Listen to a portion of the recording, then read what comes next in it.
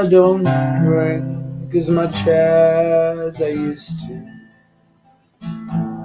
because lately it just ain't my style.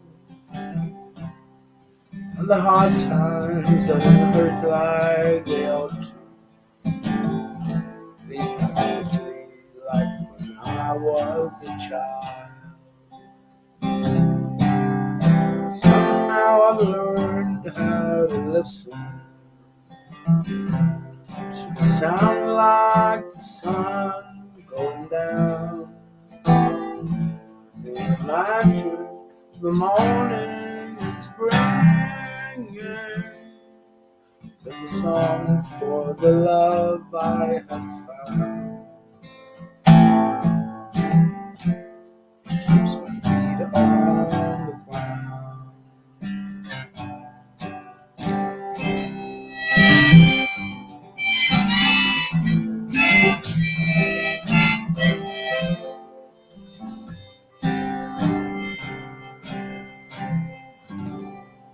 Oh, the midsummer days are really heady. They just blow like a breeze through my mind, and nothing appears in a hurry as it makes up for some old lost time. Somehow I've learned how to listen to a sound like the sun going down. The magic in the morning is bringing. There's a song for the life I have found. It keeps my feet on the ground.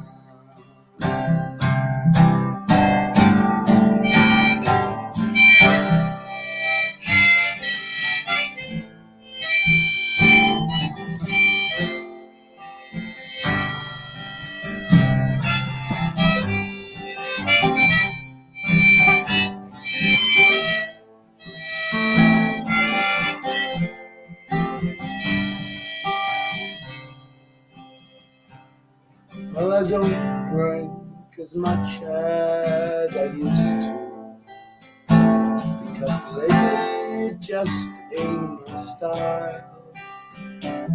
And the hard times, they don't hurt like they ought to.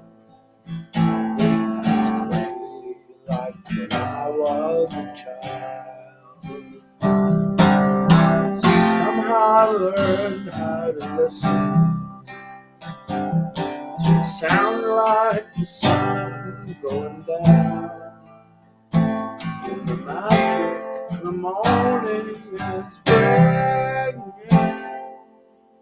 There's a song for the love I have found. Keeps my feet on the ground. It keeps my feet on the ground.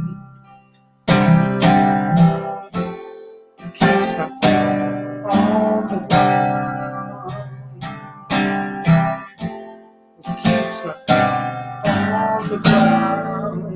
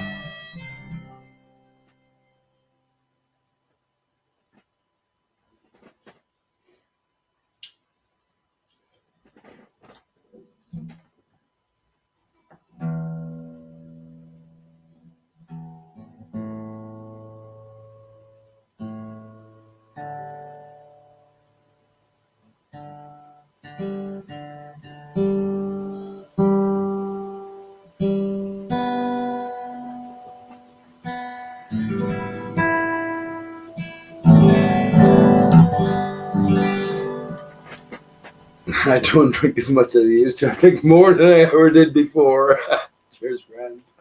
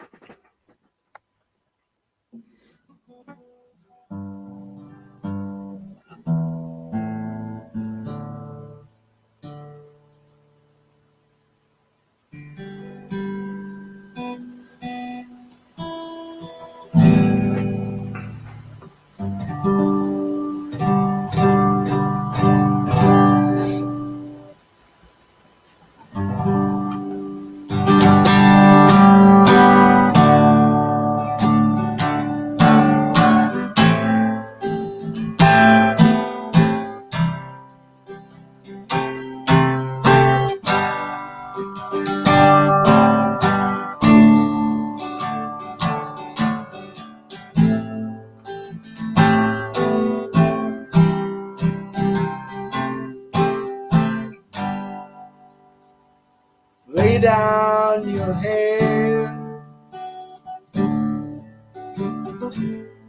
and look through your window. Where do you go when it's not where you're going? How do you see when the light is not shining? Where you could be if you worked out the time. How does it feel when the world comes home so real and true?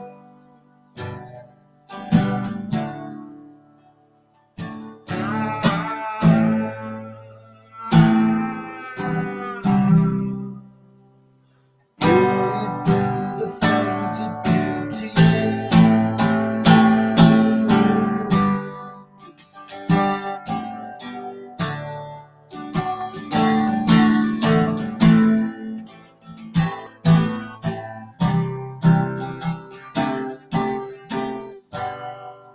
If I were a king and you were a lady, what would I say to say what I'm saying?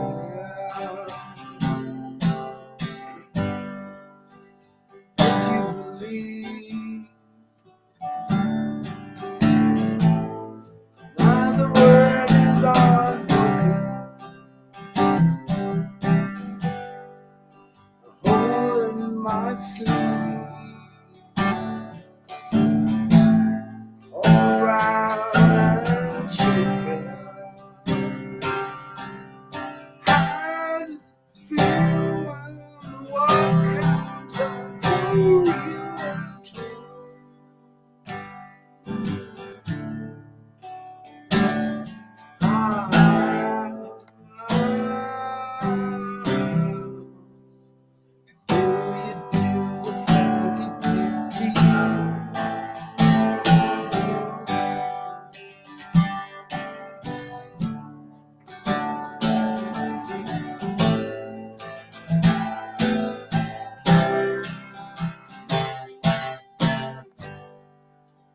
Sell me a river and I'll stay away to the downstream, oh, where we did play. So easy minded, like a hill on the sideline,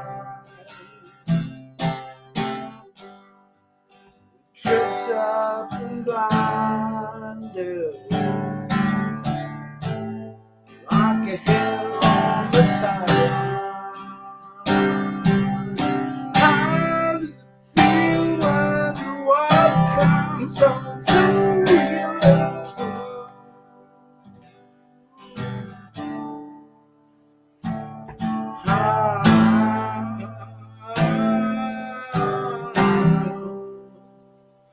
Do you do the things you do to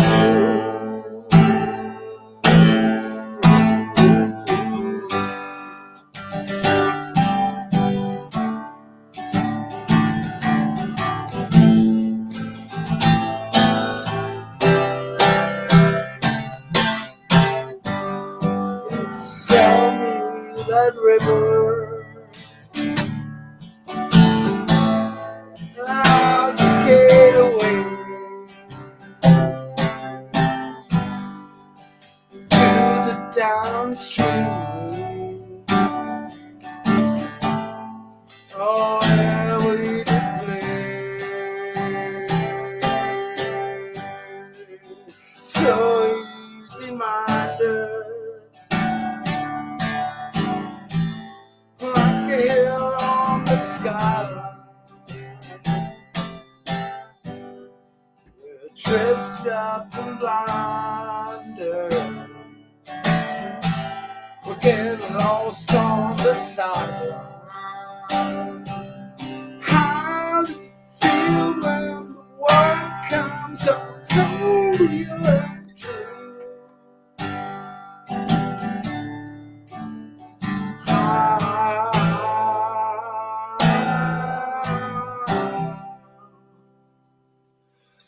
Do you do the things you do to you?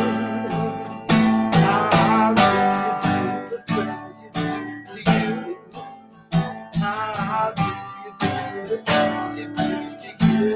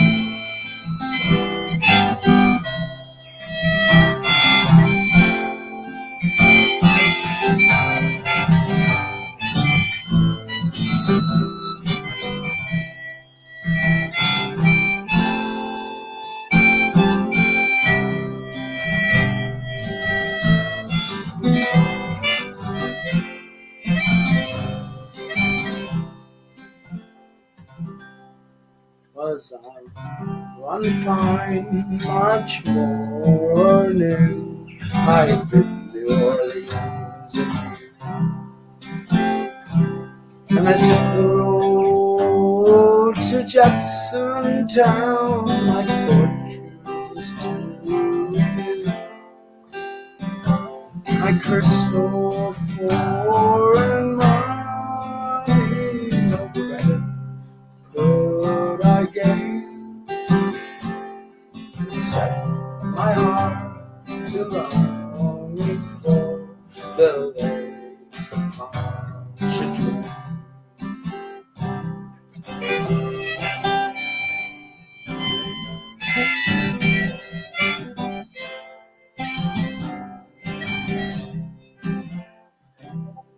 I stepped on board a railroad car beneath the morning sun, and I rode the rocks till evening, and I lay me down again. All strangers here, no friends to me, till the dark girl towards me came. I fell in love with my Creole girl from the lakes of Pontchartrain.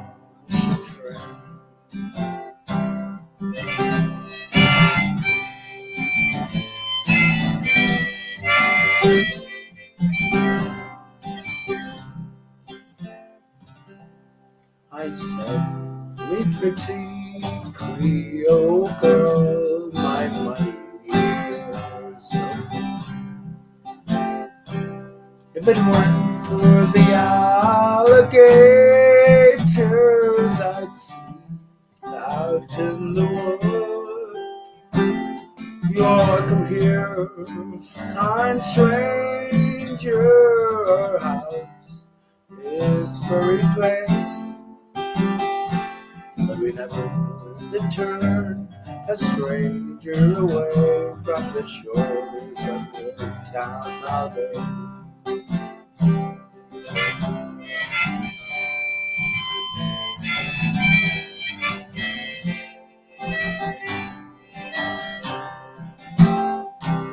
She took me to her mommy's house and treated me for a while.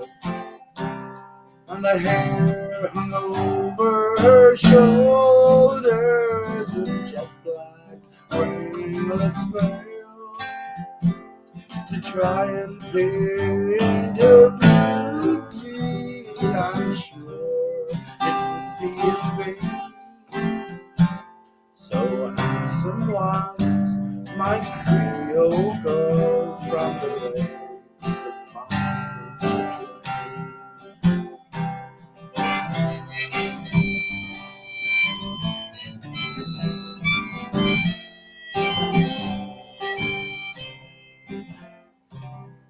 I asked her if she would marry me. She said that ne'er could be, for she had got a lover and he was off at sea. She said that she would wait for him and true she would remain. She never could be my Creole girl from the lakes of Pontchartrain.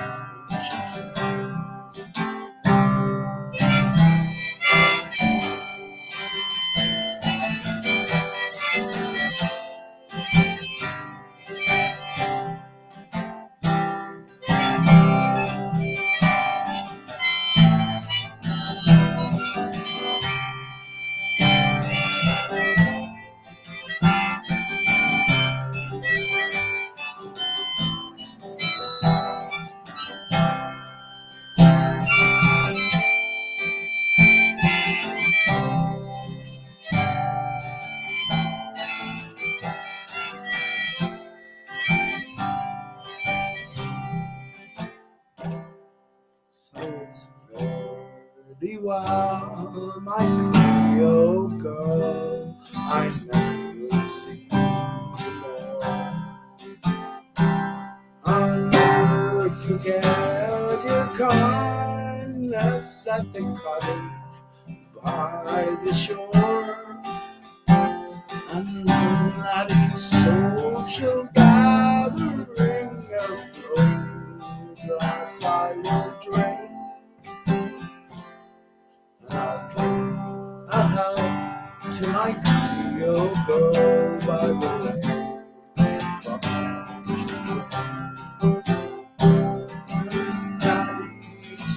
Social gathering of flowing glass I will drink, and I'll drink a health to my Creole girl by the lake.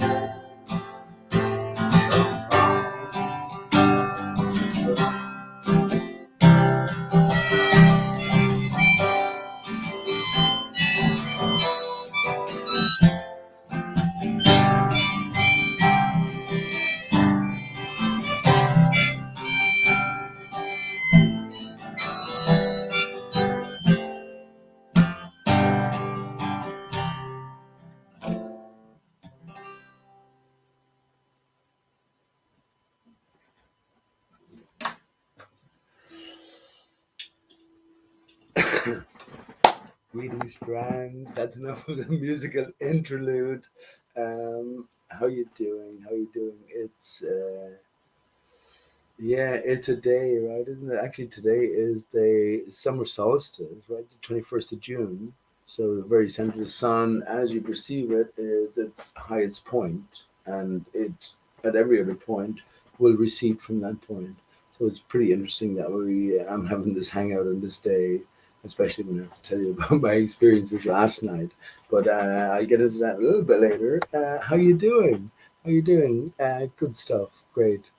Great. I won't pretend that I can pierce into your answer so much because I can't. We're all alone in this life, ultimately. Ultimately, we're all alone in this life, and it's for good purposes. It's for good purposes. It's to come to realize that even though we are alone, that there is this interconnection between us.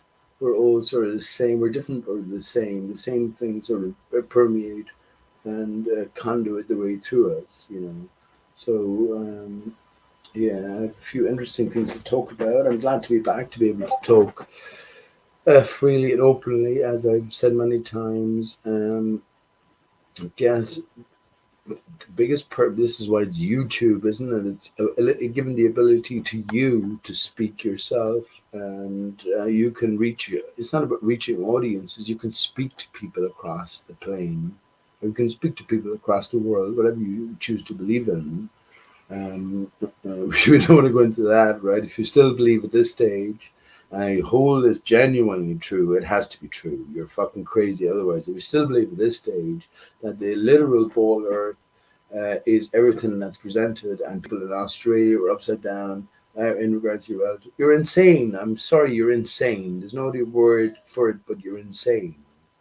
You've lost connection with true recognition of, well, what are you going to say? The obvious. It's not as if there's no controversy. If there was no controversy, it's fair enough. If there's no controversy, it's fine. You know, we will put our trust and faith in the giants of science. There should be no controversy. But as there is controversy, then everything comes under question, doesn't it? Everything comes under scrutiny. And well, I'll ask you, if you're a ball believer, first of all, I will ask you, can you name one specific principle upon which your ball earth model is based, and that we can all relate to? I think you're going to be you're running into rough ground there, but I'll also ask you yourself, if you're a open-minded truther in the sense considering things, what makes most sense, any model or any scientific model is built upon fundamental foundational principles, the things that we can all relate to and all agree upon. This is what measurement is about, in the sense, whether it be from the in metric system, be the meter or the yard or time itself, be the second or the hour or etc. We agree upon a certain standard, and then we can move forward. It's not as if I can understand a second and you can't, because what? You come from Colombia, you don't lack intelligence. Get the fuck out of here, you fucking dickhead. Yeah, that's what the ball earthers are telling you, though. That's what you're telling me. That's what you're telling my child, though. You cannot present any one particular aspect, one fundamental foundation, one fundamental slice of the ball earth, the thing that you hold to be true fundamentally. And it's not about whatever you hold to be true, it's your own life. But when it comes to a general expression, when you're trying to relate to me, communicate with me, and you tell me aspects of your imagination, I'll say fair enough. But let's stick to what's fucking real here. Why don't you stick to what's real? Why don't you stop having fucking heroes?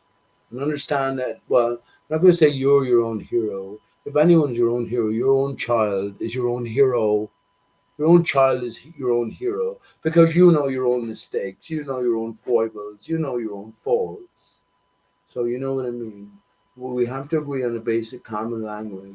And when we do that, then we can make progress. We can move forward.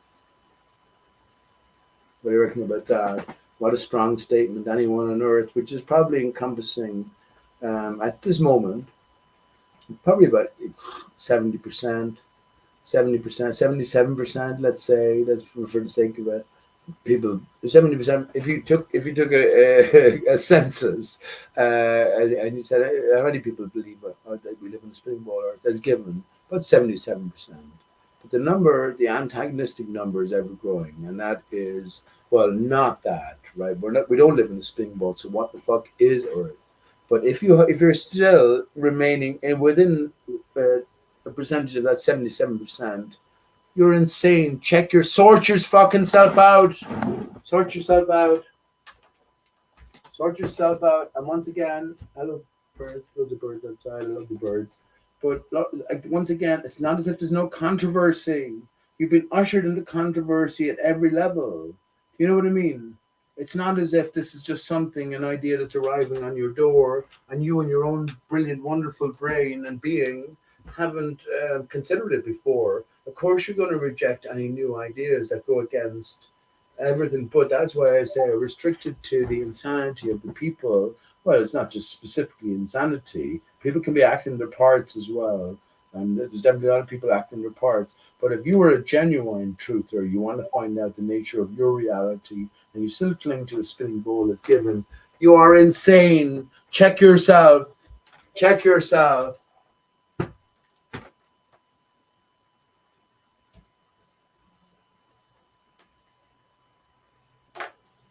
Because every single aspect, every single foundational principle upon which your worldview is based is something that goes against everything that you or your child can experience. This is the whole fucking point of this, right? So how far do you go? Do you put your complete trust in something external to yourself, or do you trust yourself? Now, I will say that the truth lies always in the midst of the two. The story is told for oppositional purposes. When we come to a certain point of contentious thinking, well, then we can ask ourselves the questions, and we can answer in terms of the experiential nature of our own life. And who are you fucking selling short if you're not true and honest? I'll tell you who. You're selling short your beautiful, more beautiful than you, offspring, your children. I mean that. I mean that.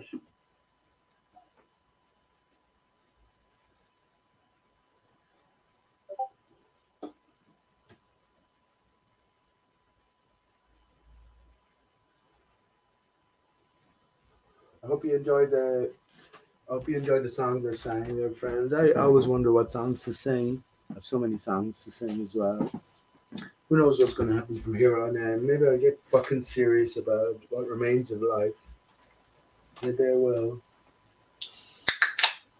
About friends. I'm having a few cans today. I think my cans are definitely justified today. I spent the night last night in Henry Street prison, or Henry Street Cell, which is a Garda station in Limerick or a police station in Limerick. So forgive me if I'm definitely a bit drunk, but I'm still passionate as ever, and yeah, I'm aware of what I'm saying. So forgive me to a certain point, but don't forgive me beyond that. I'll fucking try to get to the core of the truth and the heart of the matter as much as I can. But forgive me for being so expressive about it. Because have you ever spent a night in incarceration where you were just, well, actually, not to get into it too deeply, first of all, but I would just say that the lack of power you have, you can't do anything. So even if you're right or wrong, you can't do anything because it's the prevailing force in play. And no matter how right you try to be or how much reason you go through, you're dealing with an established sort of force, a hierarchy, categorical sort of rise in terms of decision making. But I'll get into that a bit later, and I'm definitely happy to be able to speak openly again. And yeah, I'm definitely happy to be drinking a can in my usual setting before my back window here in Devil Park, 56 Devil Park, Thomagate. Limerick. It's my beautiful mother's home. It's the family home, but it's my beautiful mother. She's great. She's like, what is she? I said she's 76, but she's fucking fantastic. You look at her and you say, well, she's about 50. I said, what's going on, man?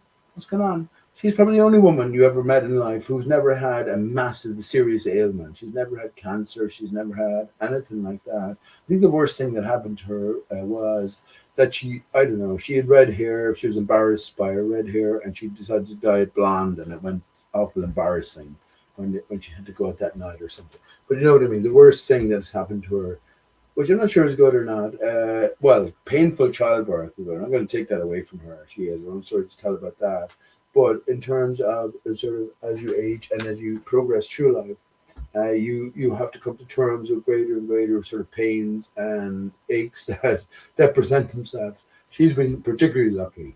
And I'm eternally grateful. I think in terms, and I had loads of money in the past, friends. I could have been anywhere. It could have been anything, I guess, in a sense. But I don't think at this point in time I'd rather be anywhere else. And that's the truth of it. I don't care for money anymore. It's not that I want to be poor. I don't want to be rich in that sense. I don't want to be rich in that sense. Or at least if I want to be rich, I want everyone to be rich. You know what I mean? Do you know what I mean?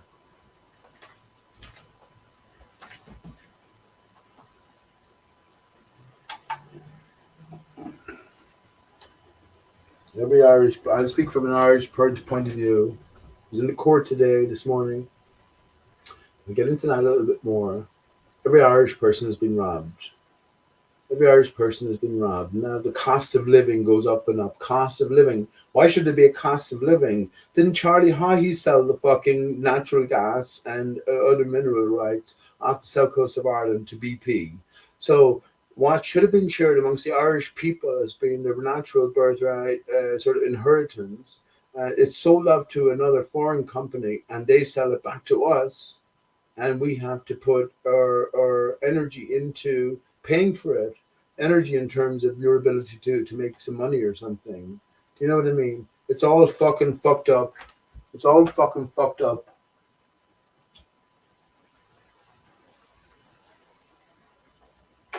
And then we value people who can handle the increasing cost of living better. The accountants, the lawyers, the engineers, the educated people.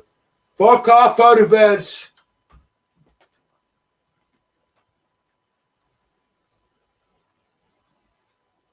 They're the very ones who fucking withhold the truth because they're stuck in a fucking commitment.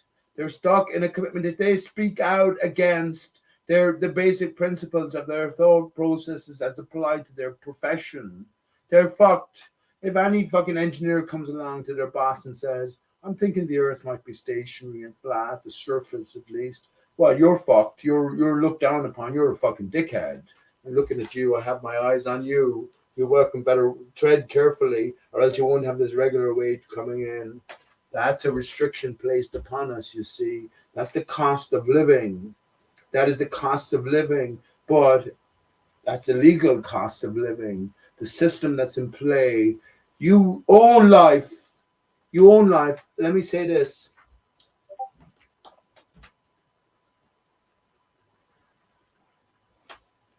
I'm saying this to my beautiful Steve because I did it, Steve. Remember we were talking? I was talking one day to Steve. We just been up in Galway, and there was people standing around with free hugs, and they just had the sign in Galway, the main street in Galway, and it signs with free hugs. And I was just walking along with my beautiful son Steve. And I would say he was about 10 at the time, or whatever, 10 or 11. And I was going, isn't that wonderful, Steve? Well, we'll do that. And I went over, got a free hug, and lovely, and Steve did the same. And we were walking along, and at another time, I was saying, wouldn't it be great if we sort of twisted around a bit? So we had the free hug sign, but there was a little what do you call it, a smaller writing beneath it. I swear it did this. And the idea was that it wasn't actually free hugs, but I pay you to give me a hug.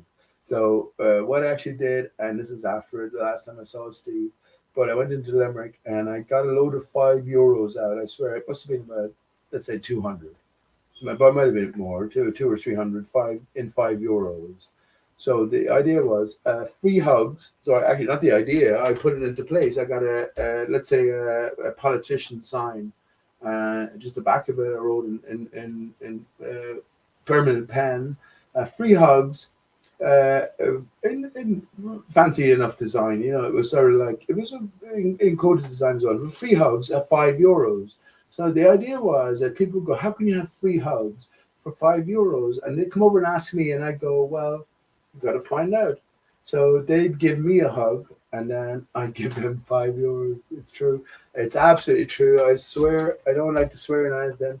I did it, Steve. I did. So I followed the idea to fruition. At the very bottom in small writing, I had this on my chest. I had, I swear to you, friends, it's true. I had life is beautiful in small writing compared to free hugs, €5. That was massive, big writing. And so that would bring people over and go, well, how can something be free but yet cost something? And more power to the people who come over and did the hug, not knowing. They probably might have been willing to pay €5, but more power to them, you know, they didn't know what it was about. But anyway, at the very bottom, it was life is beautiful. I swear to you, friends, I remember it. There's a sign there.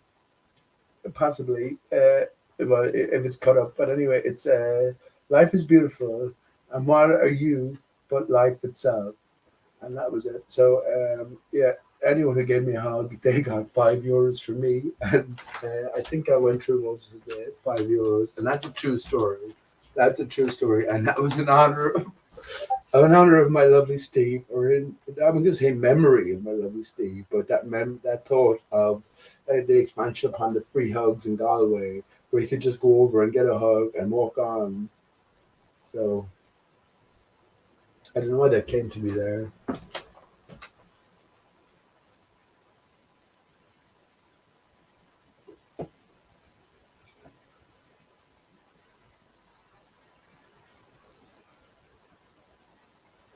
Yes, I actually remember.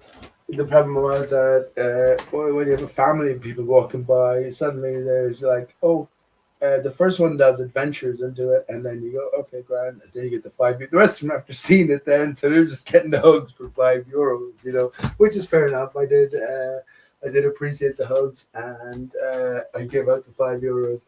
But I guess you have to sort of set some stipulations. Maybe one free hug per family or something.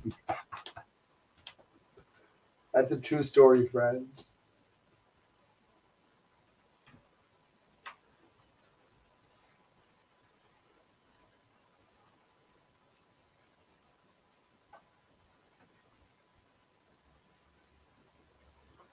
I was, So just to explain why I'm a bit excessive tonight, I was in busking yesterday, and a cop comes up and says, well, you're under arrest because there's a bench warrant out for you. What are you talking about? You never turned up at court when you pledged to turn up at court, which I did. And then I was arrested and put straight into a cell. There's nothing you can say or do. Straight, of course, I said what I had to say. Fucking dipshits. They all know me as King of Era. They all fucking do. When I say I'm King of Era, or when I say you're Queen of Era, I mean that we are all of us, our fellow man, the highest authority on this land. But there's more to it. We are not just fucking materialists. We come from an immaterial source. So we are divine. But this is just a sort of a benchmark, in a sense, to distinguish you and your understanding of who you are and your fellow man is, your offspring, your fellow man is, as opposed to the people who know who you are and choose to serve you. Right? So this is the sense I use that term in.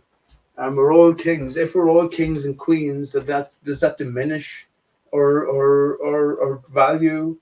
Does it? Does it? Answer me. Someone fucking answer me something. 2 doves just flew by, I swear to you.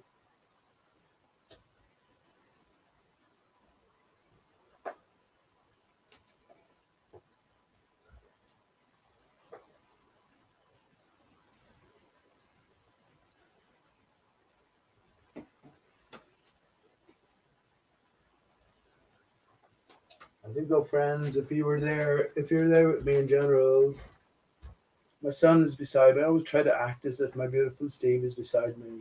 I think you would have been proud of me, friends. I spent the night in the cell. They force. It's not that they force it. I let my opinion be known because I also want this thing to go ahead. I want to fucking embarrass this guy. And also now I have a different plan in play, which maybe this is my awakening in the sense, the 21st of June, which is the summer solstice. The sun is, they say that the sun, in the Bible it said the sun is nothing without the Father, or the Father takes predominance over the Son.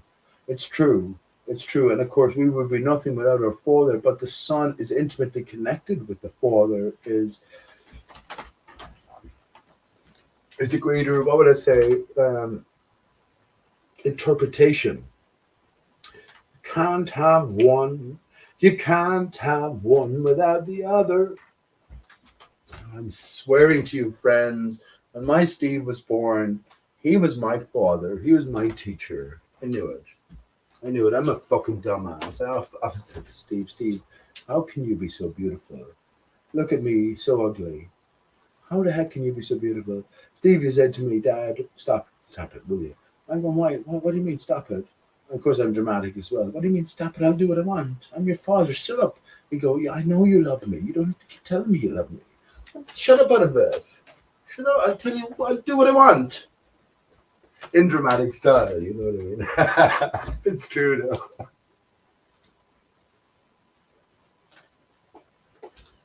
It's Trudeau. That brings Justin Trudeau to mind. In a sense, these are all fucking character actors on the major stage. So all the names are important, and all of the fucking deeds or diktats are important as well, because they're telling us something that we already know. So via the basic core phonic representation, so the word itself, Trudeau, and something is Trudeau, but it's obviously a fucking lie. Then we come to recognize maybe the nature of our venture into this realm, which is a realm of division. I am separated from my soulmate. I'm separated from my female counterpart. I know it for a fact. We all are.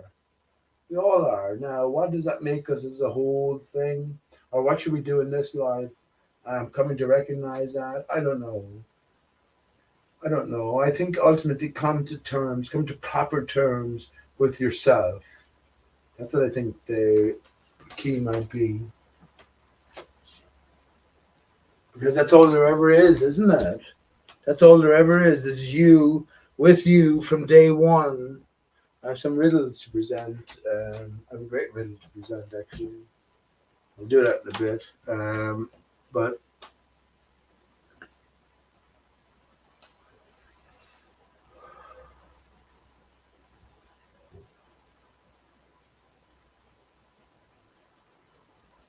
note the summer solstice is. Most people don't care about this. I always encourage women just to care a little bit more about what men sort of care about, and vice versa. Men care a little bit more about what women care about. We're ultimately the same. So all I have to do is get a grasp on a greater, what are you going to say, ethereal and then ethereal and ethereal existence. We are wondrous, friends. This shit is easy for us. So coming to piece together all of the divided or component parts to, what can we do? We can physically, it's a little more difficult than it is mentally. Mentally, we come to terms with it. But there is still that interconnection bodily wise. We are not just body, or we are body, we're a body. But if you imagine the word body connected to the word body in reverse, mirror, what do you get? What do you see? I see dodo in there somewhere. Do you see dodo in there? Dodo is the divided state. You see divided state easily between you and your male counterpart or you and your female counterpart. It should be sort of obvious at this stage. Everything isn't arbitrary. Everything isn't by random chaotic chance. Yeah, there's a deeper significance to the experience we're having, and there's a deeper significance to, well, the process of our realization. But what does it matter at the end of the day? Fucking hell, what the fuck does it matter? I swear to you, friends, when I was alone in that cell last night, I was completely alone. Completely alone. There's nothing you can do. Now, even though I was wronged, and that's the worst sin. A man knowing, okay, I'm wronged here, and this guy knows he's fucking lying. This guy knows he's lying, but there's nothing I can say. If I lash out, I'll get restrained, or I'll get the shit beaten out of me, or something like that. What am I supposed to do? I'll say what I have to fucking say, and call him what I have to call him, and look him in the eye and tell him what's what. But other than that, then I've learned you just don't fucking say anything.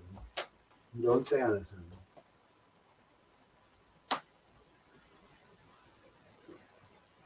And you try wrap the insufficient blanket around yourself on a rubber without a pillow on a rubber mat, and get as comfortable asleep as possible. That's what you try to do.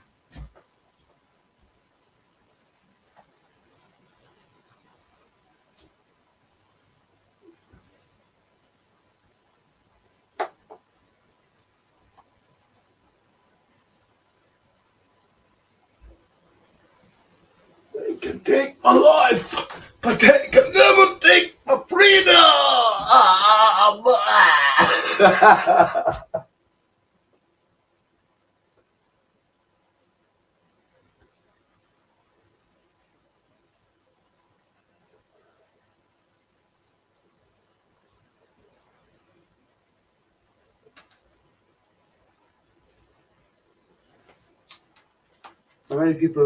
How many people have? So I can talk freely here because I'm monetized. There's no restriction in the sense that I'm not reliant on views which sort of propel advertiser or advertising sort of interest. But yeah, how many of you consider the corona whole thing to be a hoax? I'm not advocating any medical advice. Do what you fucking like with your body. Do what you fucking like. But how many of you come to realize and work your way through that it was a hoax? Where is it now? Where is it now? But it wasn't a hoax, you see. It wasn't a hoax. It was true, and it was more true than anything you've ever experienced, but just in a different sense. You got to figure out what corona is. It's a crown, right? It's a sparkling crown, a jewel ingrained crown, and it's applied to the sun. I will make the connection between the 6 million Jews sacrificed in the Holocaust, which is the burnt offering in from Second World War, and the 6 million people earthwide who supposedly died from corona. So which way are we all bound? Are we bound? The Jew rests on the ground, right? Jesus was born as a beast in a manger. He had to live as man and rise up to what? The I am. Think about I am and I man. Think about it. If you think about the capital letter M, how do you make the capital letter M? Well, you just take the fucking capital letter A and you just pull the center of it down. Then you get a capital letter M. You have a one pinnacle with the A, and then you have a two up and and one down pointer with the M. That's why M is like 2/3, so 66.6% versus 33.33%. The angel, 1/3 of the angels of fall, for instance. Your heart is 1/3 of the way between your top of your head and the bottom of your foot. Is there greater significance to all of this? Yes, there's a bias. There's a bias within everything. We all know the truth in our hearts. I trust you implicitly to know that you know the truth in your heart. I trust my son most especially. I'm saying to that there. I haven't seen my beautiful Steve in 7 years. And then outside of that birthday, a whole year before that. So you can say fundamentally 8 years. But he knows the truth in his heart. We all know the truth in our heart. That's all. That's what will be held to at the end of the day. How much did you deceive not just your fellow man, yourself? And at the end of our journey here, who will you put forward to be the better judge of yourself? I'll let go God. I'd say myself, knowing that I'm a greater being. And I did this, not knowing, even though the truth was ingrained in my heart. And I have no excuses that I knew what I was doing was wrong.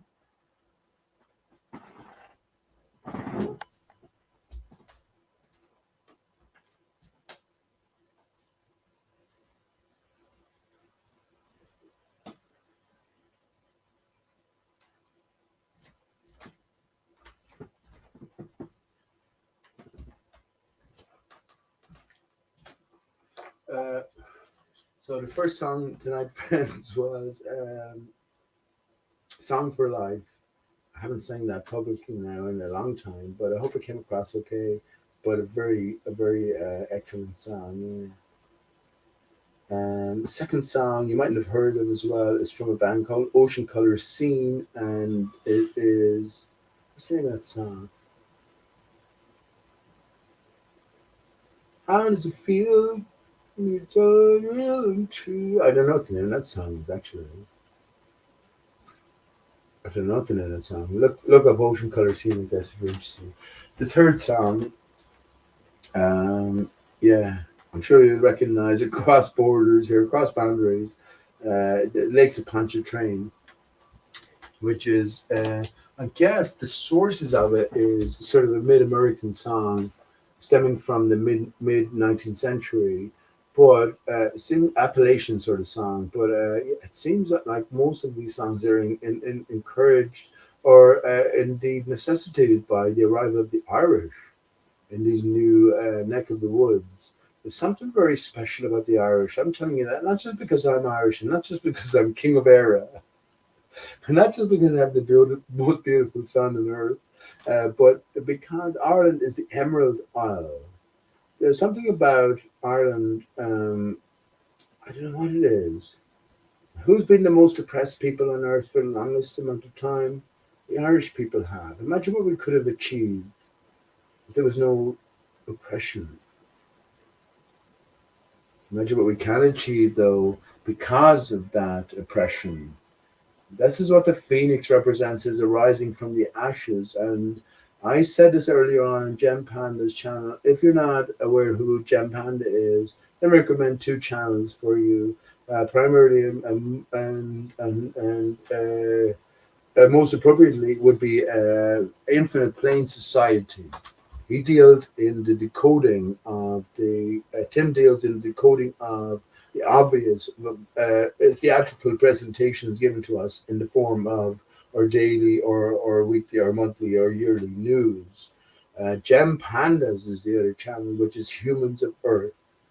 And you could say in a way they're in opposition. They're antithesis of one another, because Gem Pan is an official story channel, and there's many of the greatest minds on earth who are capable of backing the official story to the utmost degree.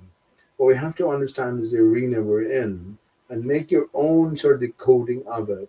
But you have to become aware or alerted to it if you're paying attention. If you're not paying attention, well, what can you do then? You're selling yourself short. If you sell yourself short, the only one out of pocket is, well, you, isn't it? Who else is it? Who else is it? You either are worth nothing or maybe you're worth everything. Everything either counts or everything either doesn't matter. You pick. And it's not just a sort of comforting choice. You fucking make sure of the direction you choose to opt for. Because, as I said, it's not as if there's no fucking controversy. If there was no controversy, each and every one of us would believe in a globe Earth. They could have done all of the fucking fakery 150 trillion times better, but they didn't. So there's a different fucking game in play. And let me say, you are the one player here, my friend, my female, my male, my man, my woman, my child, friend. You know it all.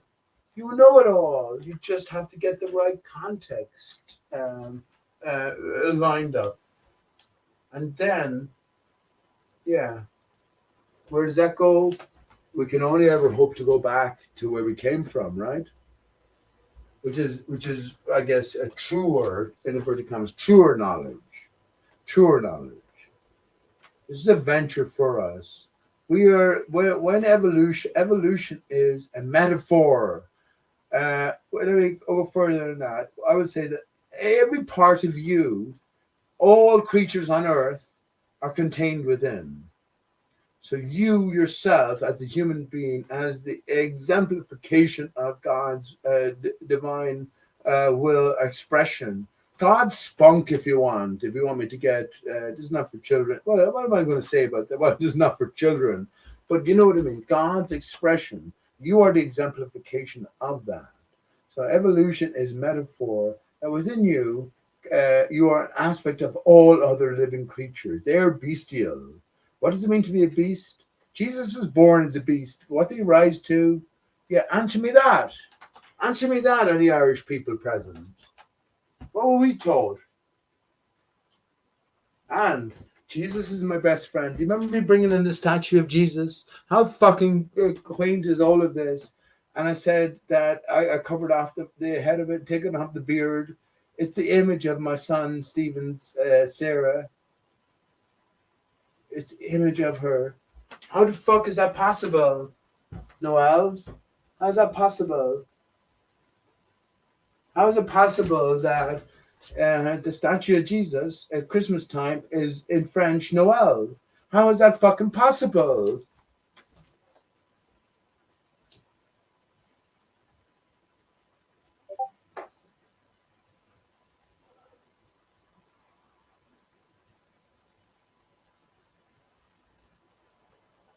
Think God would have made us without wings? Are you fucking serious?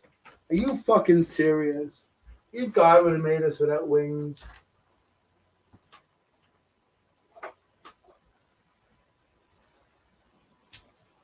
Ask yourself why Red Bull gives you wings. Have you asked yourself how, if your female or male counterpart connects with yourself, that wings might develop if you let your fucking fingernails grow? Think about what hair is. I was thinking about this. A baby is born bald, but where is the hair? Around the head. Around the head. Now, I'm telling you this, my own thoughts, right? Around the head. Why is it around the head? Because hair, where you have hair, you have it divided, something, a strip torn away. So this is where the hair develops, like a scab on a wound, you know?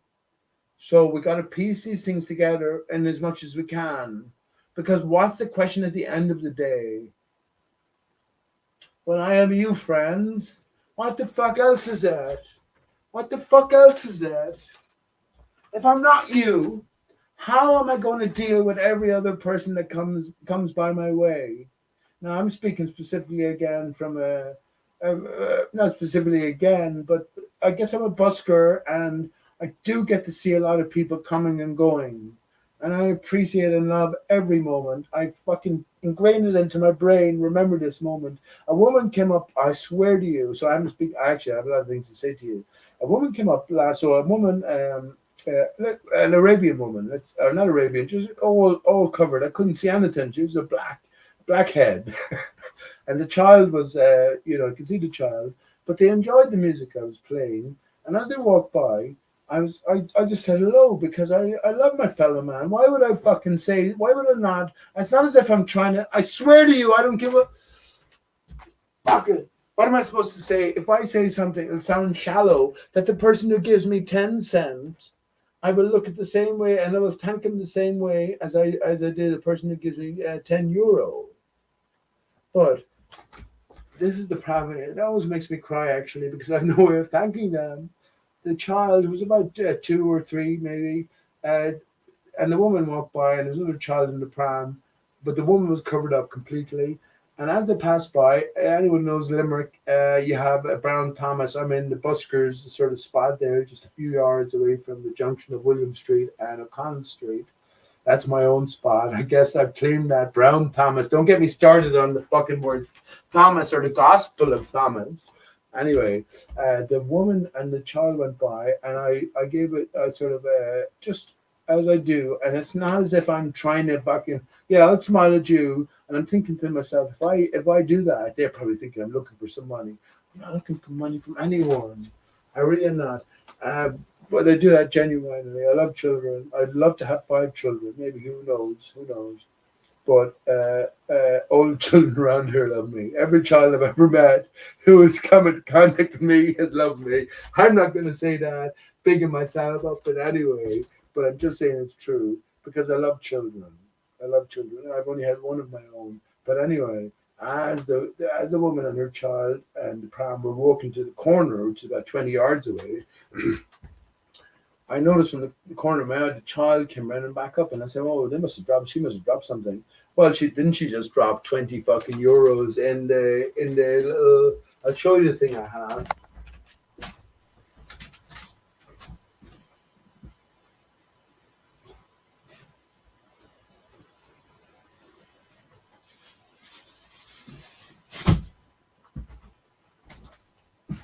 That's the thing I go with. Someone gave me that, Dave. They gave me that. That's all I put down by the side. And I don't. What am I? I asked Jim Panda on his own channel, is it begging? People have said to me it's begging when you're singing songs and you're playing music. And I can appreciate their point of view. I don't think so at the same time because I'm not asking anyone for anything. I'm not. If someone feels like making sort of a contribution, well, I of course appreciate it, but it's on you. You know what I mean? There's no obligation. There's no obligation. So in that sense, it's not begging, but I do definitely appreciate the money I get. It allows me to buy some beers. It allows me to buy some weed or pay or subsidize my way here as I collect. I went back to collect the dole as well, or the disability allowance, which that's another issue. That's another issue.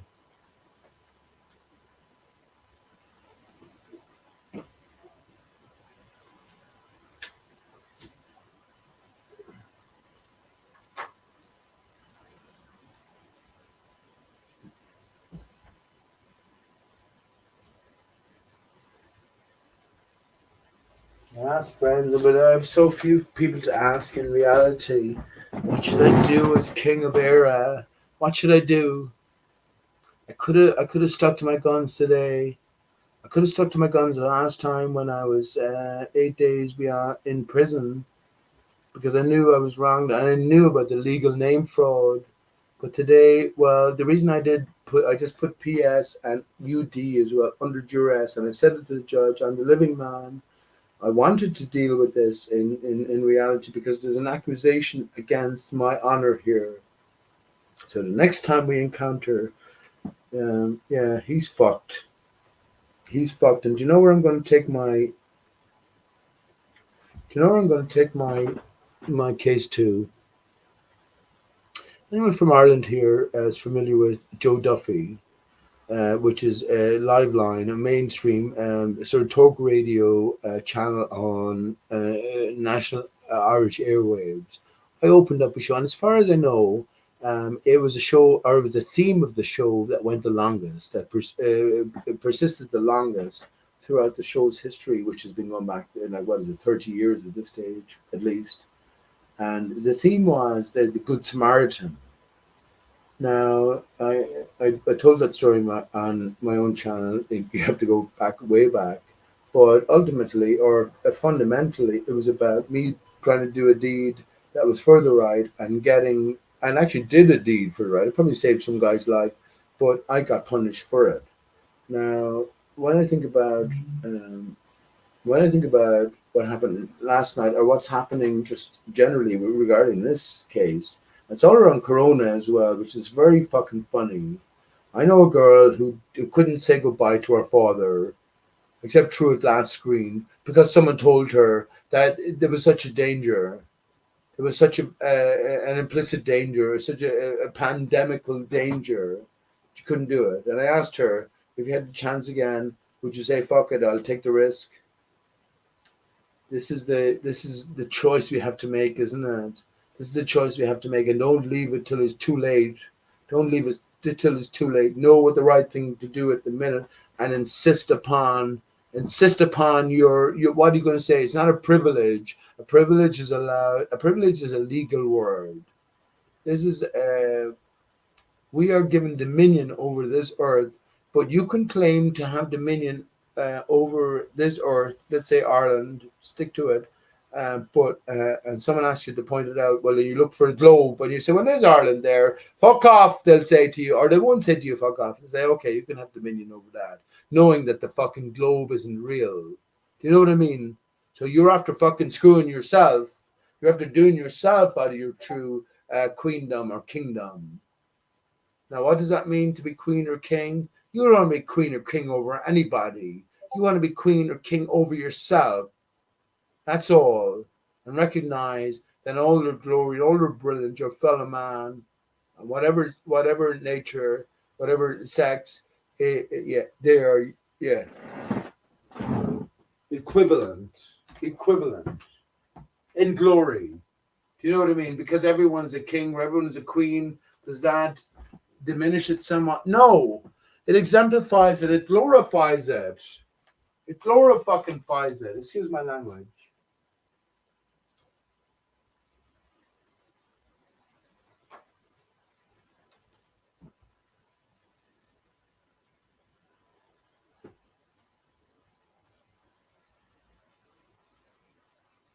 If you haven't thought, friends, if you haven't thought that suicide is probably the only way out, something wrong with you.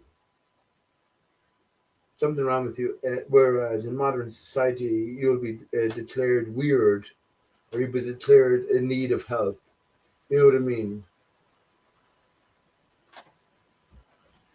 Who are you going to trust? Who are you going to trust? Who do you trust for the basics? Tell me the basic fucking principles of your existence. Tell me! Tell me!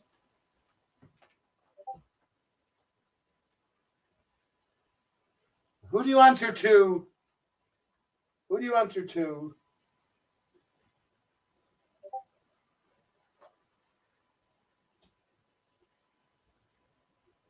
YouTube is a fucking facilitator. It's helping you along.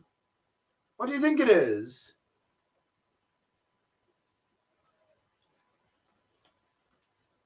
You ever notice the thumbs up and thumbs down for YouTube? YouTube also, you think about a circle, YouTube, well, a circle is a two-dimensional expression transferred to three-dimensionality. It's a fucking tube. Do you ever think about the thumbs up and thumbs down? Do you ever think about the problem the Irish have, which is they can't say the THs properly? They 33 and a third. Well, I think this is all fucking specific and ingrained. If we have 3 3 or 3 3, right? T and TH, TRUTH is truth. So where are you going to get your truth from?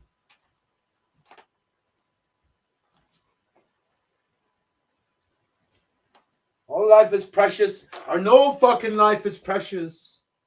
That's all. That's all there is to it.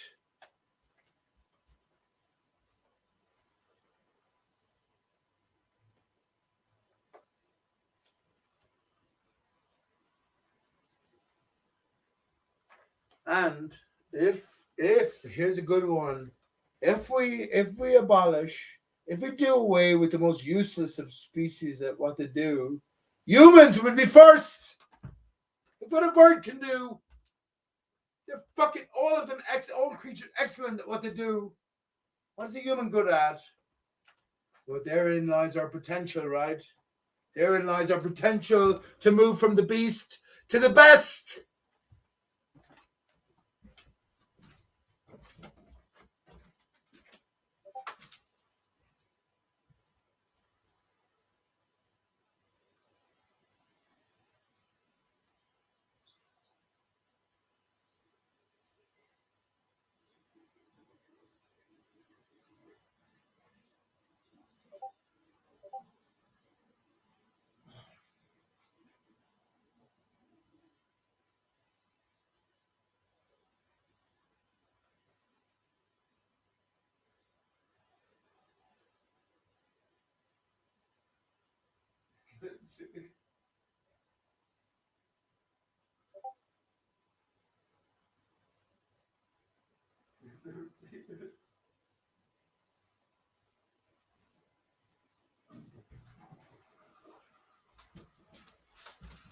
I'll tell you something,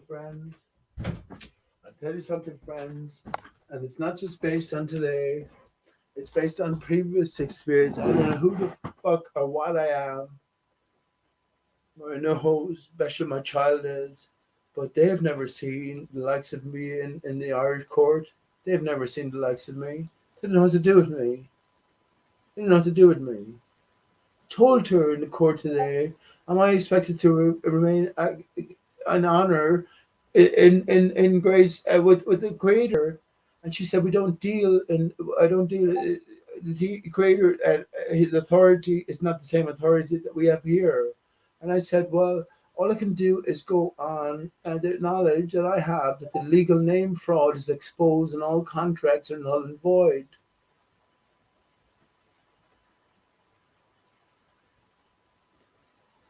To assure my freedom, I had to sign something. I had to put my initial, and she brought it up. Someone brought it up to her and said, what was this? Did you sign this? I said, I signed it PS and UD, PS for Piche and UD for under duress, because my freedom is at stake here. I have done nothing. I know that if I go through the same procedure, and I probably should have done it, I was willing to do it actually, but where would that lead then? Maybe it could have broke the system from within that I refused to sign a name.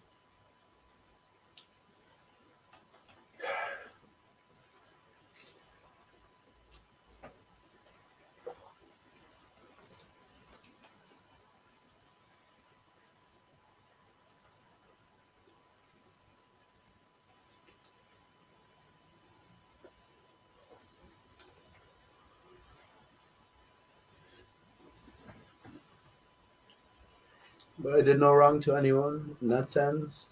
To them, they wronged me and they lied. The system that's supposed to serve me lied. But I've known that. I've known that since my early conspiracy venture days and beyond. Look at the movie JFK, for fuck's sake. Mainstream, they're telling you, hang on, there's something not right about this. Something not right about a reality. Come on.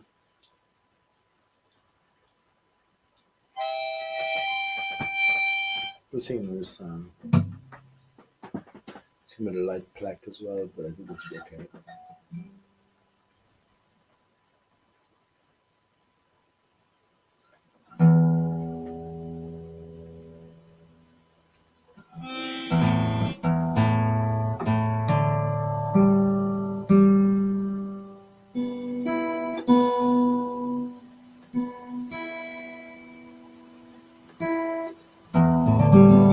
I was singing a little bit of this song. I sang the first song today in the prison cell I was held in the court, the new courtroom that went up, and it's fucking. There's no hope of escape from that. But there's great acoustics, a massive ceiling, very very thick walls. My voice sounded almost angelic. But I started this song, but I sang completely the first song, which was "Song for Life." But I'll do this again.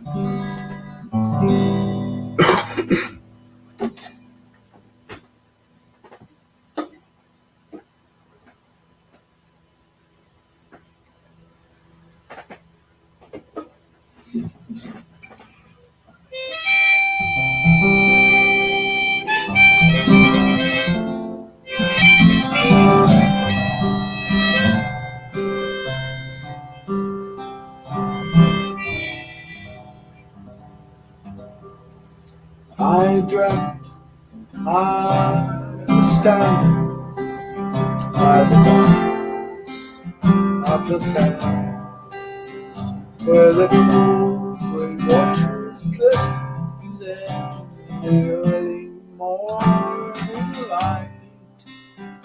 Little match to your cigarette, watch the smoke curl in the mist, and your eyes blue as the ocean staring back to me.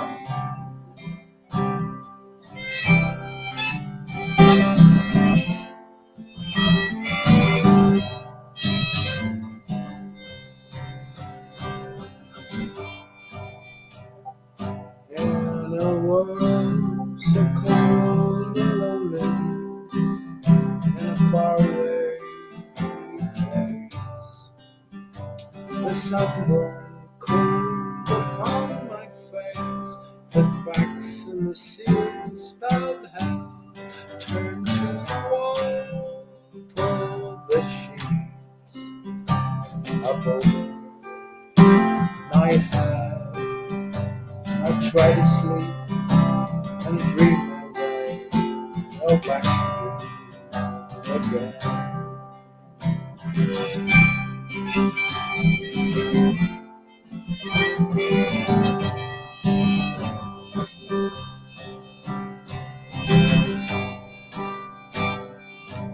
Oh, count the days slowly passing by, jump on a plane, fly away.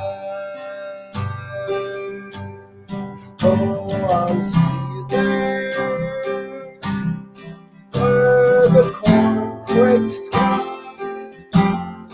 on a cold and misty morning under the Albuquerque road.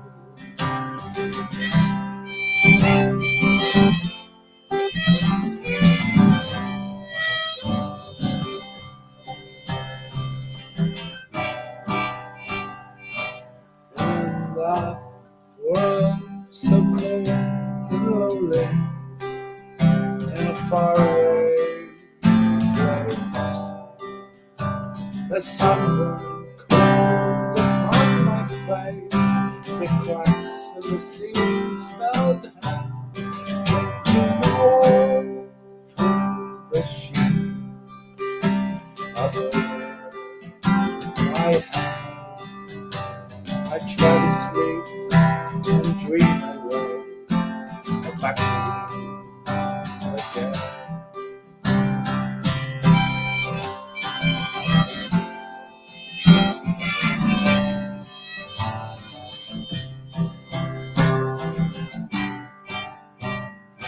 Oh, count the days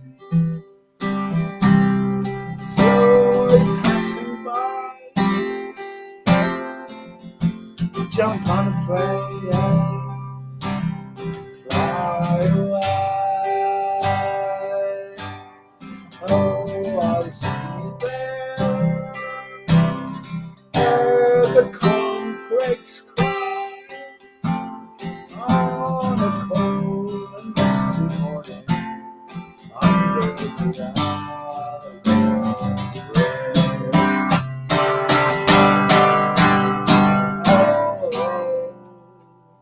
count the days slowly passing by, jump on play, fly away. Oh, I'll see you there, where the corncrakes cry on a cold and misty morning under the Albuquerque.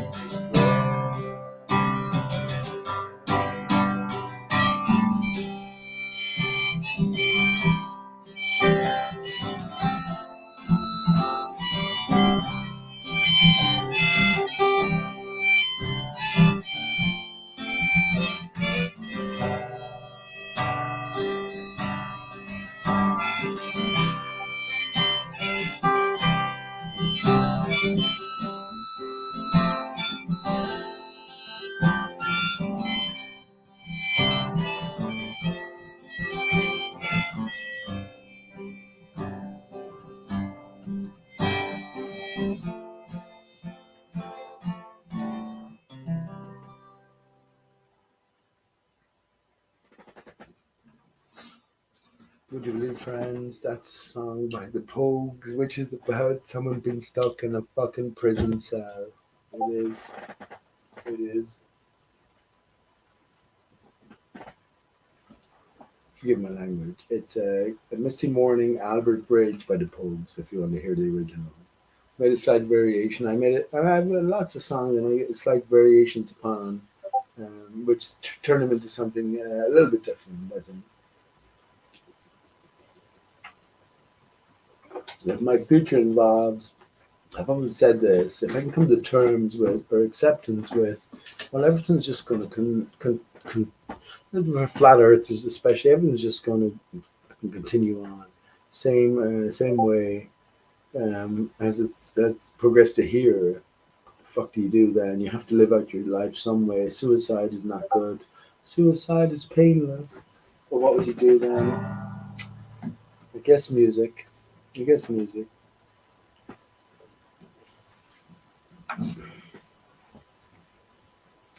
Um,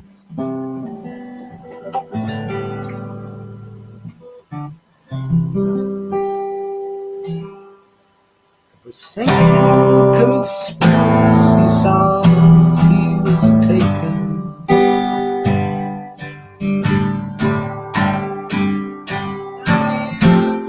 Who philosophize the scripts and criticize their fears. Take the dew away from your face, for now ain't the time to smoke beer. That's so brilliant. It's so brilliant because it's so true. You can't talk conspiracy now. You can't be free to fucking think. You can't be free to compose songs or sing songs around conspiracy topics. Yeah, that doesn't bode too well. You're not allowed to do that. Well, who doesn't allow me to do that, bud? You? Well, not me. Not me. Someone else. Well, who? Them. Oh, them who claim to work for me. Fuck off out of it. Fuck off out of it. This is how the gradual silencing begins. You know, it flutters down. You know what I mean? Until you get to the end point, which is your child, your grandchild, or whatever. But they can't fucking say anything at all. They can't even say the word nigger.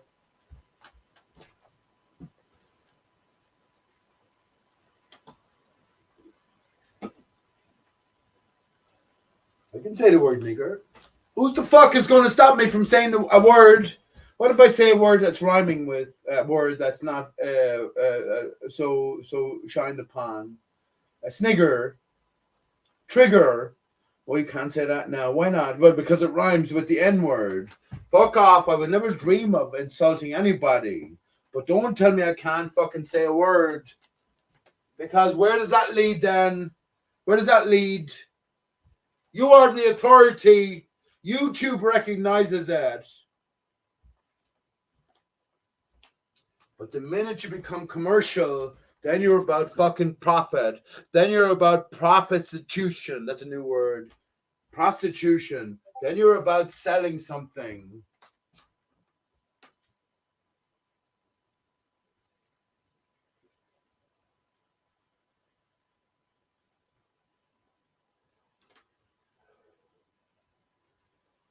Beautiful rain outside. I'm glad to see the rain. Honest to God, friends, you don't know what it's like to be locked up and you have no control over anything for pretty much 24 hours. Well, not 24, maybe 20 hours, 18 or 20 hours this time around. And considering what you'll do, what'll I do? What'll I do? I already agreed to turn up in the court and defend my honor. And I asked the judge today, what's a man supposed to do? They fucking set me up. They fucking set me up. But who am I trying to win a case against? I swear to you, I have loads of friends. You don't believe I have loads of friends here on the internet that if I got a proper advice and proper collaboration, I could take these people for fucking millions.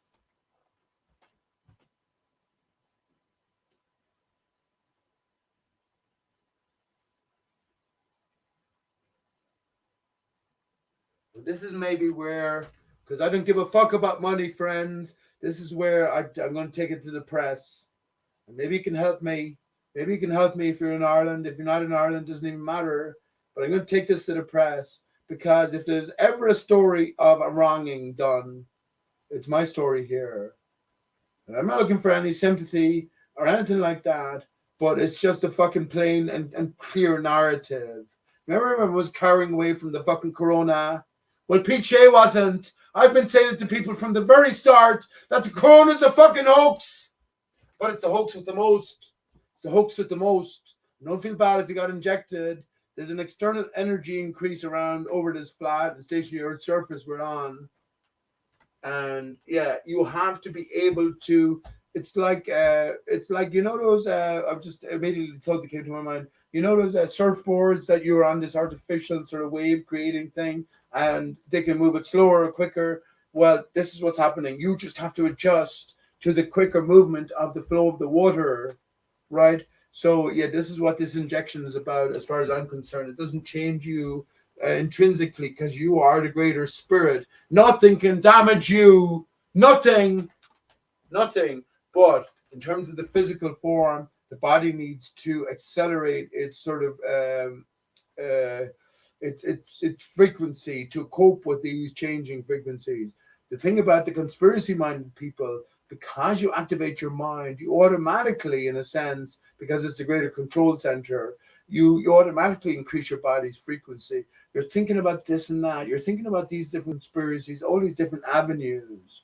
You know what I mean? So your heart or your overall frequency just naturally accelerates, in a sense. So yeah, the people who are a bit slow to come to realization, this is the people who took the injection. Now you're coming to realization. But remember this, my friends, my beautiful friends, we're all the same. Remember this. The spirit cannot be controlled. The spirit cannot be, how would you say, entangled. It can't be. The spirit knows better. So trust yourself. Who else is going to fucking trust you? Come on. Who else is going to trust you throughout your life? You're the only one that's been there. Sure, you know you've done wrong. Sure, you know you've done right.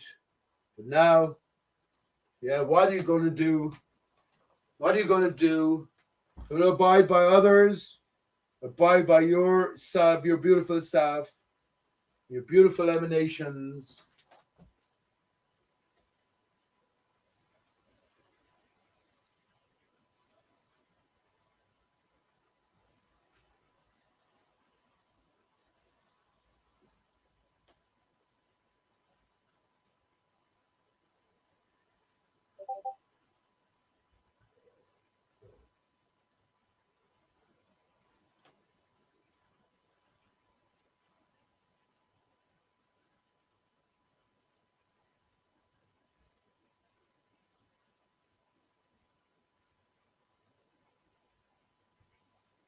I was saying on Jim Panda's earlier on, Jeremy's Humans of Earth, that the Bible is more pertinent now than it ever was.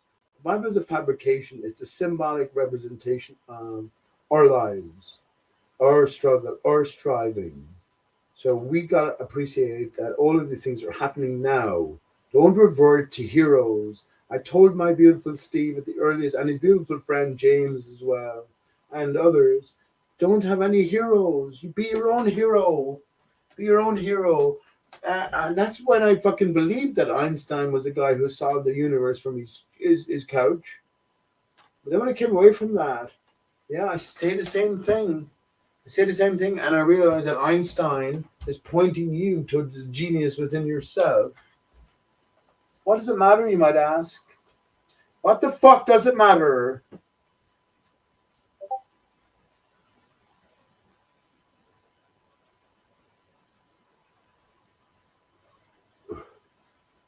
I don't know what to say to that. I guess I imagine a sort of dichotomy. You think about your life as if nothing matters and as if everything matters. How would you live it differently? I think you can find a balance point and say at the end of the day, I might live it the exact same way. Wouldn't that be a wonderful thing to say, friends? Wouldn't that be a wonderful thing to say? So what's the common ground there then? What's the commonality?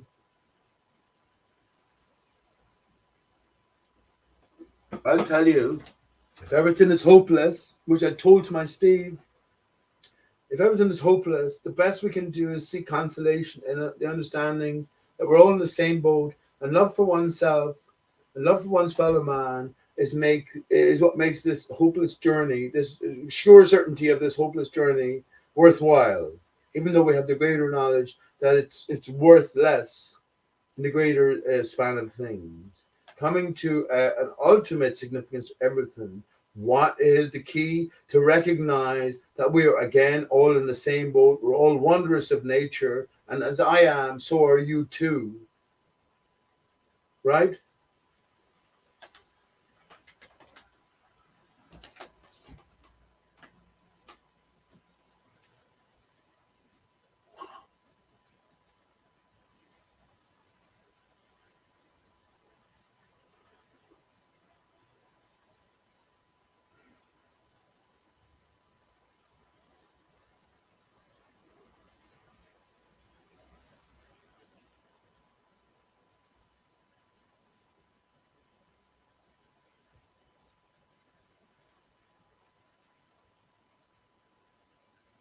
Listen, friends, I signed that thing today.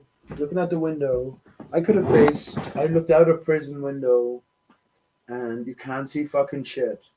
It's so fucking oppressing. You can't do anything. You can't go anywhere. You can't think anything outside of You're confined. Looking out tonight, I guess I can justify my sort of actions via the well, justification via the justification that all the fuck before the creator, and I mentioned the creator in court today, before the creator all is revealed. So, yeah, and that's what asked the judge, asked her specifically, can a man of honor expect to act without outside of his honor? And I think I said the answer earlier on. If I didn't say it here, I said in Gem Pandas. It's that, well, you can't. But the judge said that the authority of the higher power doesn't apply here in a sense. That was her response. Or it's not that it doesn't apply here. It's not like she was accepting that there is a sort of a lesser level of that greater authority assertion. You know what I mean? But I still made myself clear, and I did say specifically these words, that the legal name fraud is exposed and all contracts are null and void. I'm the living man. I did say that, but I just signed my initial PS and on UD as well under duress. I told her I know about the legal name fraud, and well, it was €100 bond that I turn up in court on April 12th, 2023, and yeah, defend my case or attend the hearing. I fucking look forward to that in a sense, but the guy in question, many don't know what I'm going to do in the meantime. I wonder what to do in the meantime. I told you I could be a fucking multimillionaire, and I fucking know exactly how to go about it. I know exactly how to go about it.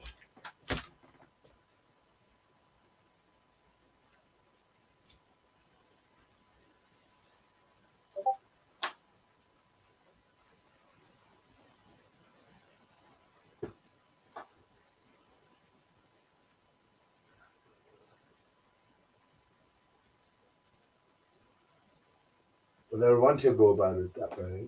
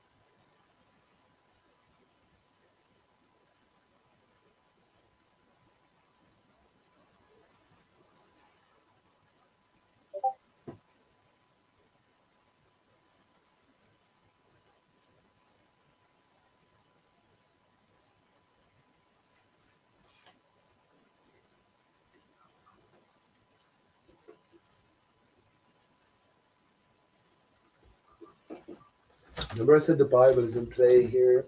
Well, right now, well, the Psalms of the Bible are the songs of right now by the people put in place. Do you still believe Michael Jackson died? Do you still believe David Bowie died? Elvis died? What the fuck is wrong with you?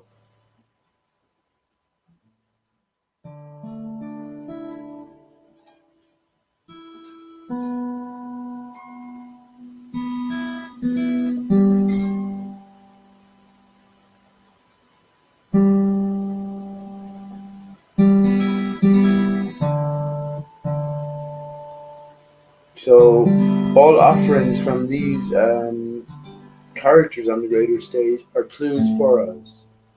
I think some of the let me list out what I think are some. Well, I list a lot of songs. While My Guitar Gently Weeps by the Beatles. Lots of songs by the Beatles are very clue them. But Neil Young, the Thrasher, uh, it lays it all bare. He lays your resistance bare before you. He tells you he's an actor. He's playing his part. ISIS by Bob Dylan. Fucking hell! It lays it all bare. We exited a whole state, entered a divided sort of reality purposefully. And I could sing any of those songs, of course, but the other song I'm going to sing right now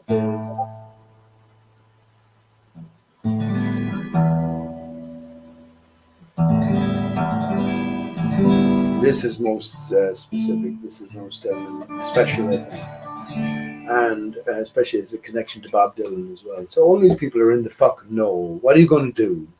Do you join the club? They're in the know. I don't think life is too difficult, you know.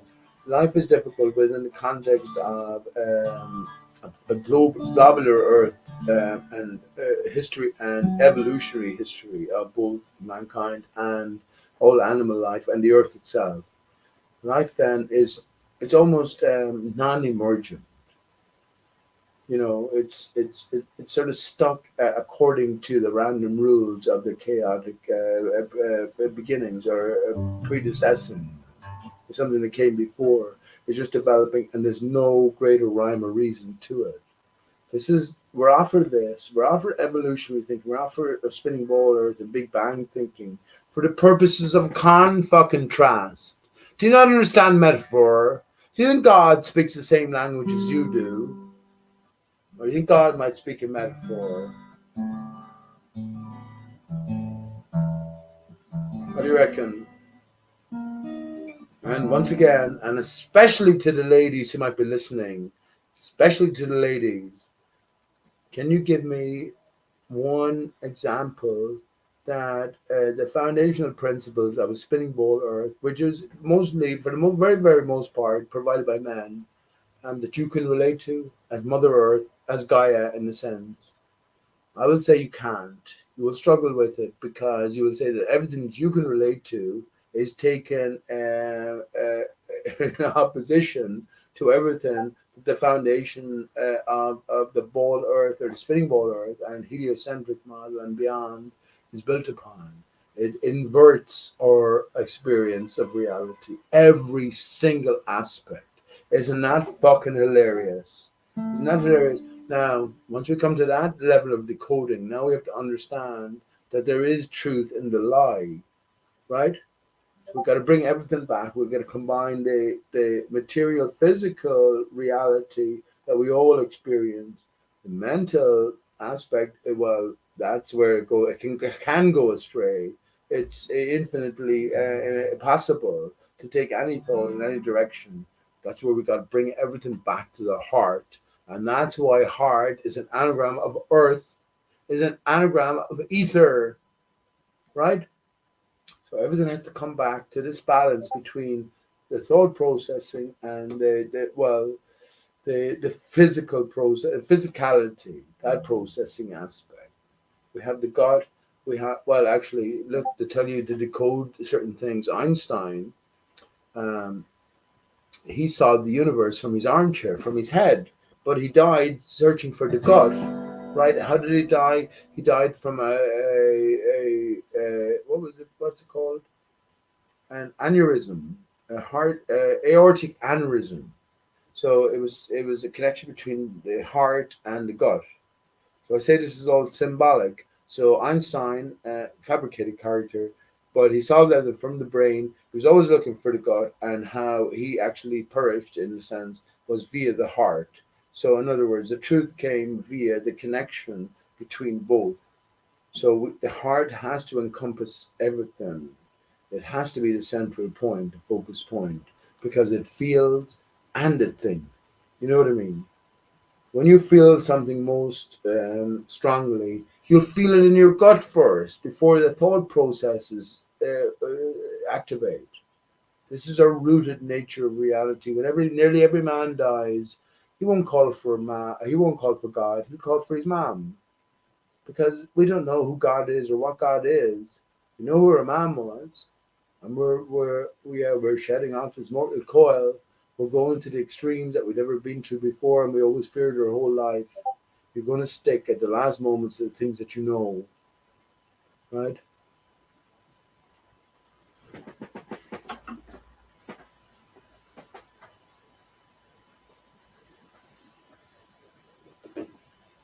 Anyway, this is the third song, I would say. So the first one was the Thrasher by Neil Young. The second one was by ISIS by Bob Dylan. Just play them up and look for the words. But I could sing either any of those, but I'll sing this one.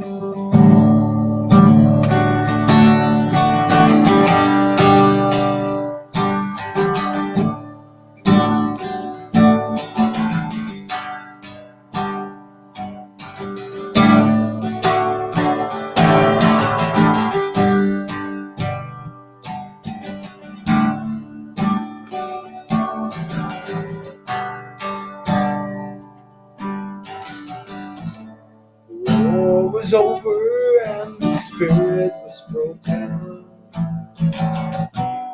Hills are smoking as the man withdrew. Stood on the cliffs, yeah, we watched the ship slowly sinking to the rendezvous. We signed the treaty and our hands were taken. Loved ones forsaken, there's give one damn. Try to raise a family and not the enemy. Oh, the war went down on the plains of Abraham. Canadian driftwood, gypsy tailwind. They call my home land of snow. Came the cold front,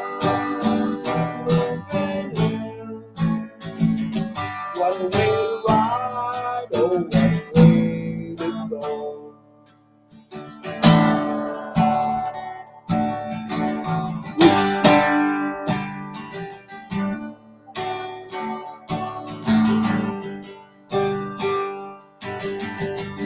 When some returned to the motherland, the high command had them cast away, and some stayed on to finish what they started. They never parted, they just felt that way. We had kin living south of the border. They're a little older and good around. They really let it lock just a whole lot better. So he packed up his steps, children were coming down. Canadian driftwood, gypsy tailwind. They call my home land of snow. Canadian cold front, what a way to ride, oh, what a way to go.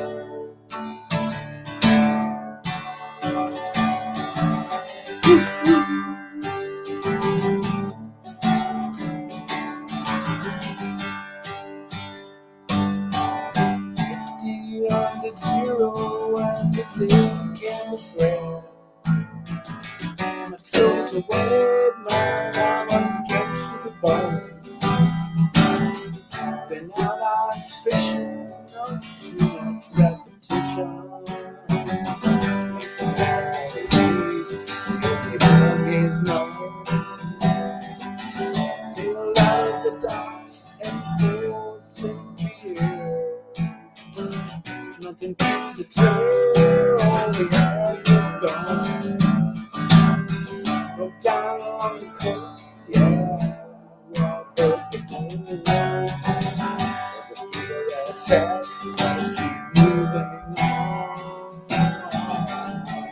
Acadian driftwood, gypsy children, they call my home land of snow. Making cold fire, what a way to ride, oh, what a way to go.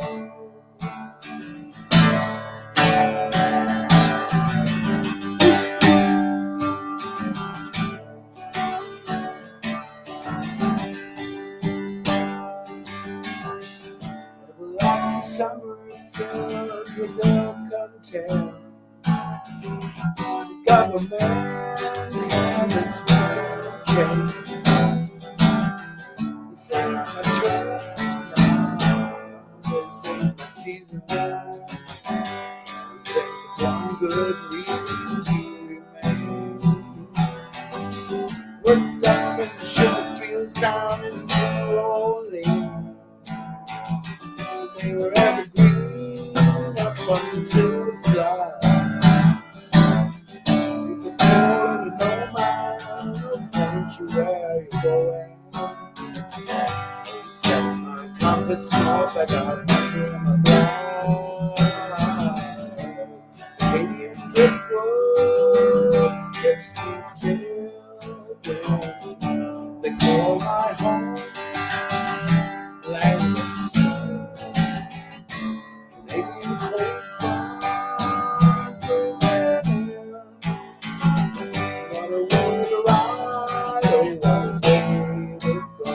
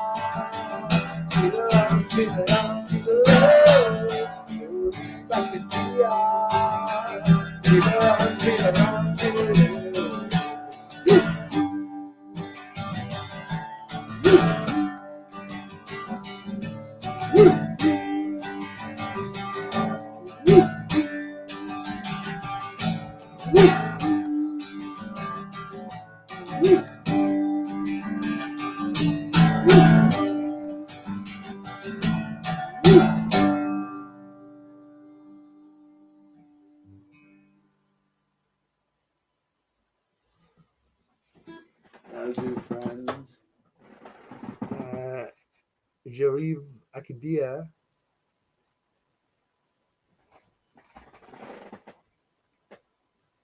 Nous arrivons à Akadia. I don't know, but we have to go north, right? We have to go north. Yeah, yeah. I think I should take a break now. Actually, let me think about what I'll. I should have loads of stuff to present. I will. Let me think about what I can show you.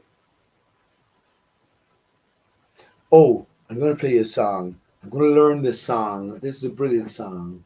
I'm going to learn this song. I don't think you will be sort of copyright struck for this one. I was copyright struck the last time with Spaceman. I just had to delete it, and that's why the last Foggy Dew video was a bit delayed. I had to cut it out, and I don't think we'll be copyright struck on this. But I remember saying something special about Ireland. Definitely something special about all of us, of course, but something as special about Ireland. There has to be. There has to be, and we are the most oppressed, you know. So I've often said it. So in order to garner the greatest truth, you have to be exposed to the greatest lie. You know what I mean? So yeah, Ireland, in terms of its history and its official history, we've been suppressed for so long. Who knows where we would be right now? And everyone already loves the Irish. Everyone already loves. If you don't love the Irish, well, there's something wrong with you. But imagine where we might be if circumstances were different, or maybe those circumstances made us. But if you're an Irish person, if you play piano, I'd love for you to play piano for this one, and I'll sing this song. I'll sing this song loud and proud, but I won't sing it right now. But I'll definitely sing this song. I'm going to learn on guitar. I have most of the bones of it. What do you call it? And it's a throwback to my own childhood as well. My father used to sing. My father was a great singer. A genius of sorts. My dad was. He was a sort of he was a painter. He was an electrician. He was just a man of jack of all trades in a sense. And I'm talking about a serious painter as well, not just a light-hearted sort of effort. He was a clock. He was a watch fixer. All this sort of things. You know what I mean? But anyway, he used to sing this song, and maybe it's coming back to me for a reason now. So let me share my screen. And not to mind the version I'd make of this, my brother Andrew singing this, fucking hell, he'd blow you all away. But anyway, what do you think of this? Let me just go on StreamYard and share my screen while I have a little break. And after the break, I will. I'll put the link out because, yeah. I'm sorry for not being in chat. As I say, friends, I'm just fucking chatting away. What's the point at the end of the day here? So when I put the link out, come in and be serious with me now, especially tonight. Come in and be serious, or don't click the link. So this is I bet you never heard this song before. The vast majority of people who are listening, which is what is it, 177 now? That's the biggest numbers I've ever had. Honest to God, I don't, you know, I don't make. Yeah. Okay. Share screen.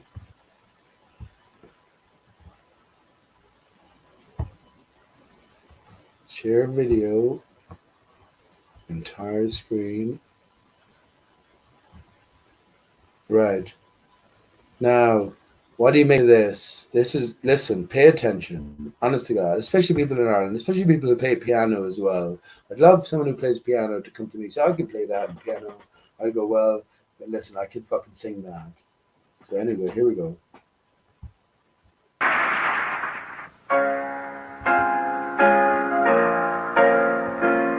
Pay attention, friends. This is brilliant.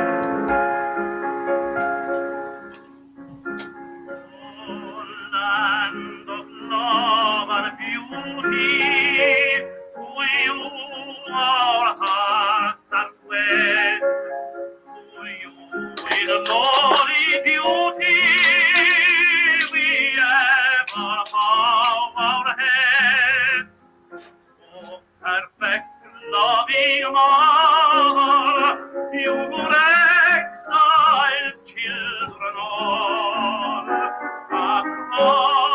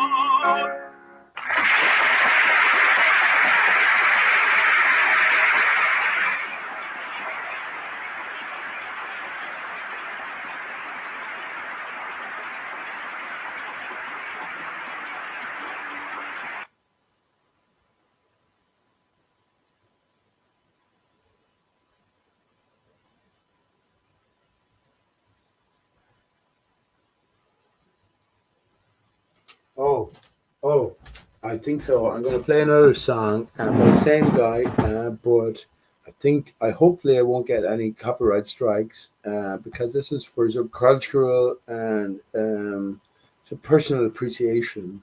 But it is. Oh, when you hear this song?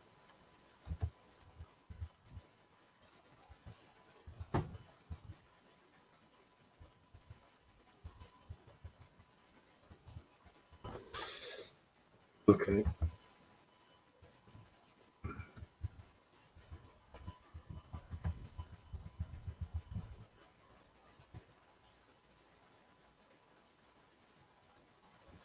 Well, here we go. Look, 255. Fucking hell, it had to be 255. And the trees are the first thing that shows.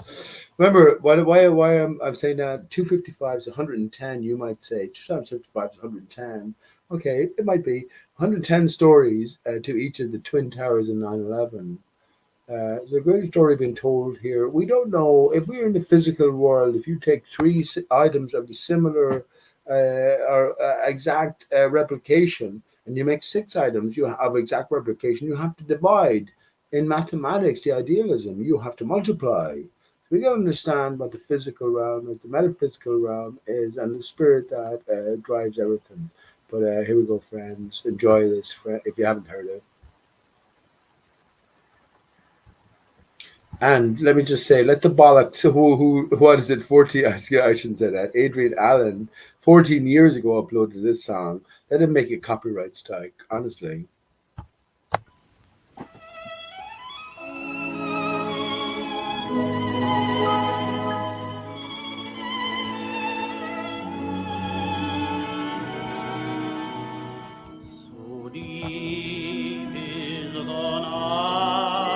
Remember this, Sarah? No friendly star to guide me.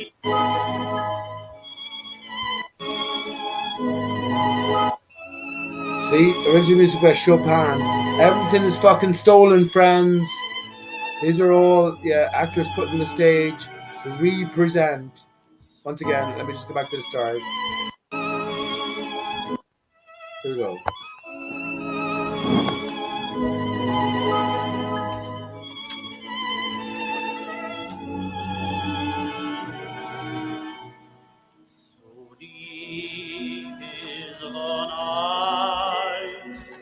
No moon tonight, no friendly star to guide me with its light. Peace to my heart, silent lest my love should be retorn here from above, far apart. So deep is the night, oh lonely night. On broken wings my heart has taken flight and left a dream. In my dream of lips blending, will my dream be never ending? Will your memory haunt me till I die? Alone am I, deep into the night, waiting for the light. Alone am I wonder why. He is gone now.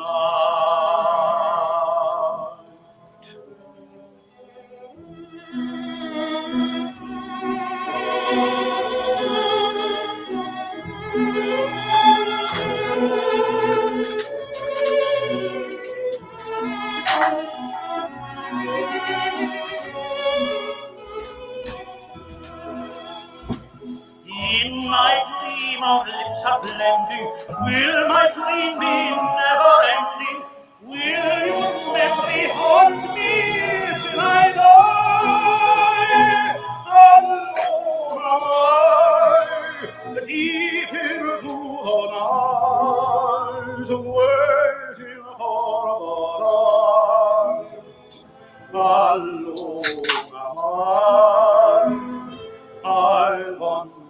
wide, deep is the void.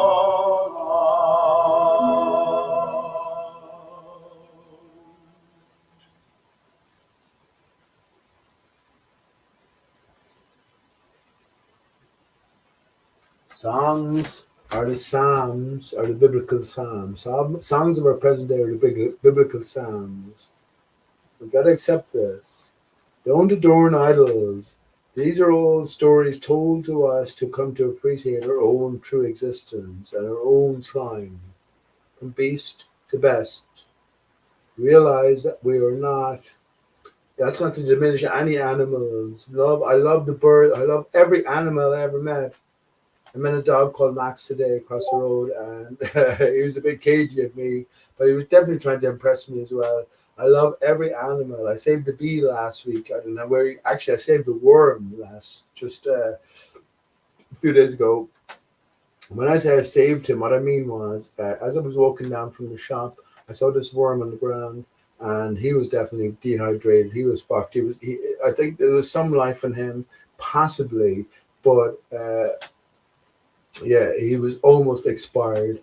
I just picked him up my hand. I brought him back down. I put him under the tap, and it was great to see his head rising up again. So he had enough water, I put him on a soaked kitchen towel, and I put him outside. We have a Christmas tree, which has come back a couple of years, outside the back. I just put him under there with the soaked a kitchen towel. So he had enough water if he wanted to sort of absorb it or whatever. And when I went out, then a few hours later, he was gone. I was delighted. I was saying, well, he was either taken by a crow or else he made his way. He made his way back. Do you know what I mean? He made his way back to life, back to reality. I just mentioned that in the sense that all creatures are wonderful. I can't think of any distinction between me and a bird. I can't. In the Bible, they say that how much more than a sparrow is a man worth? I don't know. I was talking to the sparrows earlier on. I was thinking you're probably worth 10 men. I don't know, 12 men. 12 of me. That's what I was thinking. 12 of me. You're so good at what you do.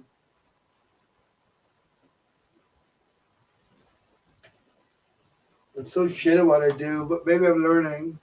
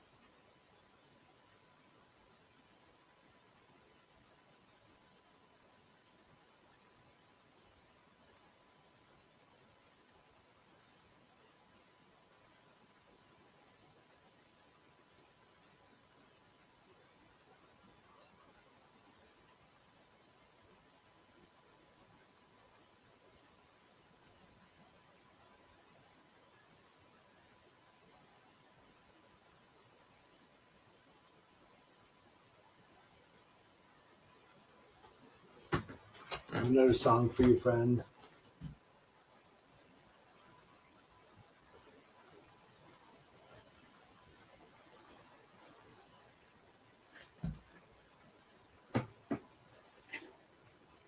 Here's a challenge for you. Let me stop sharing my screen. Here's a challenge for you, a genuine challenge. Try to do this. Okay?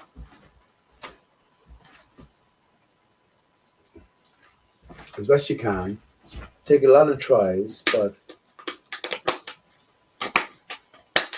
see a cylinder here, right, with circular base, a circular top. What you have to try to do is to crunch this into its own footprint in the most efficient fashion possible. What you will do is at the same time you're applying twisting force, you'll apply pushing force down. So I won't get this right, but I have I have loads of experience, right? But I can definitely get it down to what something that looks like a tree. I can show you a picture of what I think it's all about, but just try to do it yourself. So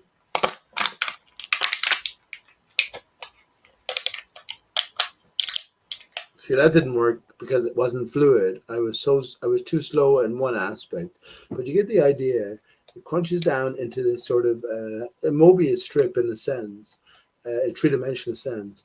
But as I continue, you should be able, in theory, to do it as slowly or as quickly as you like, as long as you have the right applied forces. Everything that determines our reality is according to what's happening at the center. This is why I mentioned this. Think about it yourselves. When the root at the center is moving, it's moving in a circular. This is why the path phi is the pattern that pervades throughout life. It's simple enough in a sense. It's like a circle, but in motion. A circle in motion will give you a spring, right? Circle in motion and give you a spring. But if a circle, that's only in one direction. If you have the circle in motion in and out, up and down, and round, that's what makes a circle. First of all, you have a different expression. And it's only when everything comes together that we can, I guess, appreciate or come to terms with reality or patterns of growth and all patterns of growth, which adhere to these basic basic motions, innovators at the center. What are you going to say? I say we live on a tree of life. I say that how can we not live on the fucking divided tree of life? How can we fucking not?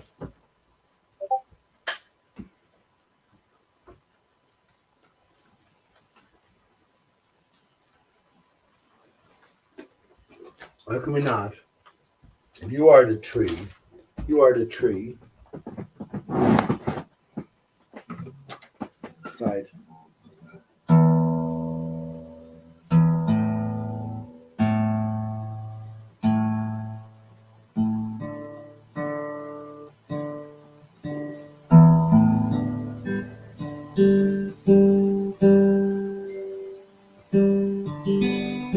I wonder how many of you remember this song.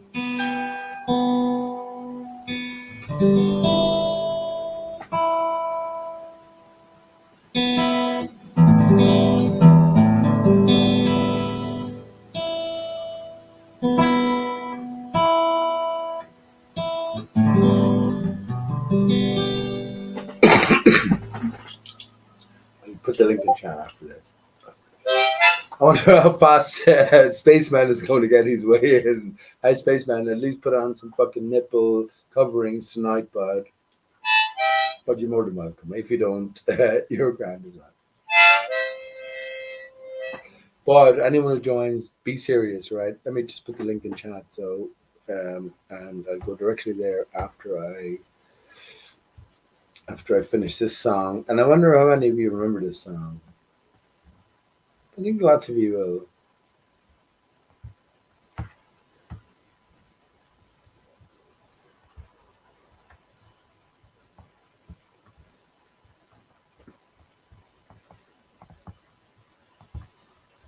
All welcome. Chris Hayes, who's family in Limerick. Jump in, Chris.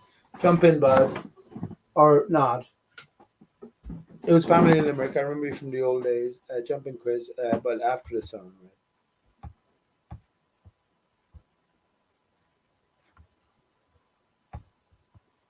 Okay. You'll definitely remember this song, Chris. Of course you will. The last can, by the way. I'm okay with that as well. I've been having a few drinks all day. I was released from court. At what time was it? About 12:30. 12:30 today. I got home. and I was incarcerated from probably about 5:30 yesterday. So, but I'm good. I'm good.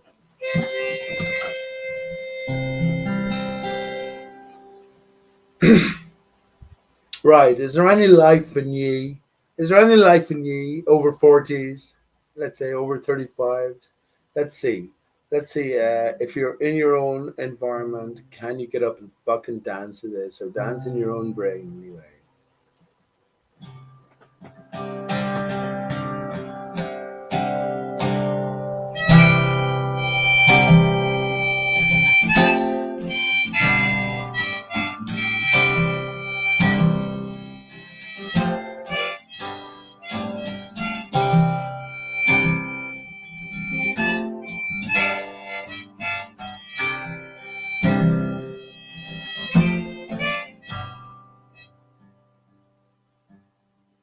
And you say that we got nothing in common,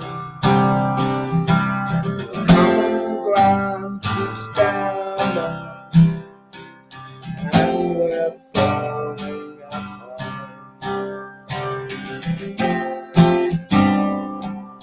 You say we got one between us,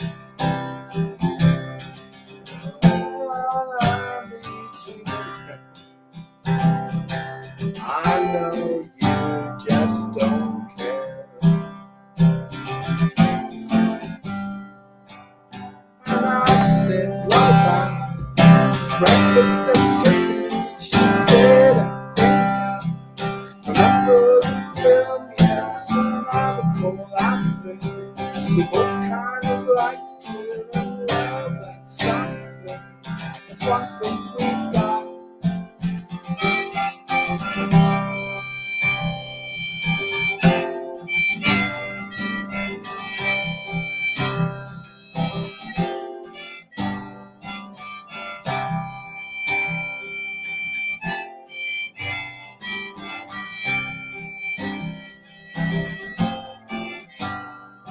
I see you, the only one who knew me. Now your eyes see through me. I guess I was wrong. So now it's great to see it's over. I hate when things are over. So much is left undone. I said, what about breakfast at Tiffany? She said, I think I remember the film, yes, and I recall I think that kind of liked it, and well, that's something. That's one thing we got.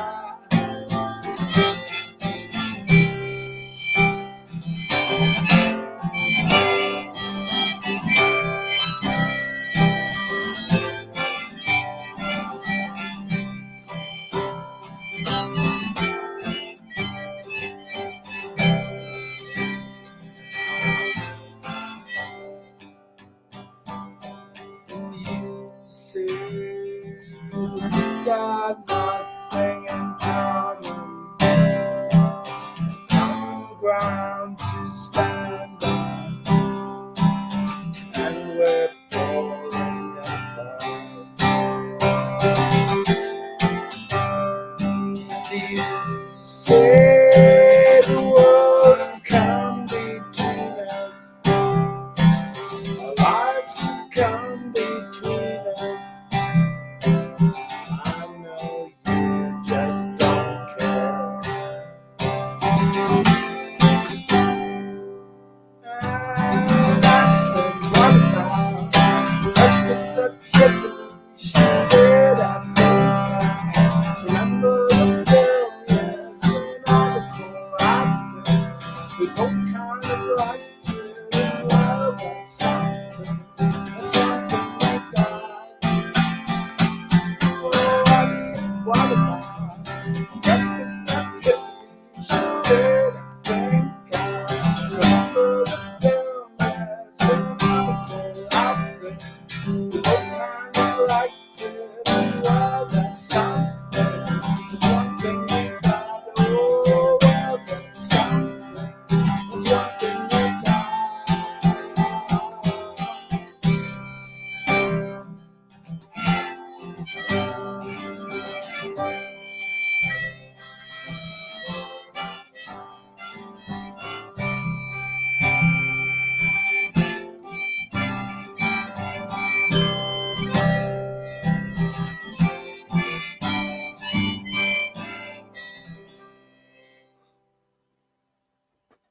Guitar's a bit out of tune with the harmonica. I'm not sure which has got a bit astray. Hip in my brain. Nice one, friends. Breakfast at Tiffany's. You remember that? That's a fucking great song. And it's in a special song as well. It's got to do with 9/11. It was filmed on the boulevard, sort of facing 9/11, if you want. So there's definitely a symbolic significance to all of these offerings if you choose to listen. But nice one, Chris. Chris, I haven't seen you in ages, bud. What have you been up to? I should say hello to people in chat. Well, I start from the bottom up just to, for people who are here. Chris Hayes, how you doing, bud? Andres, how we did? Fucking hell, bud. I haven't seen you in ages and ages. The last time I saw you was over in Nathan Oakley's, and I'm sure you're still there. So whoever the fuck you are, welcome, bud. You think everything? Let me ask a question in chat. Do you think everything is sort of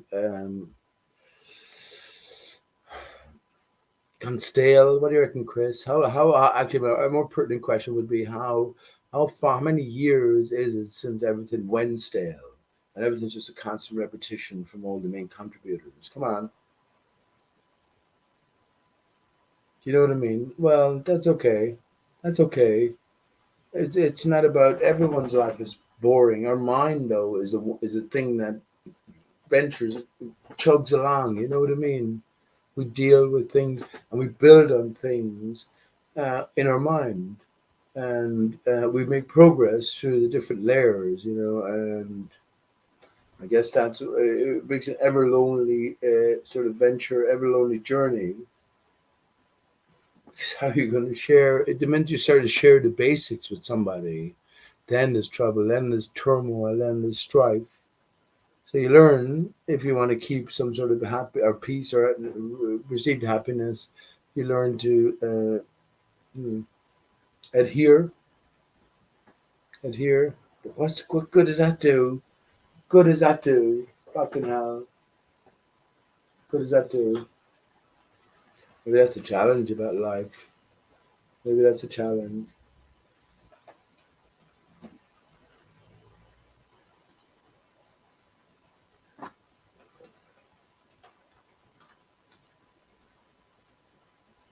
Break free from the adherence. What do we adhere to?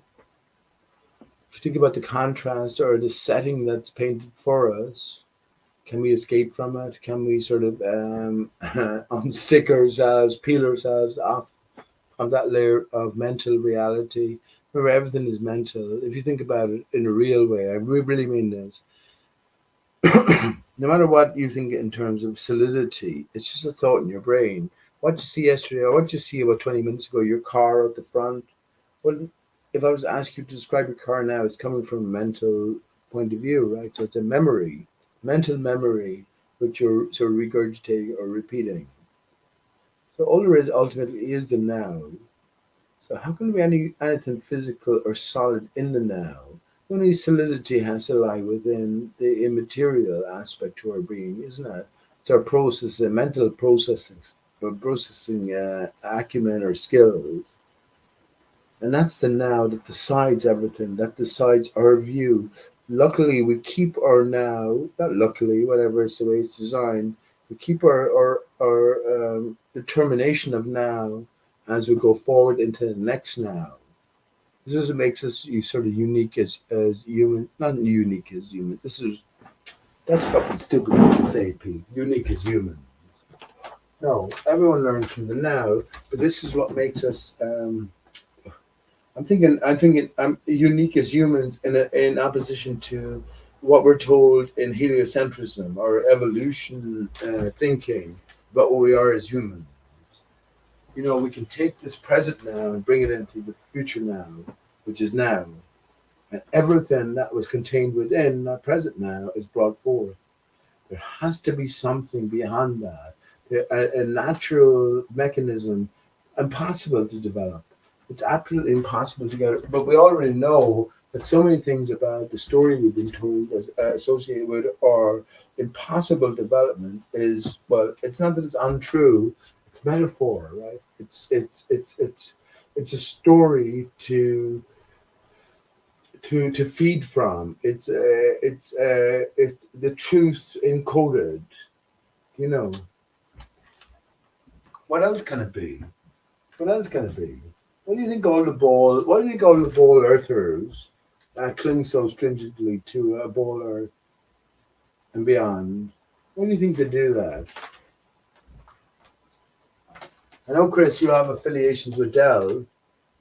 Jump in, jump in. And who's willing to jump in, Chris? Fuck off out of it. Jump in or shut the fuck up. Because we had problems before, but I know you have affiliations with Dell. What's Jamie Brown doing at the minute? What's Jamie Brown doing at the minute? When I started criticizing Dell, or not criticizing him as such, because Dell's a great guy, I love Dell, but just understanding his limitations and what he was sort of leading us towards. Well, suddenly Jamie Brown got a disliking towards me, and well, I was banned, and suddenly his whole fucking channel history was deleted as well. Yeah.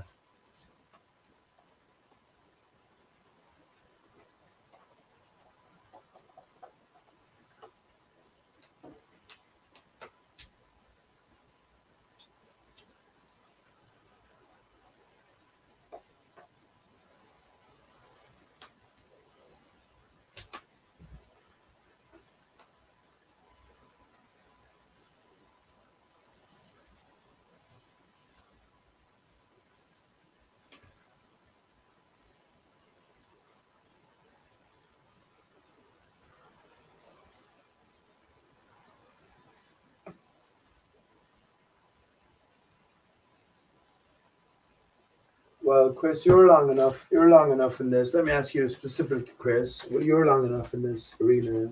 What the fuck is it all about, bud? What the fuck is it all about? Come on. What is it all about? What's your best answer? If someone tells you something, if someone's declaring something, presenting something, what does it do? Increases the individual's sort of mind scope, mind span. What the fuck good is that to anyone? What the fuck is that? Yeah.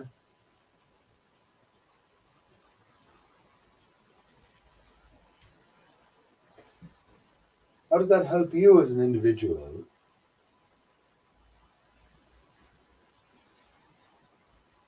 I guess the ultimate question I'm asking is, what's the value in knowledge?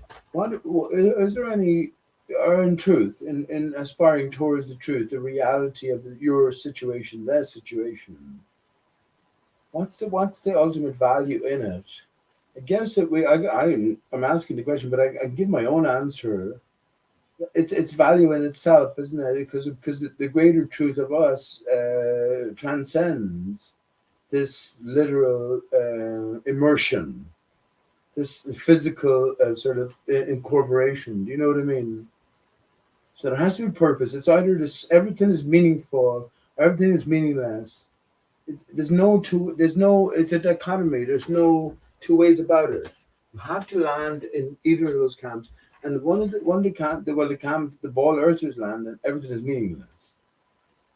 But now that we come to get beyond that, we understand that their story is an aid in a sense. It's a help along to understanding that everything is ultimately meaningful, but it's only via the meaninglessness can we come to appreciate the true meaningfulness of everything. And that's the thing that blows minds.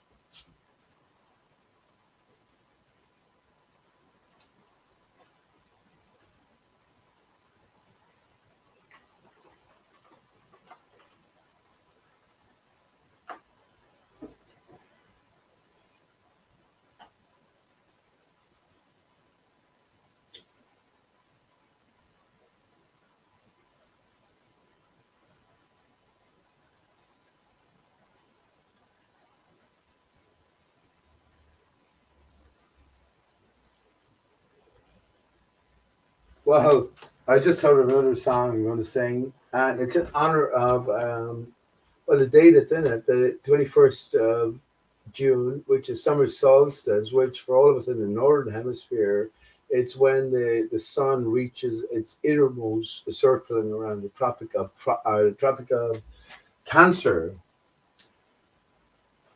It's traveling around. Um, I was thinking about. I was thinking about how the ball, or just decoding the ball earth, and how everything, the Helii system is based on the truth. So how can we transfer? What did they say about the Tropic of Cancer, Tropic of Capricorn, and the equator? It applies to the Earth, doesn't it? But in actuality, they're telling you it applies to the sky, the pattern of the traveling of the sun in the sky and other bodies as well. Remember, the moon travels from tropic to tropic on a monthly basis. The sun takes a year to do it. So, what can we glean from that? What can we sort of decode from that? Yeah, we can ask the question. Well, ultimately, I mean, let me get straight to the point. Actually, I should get more straight to the point on things these days. Well, they did a great switcheroo. They applied the contour of the sky, which is a barrier, enclosed flat Earth, to the ground. So they transferred that contour and made it a globe Earth, and they transferred the flat Earth into a flat sky. That's why that any astronomer will tell you when you're gauging sort of perspectives or distances or angles between stars, you've got to view them all on the same plane. Now, they also tell you at the same time that some of those stars are 2 light years away. Some of those are 2 million light, or not 2 million light years away. Just so, but you still got to view them on the same plane. But that plane will describe a circle, a circular radius sky. It's a fucking joke. The only thing it ever describe is if you put them all on the same plane is a flat sky. So what they've done is transfer the flat Earth to the globular sky and vice versa. And they come up with their spinning ball Earth model. And remember, friends, remember, whoever's listening directly now or whoever might be listening in playback, ask any ball Earth adherent to demonstrate one of the basic principles that their whole modeling relies upon. They will never be able to do it. They will always tell you something in complete opposition to your expectation or your experience. This is not just sloppy. This is not just careless thinking. This is a clue for us. This is a clue for us. All of us are in Underland. All of us are upside down. Uprooted. Uprooted.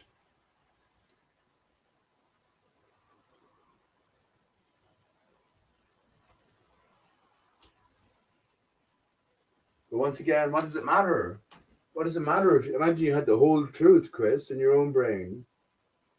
What does it matter? Where does it take you? The only way it can possibly take you in this physical existence, anyway, is to isolation.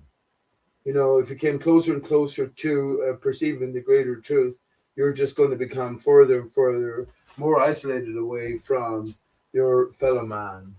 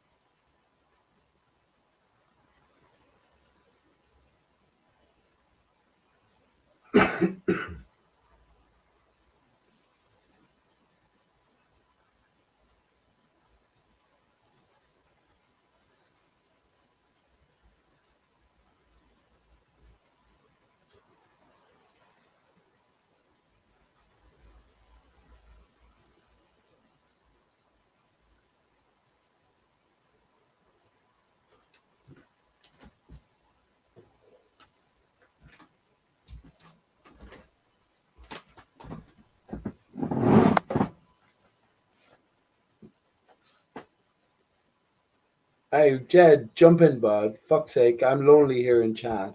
Jump in. Post the link again. Get serious though, Jed. Entertain the populace at this late stage in the game. Come on, get serious. What are we supposed to do at this stage? You cannot just talk not from the heart. You have to speak fucking your truth. You have to speak your truth, because yeah, more and more the bullshit is fucking apparent in every level, and I think it's purposefully done as well. Look at all the ball earthers, Jam. Would you or Jed? Would you were from the start stringently fucking adhere to nothing but the ball? It's too unbelievable. Obviously, you're playing a part, so obviously there has to be, and you have to know more than what I know. So my quest is to find out what you know. Is it easy? Is the whole solution to our life, the universe, and everything question existence easy? I think it possibly is.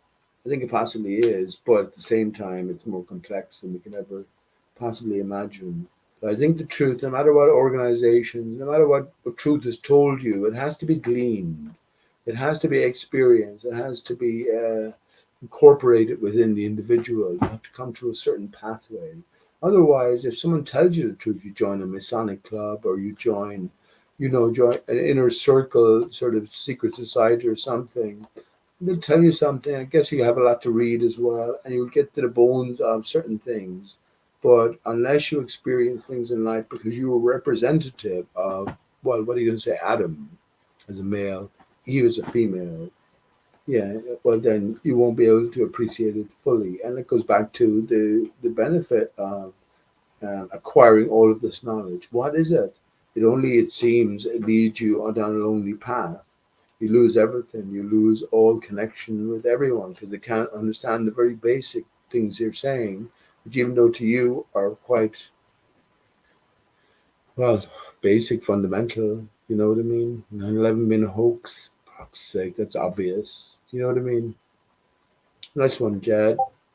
Or, yeah, nice one, bud. In your own time. It should be definitely going beyond 20 minutes. I won't keep it on too long. Just to spread out 20 hours a month on StreamYard. So maybe 3.5, 4 hours or something like that will do for the first stint. But yeah, definitely welcome someone to chat with. But not that I fucking need any encouragement as well to chat away. I could definitely do it for hours on end. There's no problem with that.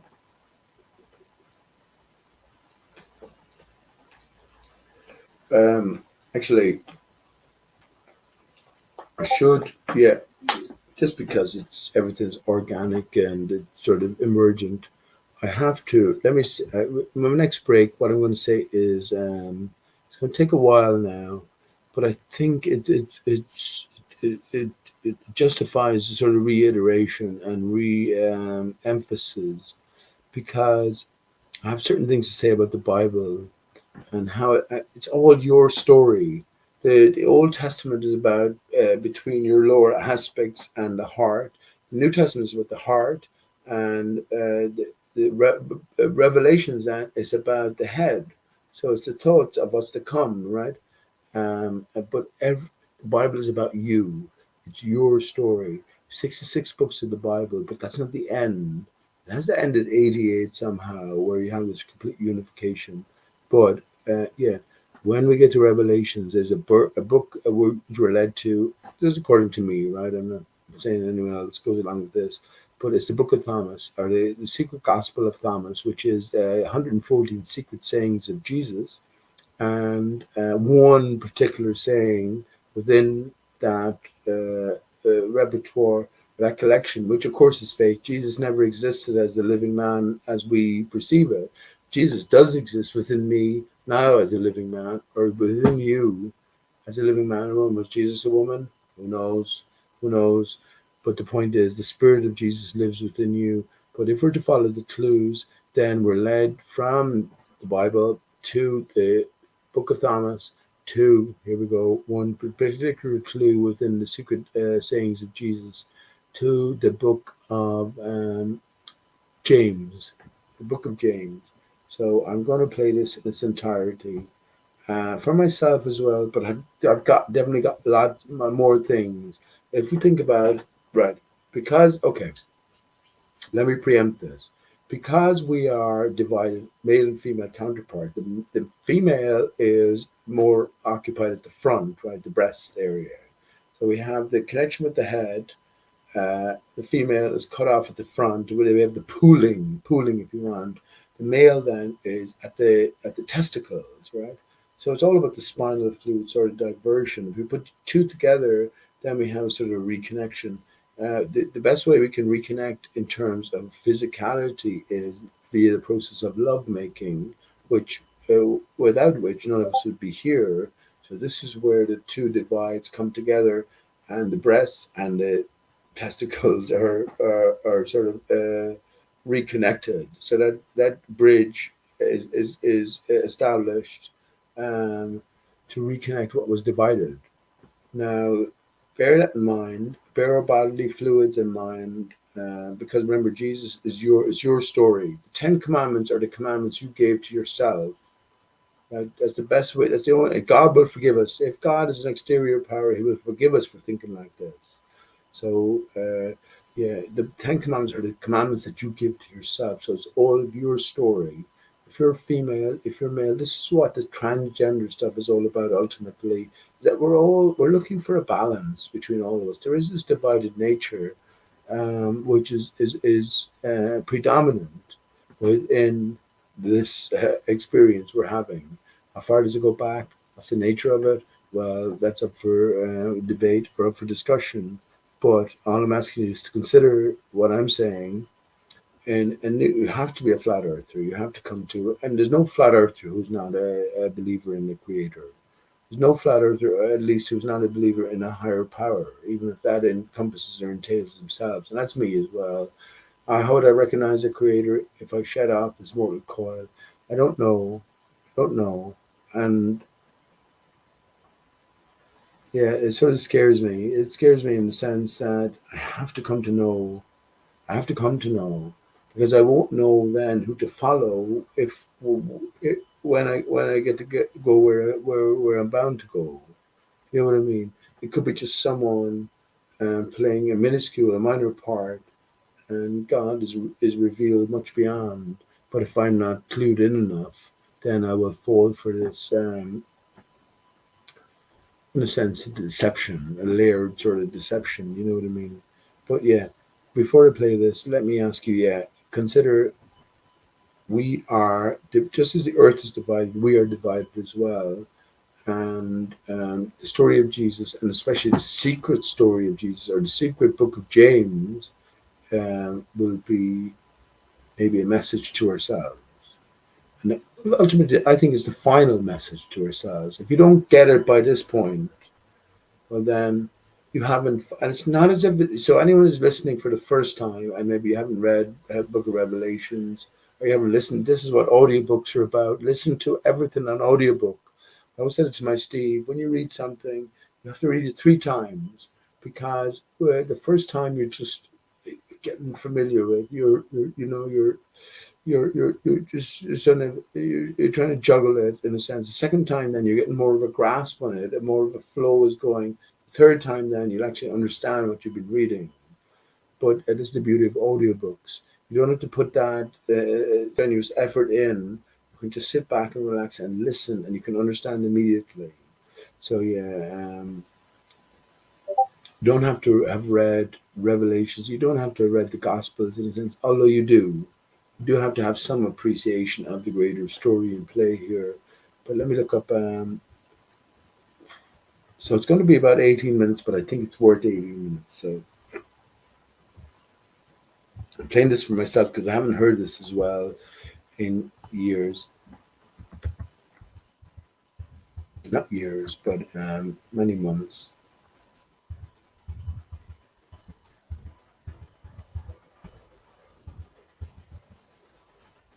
The Book of James. And so this is what so just to, before I play, oh yeah, here we go. It's Gnostic text, but just before I play it, this is what I say, friends, is the final clue. And it reveals a lot. And it's not as if the Gnostics were something different than the Christians. It's all fabricated. Remember, at least in potential, this earth, as we know it, only goes back 424 years, which is the creation of the dodo, when the dodo was discovered. How do we know? How do we know? What do we put our trust and faith in? I'm saying that old stories, this is what I said about the Bible, it's more pertinent now than it was then because then didn't exist. So it's all a story that is pertinent to you and right now. So let me just share my screen and play this for a little break. And pay attention, anyone. If you're listening, Steve, pay attention, bud. Everything, the truth has to incorporate our core essence on all fronts. It has to. We can't separate ourselves from the truth. And I think this is the core message of this. So pay attention. Share screen.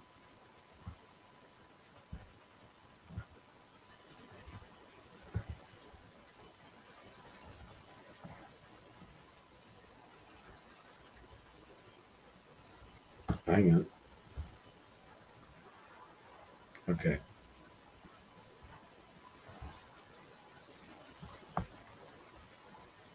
Apocrypha, Gnostic texts. So you can see my screen here. So here we go. So I played this before. Let me put it on. Oh yeah, nice one to do. The Secret Book of James. The Secret Book, or Apocryphon of James, is... Okay. I think I should put on the... anyone who's listening, let me put on the text chat. A text presented rather like the letter of Peter to Philip, within the frame of an introductory letter, as a secret book with sayings of Jesus that is found and remembered. According to the text, this is the second such secret book that James sent. The letter of James is addressed to someone whose name is preserved imperfectly in the papyrus, with only the final three letters, in Coptic or Greek, visible. Some scholars have suggested the name or the recipient of the letter may be restored to designate Cerinthus, a Christian teacher who flourished in the early 2nd century and who proclaimed a Christology similar to the view of Jesus in the Secret Book of James. The Secret Book of James. James writes to, "Peace be with you from peace, love from love, grace from grace, faith from faith, life from holy life." James' Secret Books. "You have asked me to send you a secret book revealed to Peter and me by the Master, and I could not turn you down, nor could I speak to you. So I have written in Hebrew, and have sent it to you and to you alone. But since you are a minister of the salvation of the saints, try to be careful not to reveal to many people this book that the Savior did not want to reveal even to all of us, his 12 students. Nonetheless, those who will be saved through the faith of this treatise will be blessed. 10 months ago, I sent you another secret book that the Savior revealed to me. Think of that book as revealed to me, James, but this one." Jesus addresses Peter and James. Now the 12 students were all sitting together, recalling what the Savior had said to each of them, whether in a hidden or an open manner, and organizing it in books. "I was writing what is in my book. Look, the Savior appeared after he had left us while we were watching for him. 550 days after he rose from the dead, we said to him, 'Did you depart and leave us?'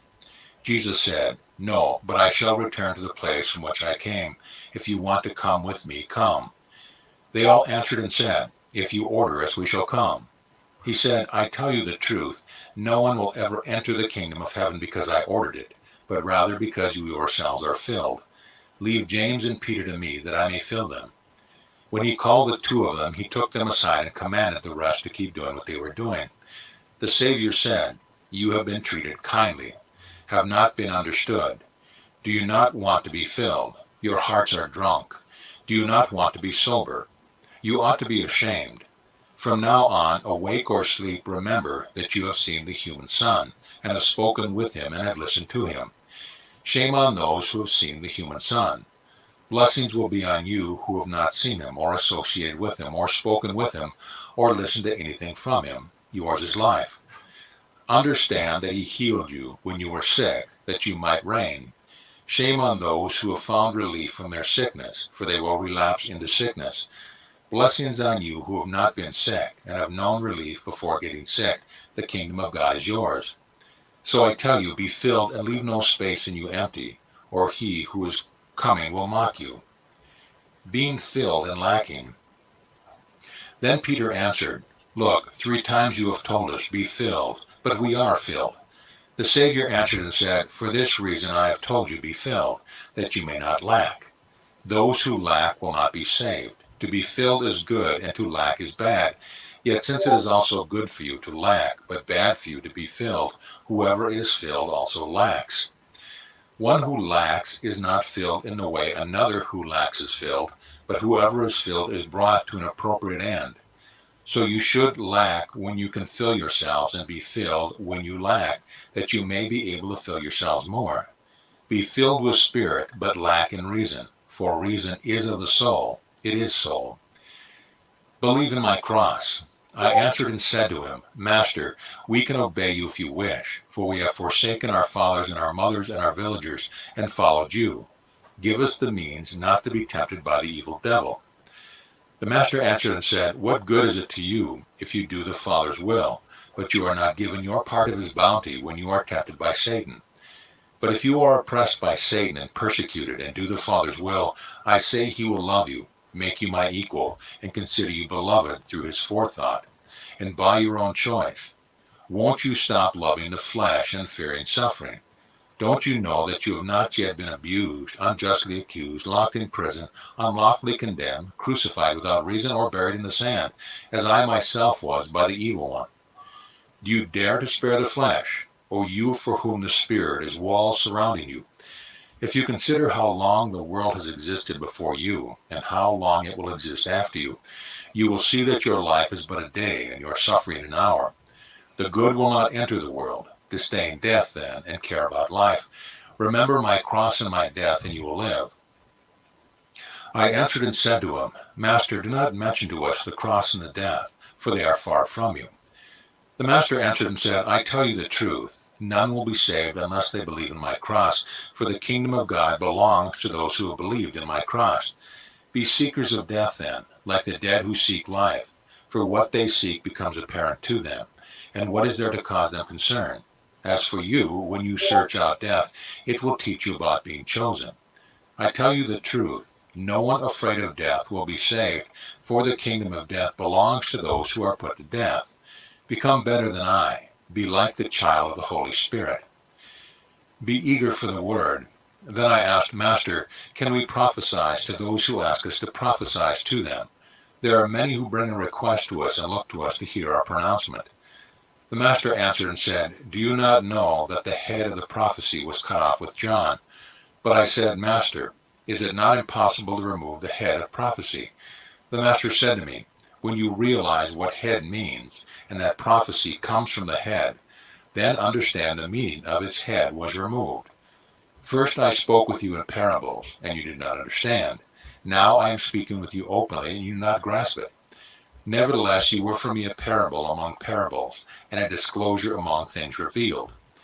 Be eager to be saved without being urged. Rather be fervent of your own, and if possible, outdo even me, for this is how the Father will love you. Come to hate hypocrisy and evil intention. Intention becomes hypocrisy, and hypocrisy is far from truth. Do not let the kingdom of heaven wither away. It is like a palm shoot whose dates dropped around it. It produces buds, and after they grew, its productivity dried up. This is also what happened with fruit that came from the single root. After it was harvested, fruit was obtained by many. It certainly was good. Is it not possible to produce a new growth now, and for you to find it? Since I was glorified, like this once before, why do you hold me back when I am eager to go? After my labor, you have made me stay with you another 18 days because of the parables. For some people it was enough to listen to the teaching understood. The shepherds, the seed, the building, the lamps of the young women, the wage of the workers, and the silver coins in the woman. Be eager for the word. The first aspect of the word is faith. The second is love. The third is works, and from these comes life. The word is like a grain of wheat. When someone sowed it, he had faith in it, and when it sprouted, he loved it, because he saw many grains instead of just one. And after he worked, he was saved because he prepared his food, and he still kept some out to sow. This is also how you can acquire the kingdom of heaven for yourself. Unless you acquire it through knowledge, you will not be able to find it. Understand the light. So I say to you, be sober, do not go astray. And often have I said you all together, and also to you alone, James, be saved. I have commanded you to follow me, and I have taught you how to speak before the rulers, so that I have come down and have spoken, and have become exerted myself, and have won my crown when I saved you. I came down to live with you, so you might also live with me. And when I found that your houses had no roofs, I lived in houses that could receive me when I came down. Trust me, my brothers, understand what the great light is. The Father does not need me. A father does not need a son, but it is the Son who needs the Father. To him I am going, for the Father of the Son is not in need of you. Listen to the word, understand knowledge, love life, and no one will persecute you, and no one will oppress you other than you yourselves. Shame on you, blessings on you. You wretches, you losers, you pretenders to truth, you falsifiers of knowledge, you sinners against the Spirit. Do you still dare to listen when from the beginning you should have been speaking? Do you still dare to sleep when from the beginning you should have been awake so the kingdom of heaven might receive you? I tell you the truth, it is easier for a holy person to sink into defilement and for an enlightened person to sink into darkness than for you to reign or not to reign. I remember your tears, your mourning, and your grief. They are far from us. You who are outside the Father's inheritance, weep when you should, mourn and preach what is good, as is proper, the Son is ascending. I tell you the truth, if I had been sent to those who would listen to me and had spoken with them, I would never have come down to earth. Now be ashamed. Look, I shall be leaving you and go away. I do not want to stay with you any longer, just as you yourselves have not wanted this. Follow me quickly, I tell you. For you I came down. You are loved ones. You will bring life to many people. Invoke the Father. Pray to God frequently, and he will be generous with you. Blessings on one who has seen you with him, when he is proclaimed among the angels and glorified among the saints. Yours is life. Rejoice and be glad as children of God. Observe his will, that it may be saved. Accept correction from me and save yourselves.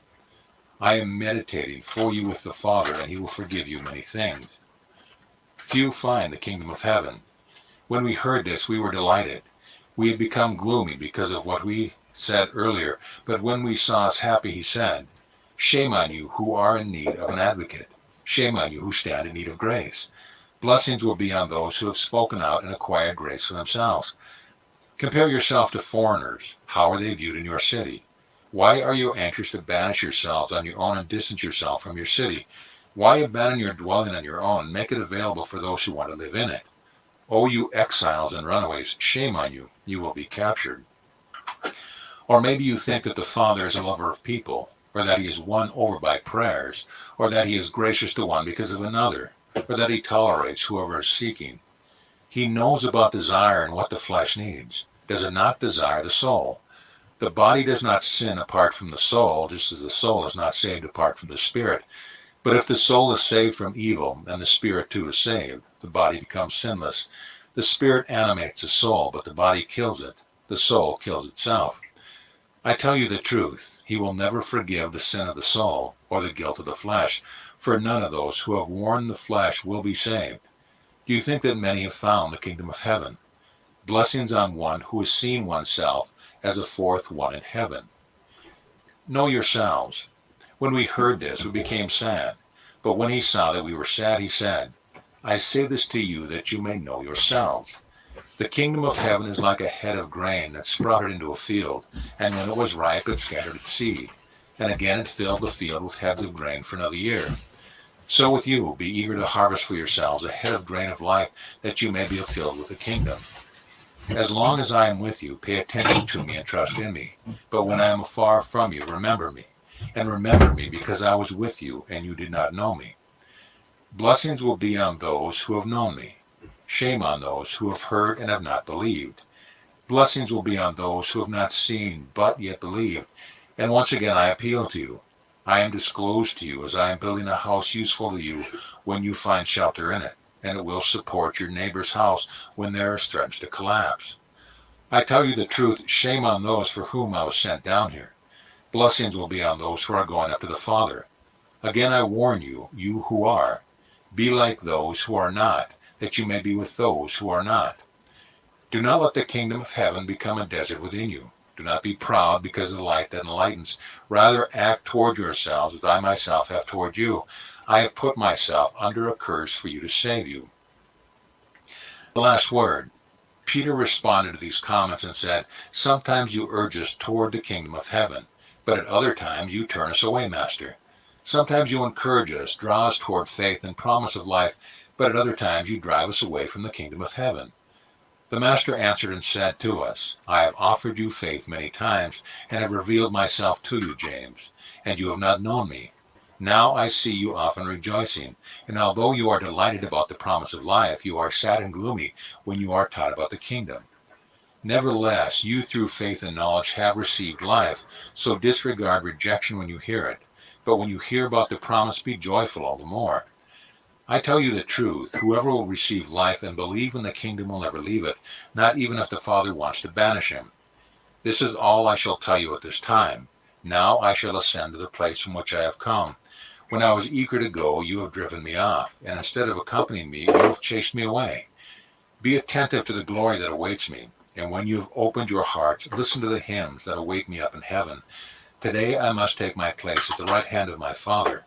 I have spoken my last word to you. I shall depart from you, for a chariot of spirit has carried me up, and from now on I shall strip, that I may be clothed. Pay attention. Blessings on those who have proclaimed the Son before he come down, so that when I did come I might ascend. Blessing 3 times over those who were proclaimed by the Son before they came into being, so that they might share with him. The messengers dispersed. When he said this, he left. We knelt down, Peter and I, and gave thanks and sent our hearts up to heaven. We heard with our ears and saw with our eyes a noise of wars, a trumpet blast, and great turmoil. When we passed beyond that place, we sent up our minds up further. We saw with our eyes and heard with our ears hymns, angelic praises, and angelic rejoicing. Heavenly majesties were singing hymns, and we rejoiced too. Again, after this, we wished to send our spirits up to the majesty. When we ascended, we were not allowed to see or hear anything. The other students called to us and asked, What did you hear from the teacher? What did he tell you? Where did he go? We answered them, He ascended. He gave us his right hand and promised all of us life. He showed us children coming after us, having commanded us to love them, since we are to be saved for their sakes. When they heard this, they believed the revelation, but they were angry about those who would be born. Not wishing to give them reason to take offense, I sent each of them to a different location. I myself went up to Jerusalem, praying that I might acquire a share with the loved ones who are to come. I pray that the beginning may come from you. This is how I can be saved. They will be enlightened through me, by my faith, and through another's that is better than mine. I wish mine to be the lesser. Do your best to be like them, and pray that you may acquire a share with them. Beyond what I have said, the Savior did not disclose any revelation to us on their behalf. We proclaim a share with those for whom the messenger was proclaimed, those whom the Lord has made his children. So ends the secret book of James.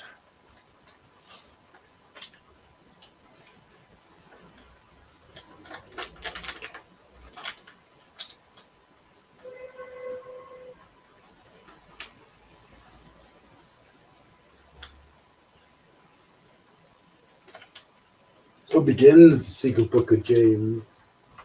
Now you got to go back and examine each and every word, each and every syllable, each and every sentence expression, and see how you can equate or relate to it. That's what I reckon. Jesus is speaking to you. You are speaking to you here. We've had enough influences that we should have the ability to put the pieces together. One of the great divides is coming away from globe earth, heliocentrism, from the cult of ARI-STAR-CHUS. There's no flat earther who's an atheist, no genuine flat earther who's an atheist, because you can't be. Logically, you can't be, not to mind spiritually or metaphysically. You can't be logically. There has to be, because we're in a closed system, there has to be a greater power in play, which, So that's one of the major divisions I think Jesus is talking about. If you think about it, 99, not 99, maybe not, well, maybe, I don't know, many percent of the world believe in the spinning ball of Earth and the greater Big Bang theory, and ultimately evolution and atheism. Even the religious people who believe in God and they still adhere to a spinning ball are deluding themselves. Jesus isn't talking to you. You embrace Jesus. He's not talking to you. You have adorned idols. You're the last person he's talking to. I don't mean that in a mean way.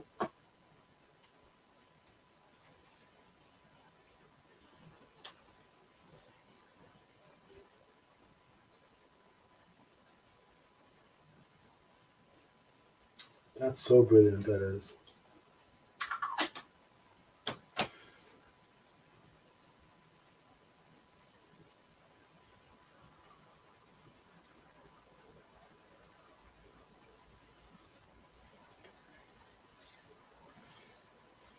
If you're asking how I got to this point after the Book of Revelation and after this 140 secret sayings of Thomas, it's because one a secret sayings of Jesus in the Book of Thomas, which is one particular saying, says, "Wherever you go, what should we do when you depart, Master? Whatever you do, follow James the just, James the righteous."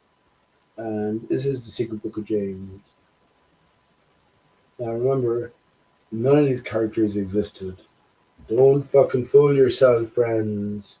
You are, in a sense, you're all of these characters. You're the doubting Thomas. You're the persecuted Jesus. You are the denying Peter. You are the prostitute Mary Magdalene. Do you know what I mean? These are all references to our own aspects, our own proclivities. I incorporated a song. I should record that song actually. It was one of the first songs I ever wrote. But I incorporated the word. I wonder how many of you know what it means. Propinquities. You ever heard that word before? Propinquity? What do you reckon it means if you're just hearing it for the first time? Um, let me sing the song briefly. What is it?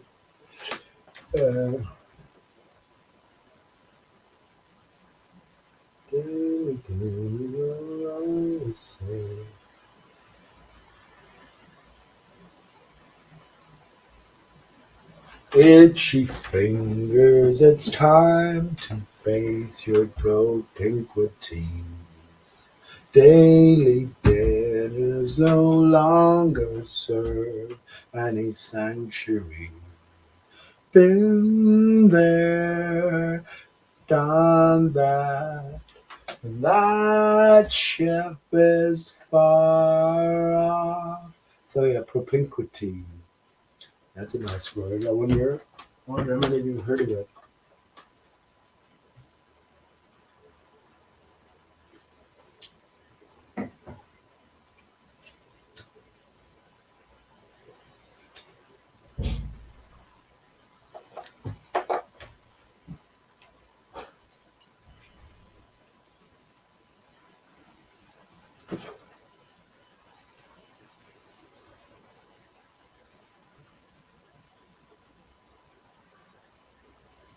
I think it's probably okay. So I think it's probably appropriate. The next song I'm going to sing, especially with the day that's in it, the summer solstice, the sun's at its highest point for us in the northern aspect, and also yeah, just the secret book of James there, which is on screen, and Jesus being the Son or Son or Sun of God.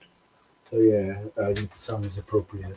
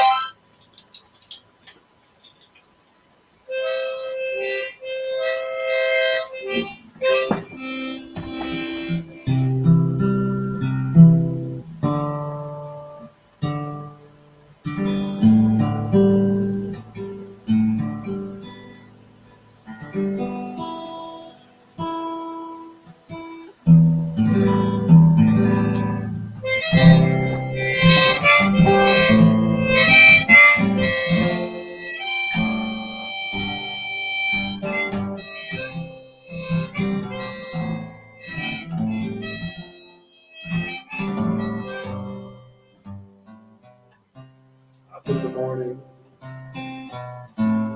out on a job, I work like the devil for my pay.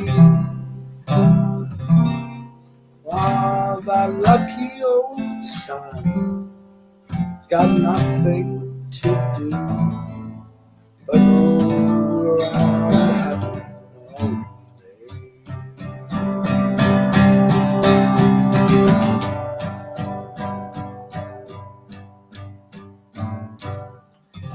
Fussy babbling, toil for my kids, I sweat till I'm wrinkled and gray. While that lucky old son got nothing to do but roll around heaven all day. Lord above, can you see me cry? Tears running down my eyes. Send down your cloud with its silver light to lift me to paradise. Show me that river, send me across, wash all my troubles away. My God, lucky old son, give me nothing to do but roll around heaven all day. Oh, little boy, can you see me cry? Tears running down my eyes.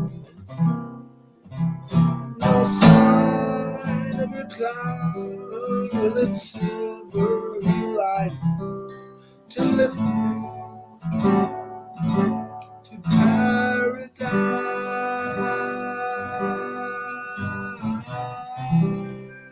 I see that river, I'm wading across. My troubles, they're all washed away. Now like that lucky old son, I got nothing to do but roll around heaven all day. Like that lucky old son, I got nothing to do but roll to heaven all day.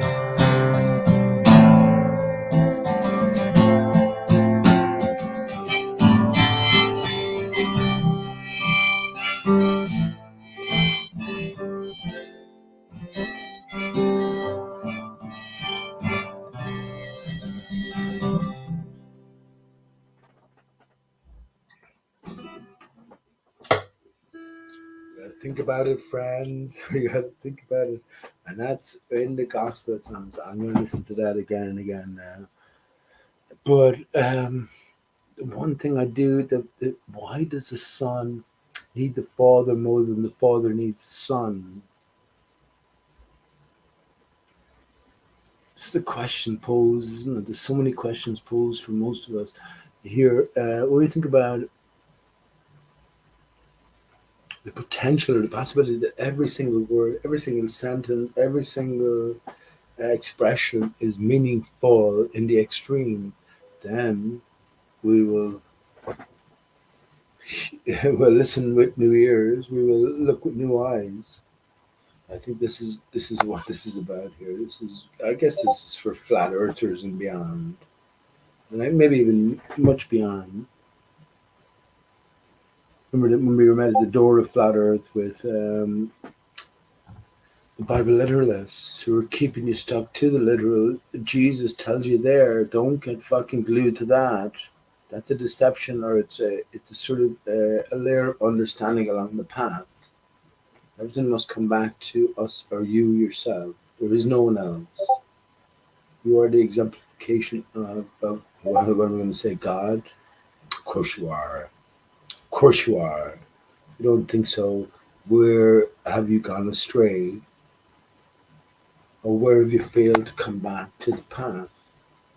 Of course you are. Of course you are. So,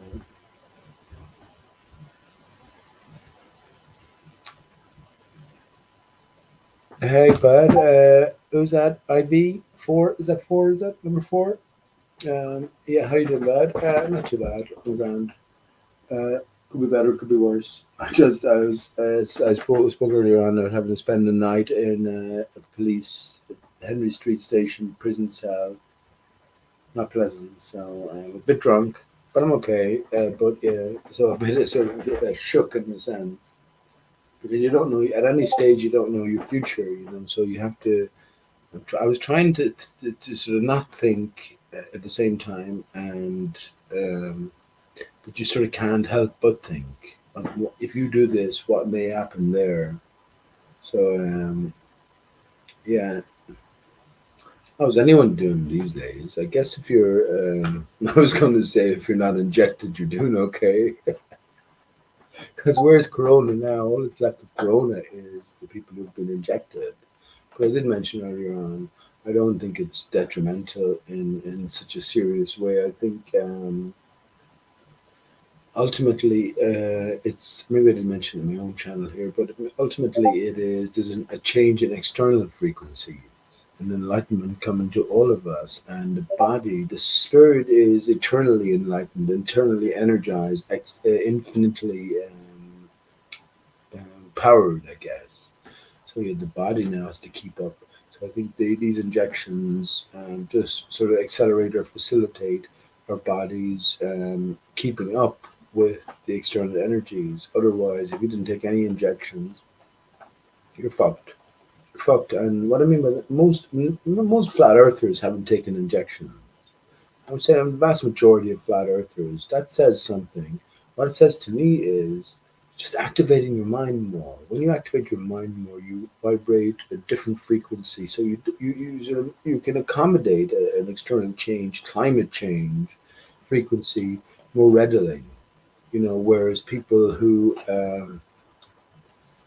we're all the same, but you know what I mean. A shocking thought. I think it would take a lot to shock me, for instance, in terms of a thought. But I could deliver a thought to any one individual that I accept as second nature at this stage, and it would shock the core out of them.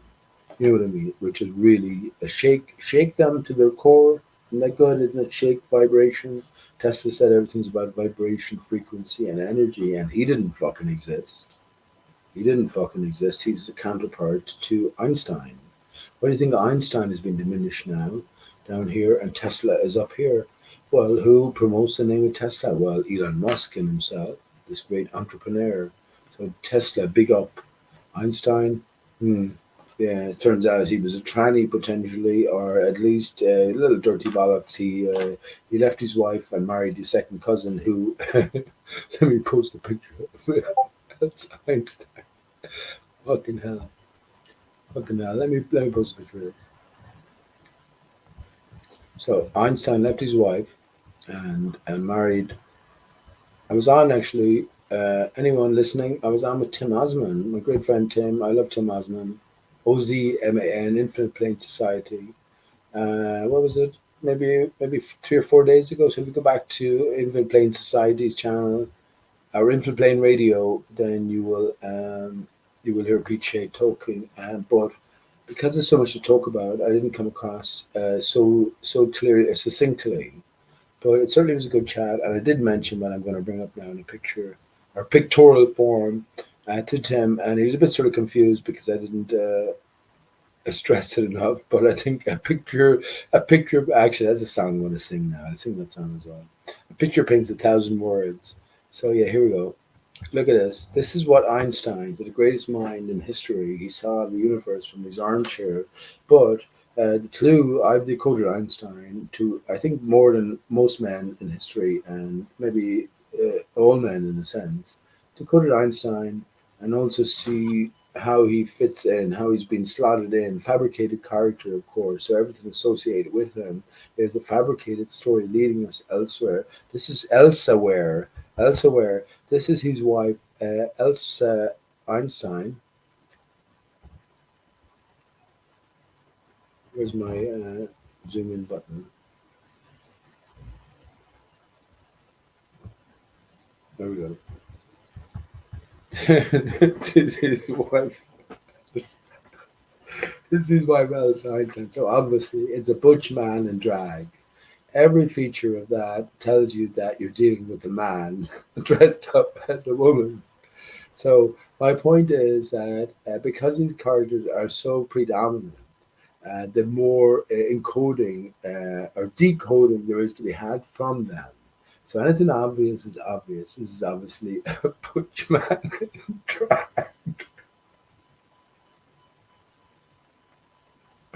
I don't know why I'm laughing. I think I'm laughing because it's so fucking obvious more than anything else.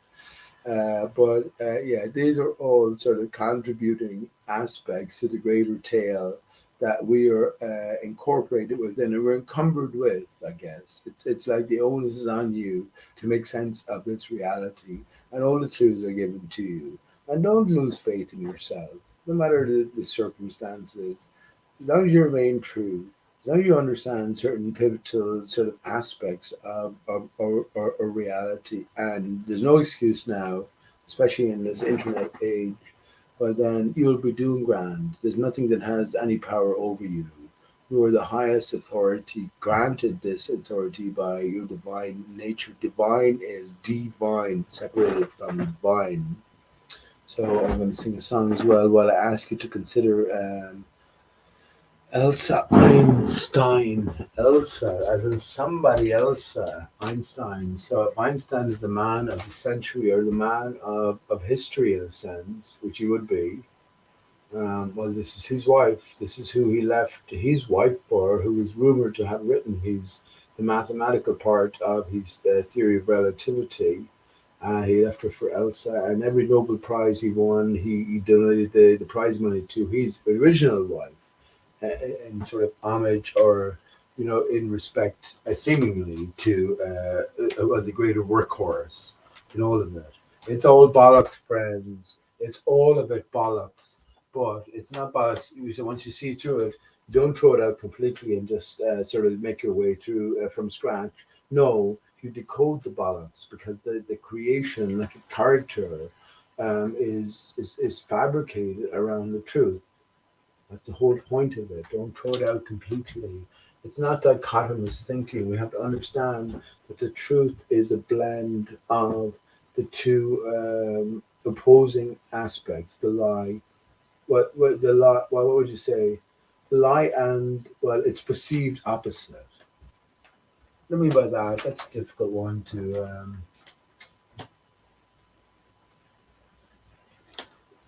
Well, I will express it this way then. Flat Earth, globe Earth dichotomy. The truth is in the middle. Earth is flat, but it's also globular. You know what I mean? It shares aspects of each. The Earth's surface we live on is flat, but what is Earth itself? I say it's a giant tree stump.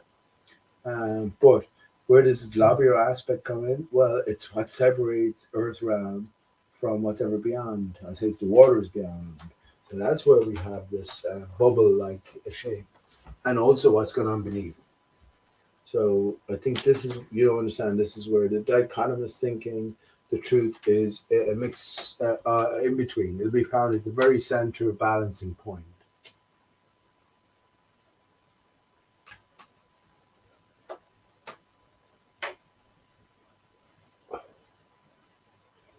But it's not outside you. I've said many times the dodo leads to ARI-STAR-CHUS, but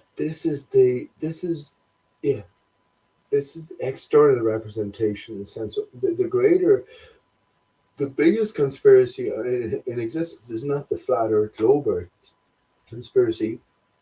That's the second biggest. The real biggest conspiracy is the true nature of us, and how the reality is made manifest uh, upon the grounds, good term, when the grounds of our own internal division. So in other words, the earth and its nature represents the heart or true nature within. And the heart is divided, the heart is broken, just like the earth is broken. So this is the key to thinking, I suppose. And it's not anything. Children know these things. The birds know these things. The slugs know these things. We're coming to work them out. We're coming to work them out. So don't denigrate any creature outside yourself. Don't denigrate yourself, especially.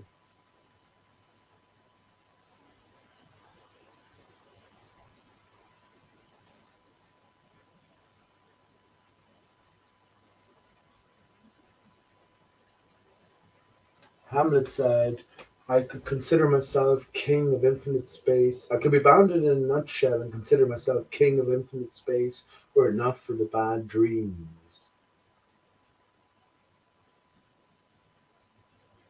What are dreams but a representation of your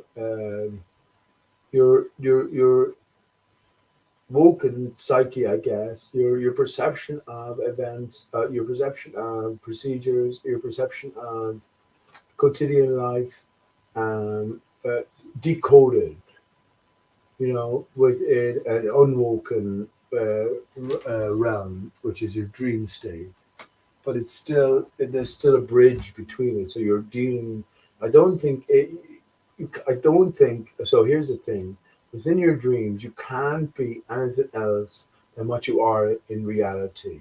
What we are in reality is an illusion as well. The core of us, is the heart of us, which knows good from bad, up from down. We know the truth of the reality. That can't be deceived, but it's the mind that does the deception. It's the mind, and in waking reality, we have the body that it plays the leading part. In sleeping reality, we have the mind that plays the leading part. But everything must go through the heart. This is why you can't be anything but yourself in your dreams. And if you have bad dreams about yourself, or you don't dream, or you refuse to dream, well, then you're just covering something up. You're fooling yourself, and it's something that you have to come to terms with. No matter what it is, you still have to come to terms with it for the sake of peace of mind. Peace of mind. You know what I mean? I think this is what ultimately the core message of Christianity is, that even at the last moment you can be forgiven. Just come to accept who you are, what you've done, and ask for forgiveness from yourself or from a higher power. Everything can be forgiven if you ask from the heart.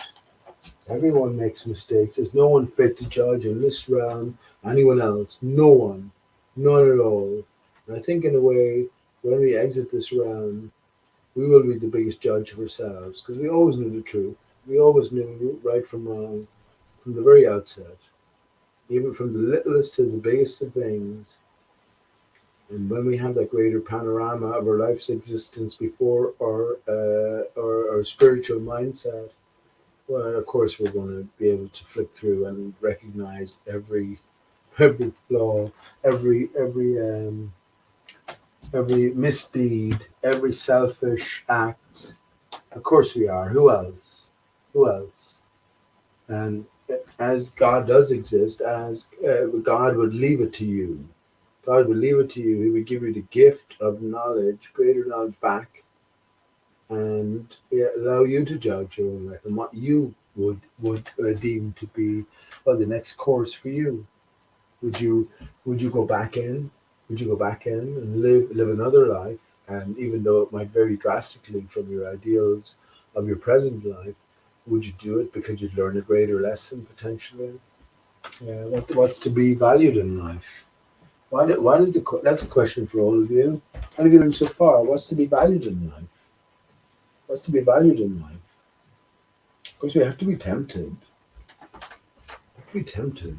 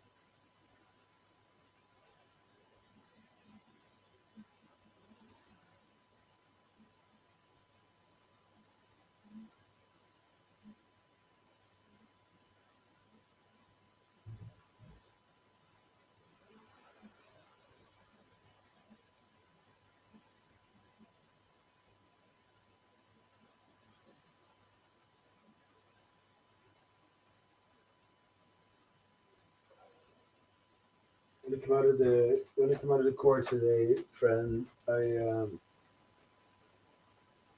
went straight down to the clerk's office and I said, I was here. The reason I was arrested and spending a night in prison, I was here on the day that the judge dictated or declared. And she said to me that you have the opportunity to clear your name the next time. And it was the 8th of October. And I knew it was October and I knew it was 8 because 8 is my favorite number. And October is 8, right? It's the 10th month, but it's octagon is 8, right? 8 sides.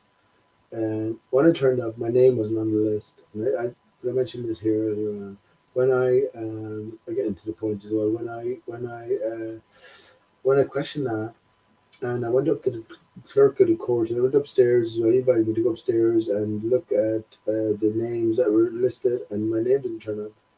Peter Sheehan, which is not my name. Well, it's what the fuck that they're dealing in the fucking legal name trust fund. So you can have three relationships with it. You can be the trustee, which is assumed that you're the trustee, so you carry all the burdens of it. You could be the beneficiary, which is your not if you want to partake in that system, it's your natural position because you were greater than the legal fiction, or you can be the administrator, which looks after the running of the trust account itself. So the administrator will never take on the same duties as the trustee will. So you have to account as the assumed trustee for all the penalties and fines, and well, they deal a lot in the currency.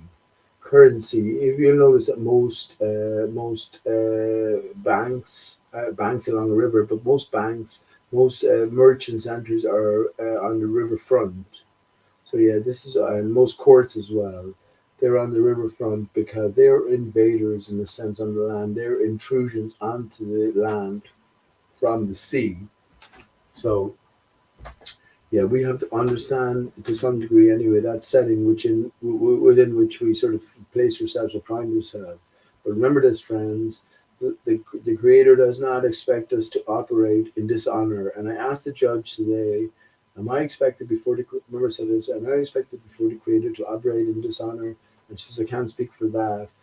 She made the distinction between the system that she was in and she was presiding over, as opposed to the Creator. And it's not a big deal. Do you know what the crime is here? Do you know what the crime that all this drama is about? And I spent 8 days in Limerick prison, another night last night. Yeah, you've no power over these fucking people. But I might have power in another way because I take the snigger off his face. In a sense, I could do. But I kind of don't want to as well. He just doesn't know what he's doing. You know what I mean? I kind of don't want to. But anyway, yeah, they recognize what they're doing. And when I came out of the court, anyway, I went down to the clerk and I said, well, I turned up the last time. So I was arrested after spending a night in prison or in jail, I guess, police jail. And I was treated okay. I'm not going to say I was treated badly at any stage. And it was pretty clean as well, in fairness. It was cleaner than the fucking jail. I spent time in Ennis when I only went down to pick up Stephen, and the cops were called, and I ended up my card taken and me inside in prison for a night. Well, again, I hadn't done anything wrong. I could have fucking pursued that as well because I was only operating according to a judge's orders. But anyway, yeah, it was clean. So that wasn't the issue there, but it's just you're taking away of your freedom unexpectedly, and you know that the cause is not there. Yeah, what's the crime here, friends? In case you're wondering, me fucking busking and big cops coming up asking me my name, and I'm going, what do you want to know my name for? And they arrested me for not giving the name, but in the main charge, it is drunk and disorderly and not giving the name. So they fucking switched things around. And this one particular guy, Paul Barrett is his name. Garda in Limerick. Look it up if you want. Paul Barrett. He's only a young fella, and he knows he's lying. He knows he's lying. So should I make him pay for it? Should I make him pay for it? I wonder. I wonder.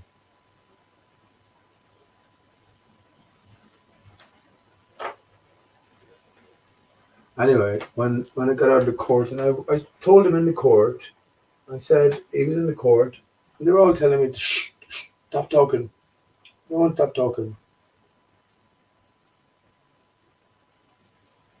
But I looked at him and I pointed at him and I said, King of Era here, 10,000, I put up my hand twice, 10,000 euros for every hour I was incarcerated. And I already said it to him because he rearrested me and brought me up in the car yesterday. I said, I might fucking pursue this further now and take it out on you. And he said, well, charge it to the account. You might know now, he might know what he's up against. Do I want to collect millions? If I was a millionaire, would you marry me? I hope not. I hope not.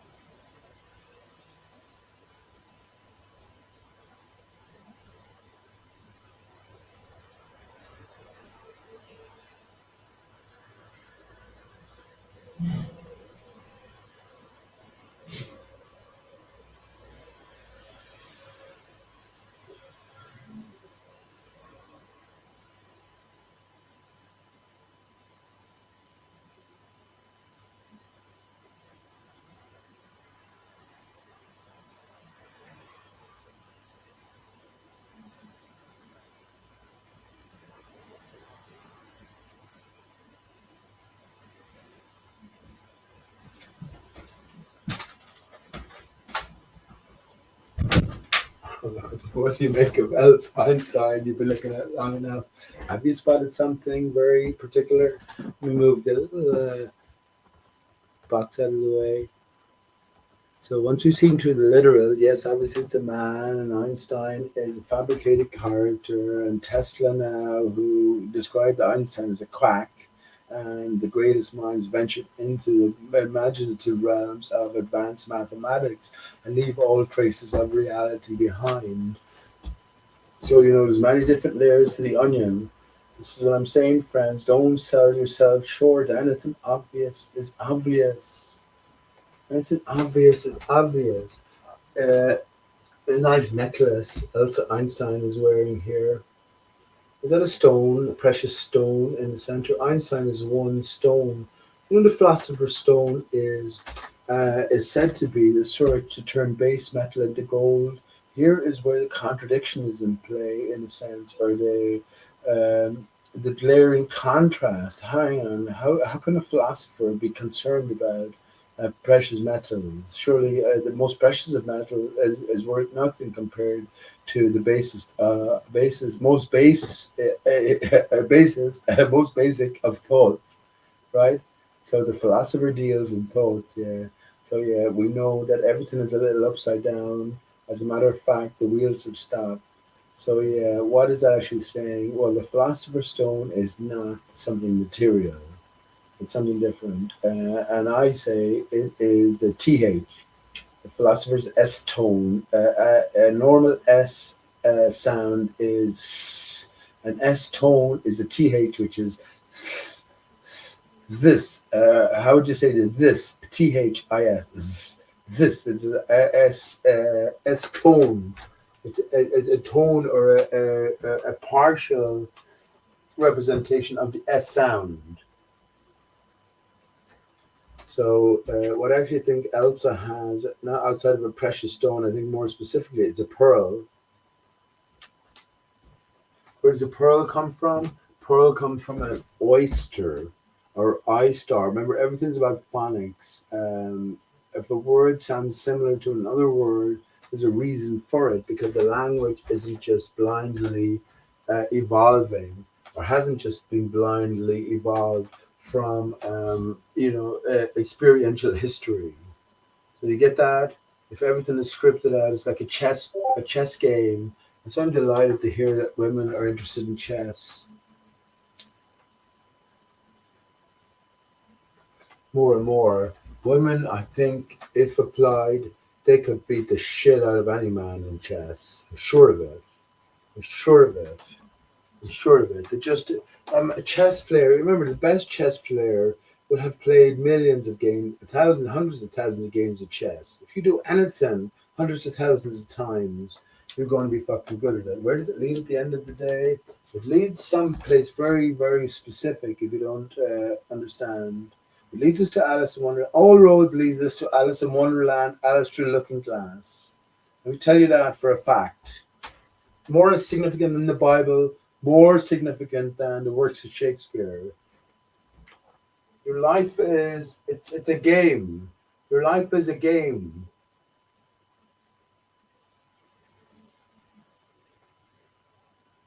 And the nature of that game is known by many. It's not too difficult. I think in relation to our true existence, as the blinkers have been put on us, everything seems complicated. But I think if the blinkers are removed and we see the greater existence that lies before and after us and with us, then this all becomes easy. This all becomes easy enough. And to quote, this is from one of the mainstream Gospels. I think it's Matthew. I shouldn't say I think it's Matthew. What was it, Matthew? What was he? As I am, Jesus said, so are you. And more, he added. I think it might be, I don't want to say. I don't know what to say. It's either Matthew or Mark or Luke or the other fella. But yeah, as I am, so are you, and more. The potential. It's a very, very interesting. It's a very, very interesting passage Which one is that from now? Anyway, yeah, I can't list it out off the top of my head now without. Okay. Anyway, I think it's Jesus arrives in Bethsaida, and there's a blind man comes up to him and says, "Can you cure me?" And he goes, "Oh, grand, so let's come over here. Let's go away from the crowd." And it's not definitely not the Gospel of John. I think it might be. It's one of the M's, Matthew or Mark. Anyway, yeah, but you'll find it if you just look at Jesus cures a blind man. But anyway, the passage goes that so he took the blind man away from the maddening crowd, and he spit on his finger, Jesus did, and he put it on the guy's eyes, and he asked him, "What do you see?" Why would Jesus need to do that? First of all, you understand why would he need to do that? Because he'd already know what the guy sees. But anyway, the guy says, "I see men as trees." Isn't that fucking so interesting? Isn't that so fucking interesting? My interpretation of that is that Jesus let the guy see too much. We all are trees. Then I'm not sure if he mixed or he did something else. I'm not sure if he mixed a bit of mud from the ground or something and diluted the spit a bit. And he said, "Well, what do you see now?" "Oh, I see men as men." Great. Oh, but I think as opposed to some sort of progressive pattern, Jesus already took him to the truth with the trees, and then brought him back down to our perception of reality, which we sort of come by via the visible light, which is an artificial, the false light. The sun is the light from the sun is the false light, friends. So it's very interesting that we are trees, though. Can you appreciate how we might be trees? Look, we all have limbs, don't we? We all have a hard core. A tree has a hard wood center. We all have veins flowing through us. There's so many connected parts in association with trees. You know, what is our true nature here? And what has been told, Jesus was a carpenter. A carpenter makes a living out of felled trees. Isn't that interesting? When we celebrate the birth of Jesus, the Son, then we cut a tree down. Isn't that fucking interesting? Isn't that interesting? The Son comes from the Father because the Father divides. Isn't that interesting?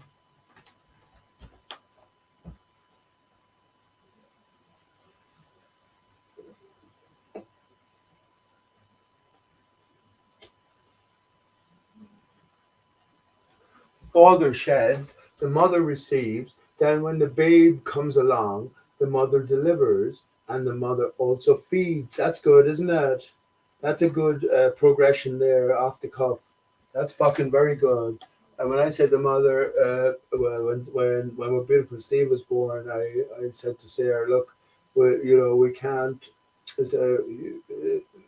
Well, in other words, I said there's no experiment. It's not as if we can bring him up on breast milk for the first 6 months of his life, and then go back and rewind and bring him up on artificial milk or whatever for the first 6 months. See how it turns out. No, we only have one shot at it, and the best and safest way is breast natural milk. And fair play to Sarah, beautiful woman, Sarah, gorgeous, and yeah, she did it for 6 months.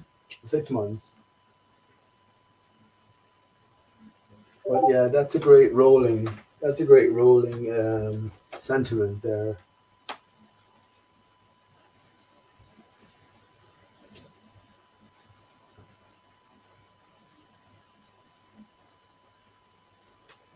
So I'm saying, people ask me, I could have a flat Earth map.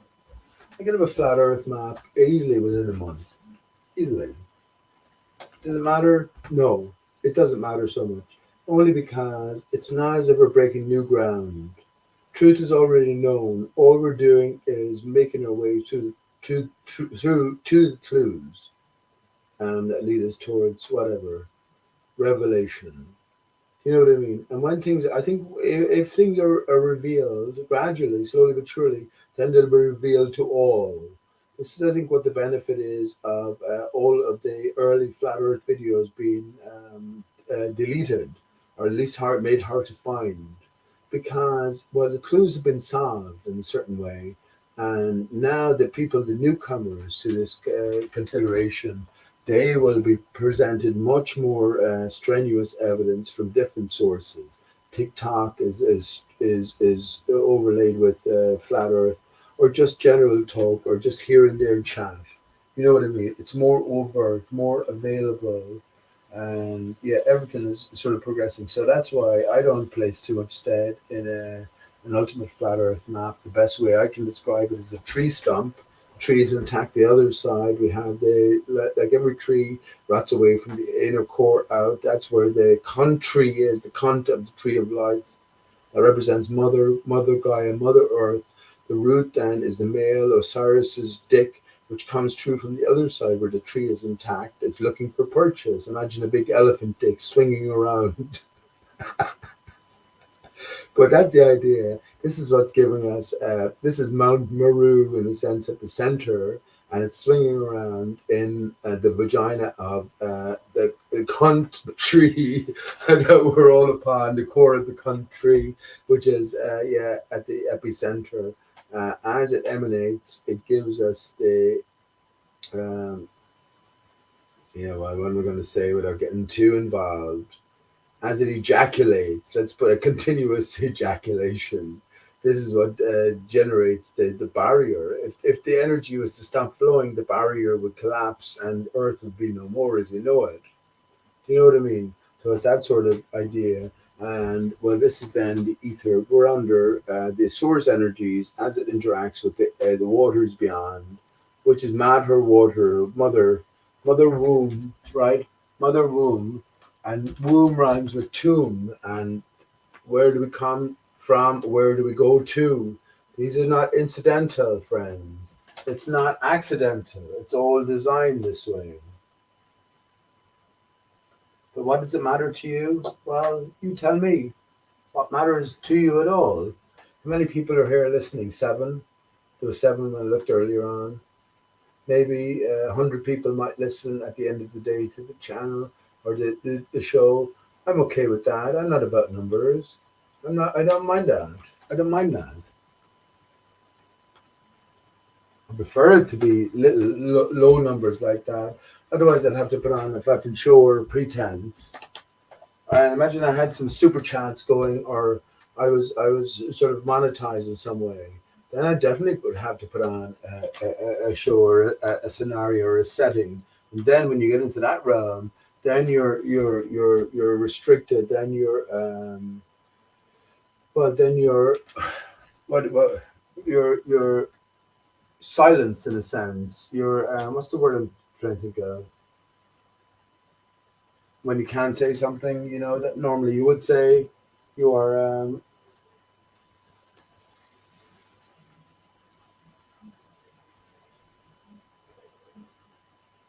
censored. That's the word, censored. Yeah, fuck it. Maybe it's something to do with. Maybe it's something to do with me having money in the past, and I don't value it so much. I don't actually value it at all. At this stage, I don't want any money. Don't. But at the same time, I have to live as well. But I don't want to. I don't value it in that way anymore. I don't value anything in the same way anymore.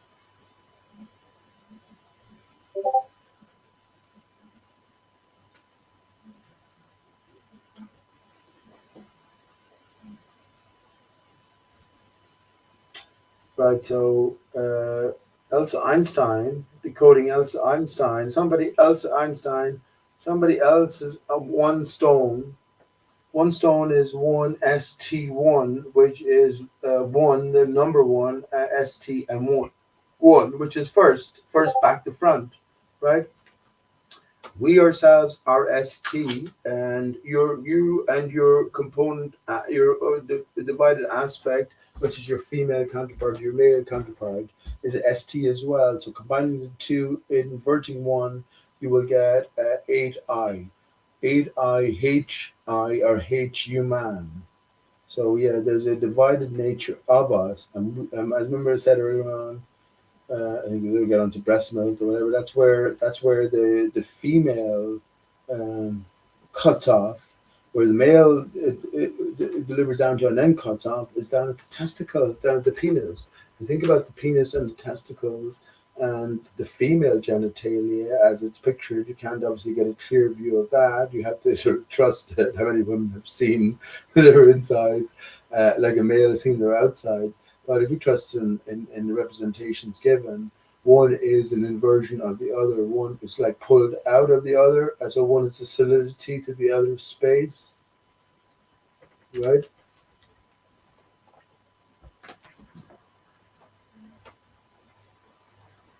And that's why that desire is within all of us to reconnect. We have that sexual sort of attraction, that sexual energy, that sexual focus. And as in a sense, this is what drives us is the ether. What drives us is the what are you going to say? The spunk of God. Forgive me. I'm just saying that in these overt terms. You know, when you hear about, you can't say fucking SpaceX without saying SpaceX.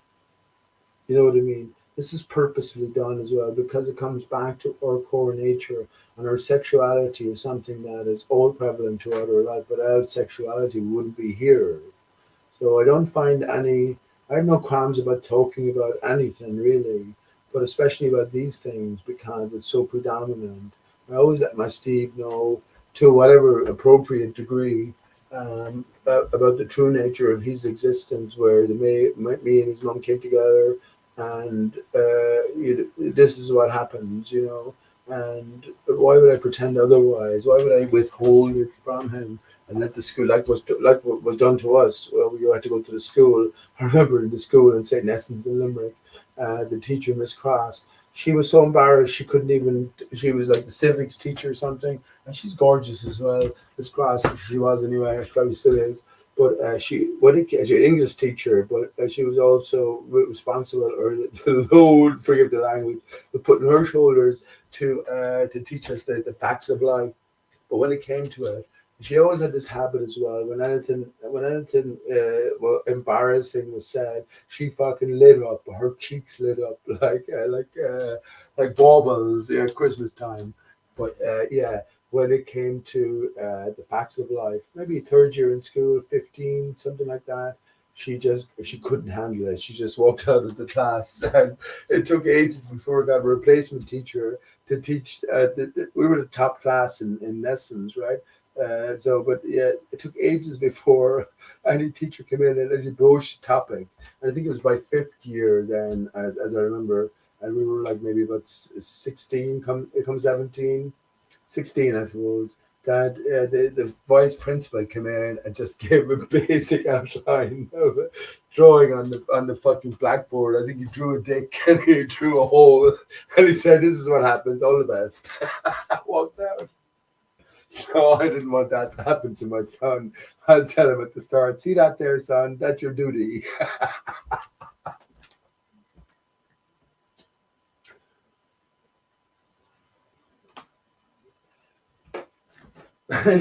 Your duty does this.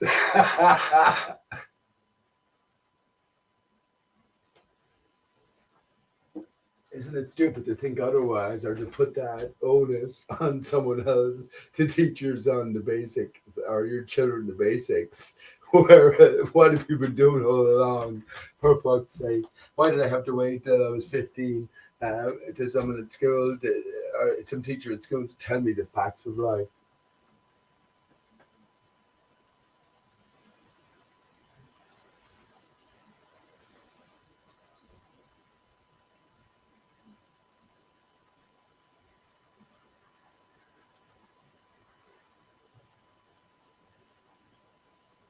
Well,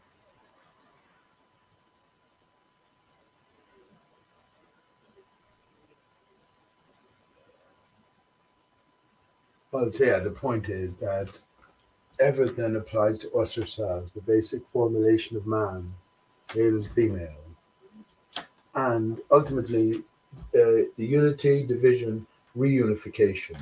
That's the best you can do in imagining your opposing counterpart incorporated, embroiled, encompassed within you yourself. I think we go a long way, skeletally wise. I think of the female narrower shoulders, the male wider shoulders, the female broader hips, the male narrower hips. I think about the female in high heels that were connected at the heel. So the male would be more sort of grounded, and the female back, the opposing half, would be a more sort of pivotal, like bird's feet or something like that. You know what I mean? How far can we go in imagining these things? God loves us. He wouldn't have created us without wings. He wouldn't have had us stuck to the ground, been terrible at what we do. As we look at all these creatures who are excellent at what they do, look at how easily a bird flies around. I saw the most beautiful of pigeons the other day, and I was saying to myself, just still sitting out of the car, Dad, that's one of the most beautiful specimens of a pigeon I've ever seen. And I was sort of whistling it to him, and it sort of came near me as well, even though I didn't on top of it. But I was kind of going, just sort of like trying to. So I was thinking, oh, what a beautiful pigeon you are. I'd go, or something like that. I'm not doing that properly now, but I'd mean it at the time, you know what I mean? I tried to express as clearly as I could my sentiments via the whistling to the pigeon. But yeah, they're excellent. How excellent they are, and how their wings fold in perfectly. What a perfect specimen. And this guy had, whether it was a guy or girl, I didn't know, but it had a beautiful, really deep, the red feet that the pigeon have, a beautiful speckled body as well, speckled wings more particularly, and how it just perfectly fit into the slipstream of the body. It was wonderful. It was absolutely wonderful.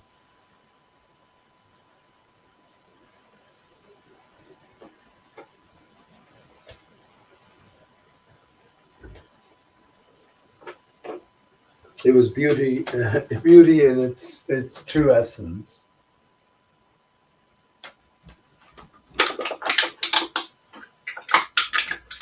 Oh, there's a good example there. Look, remember I was saying to bend the can down, so I wasn't even finished with that. So look, we leave Elsa Einstein alone for now. Here's the can. So remember I was saying, so if I unfold that, well, I'll squash it down as much as I can. So you have to have this pressing down, twisting motion in sort of a combination, in unison, and then you'll get it down to its base level, almost collapsing into its own footprint. As I roll it up here, I wish I could have easy access to other pictures here, but as I unfold it, this is the spiral. This is phi. This is phi for us. This is the spiral of life that pervades through nearly all living organisms, because you have the source itself moving up and down. The circle is called. How can you get a circle only unless you have a point moving around? The circle is composed of a line or an infinite number of lines when you connect the extremes or the externals from the central point. But yeah, how do you have the whole thing in motion? Well, you have something which is the point moving in and out, which gives us the circle. You have round and round, and then you have the up and down. So all of those things in motion gives us our basic structure, our basic constituency. And if you think I'm wrong,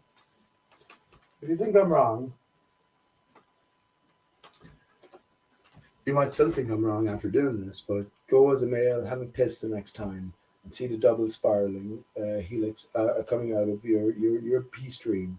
I'm thinking the same applies to a female.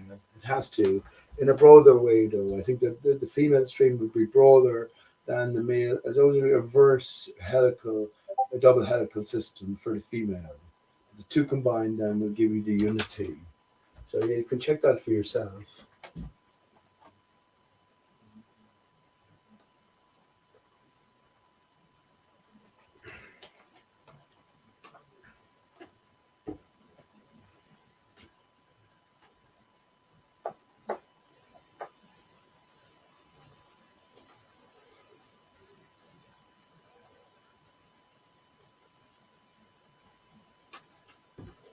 I better play a song before it gets too late.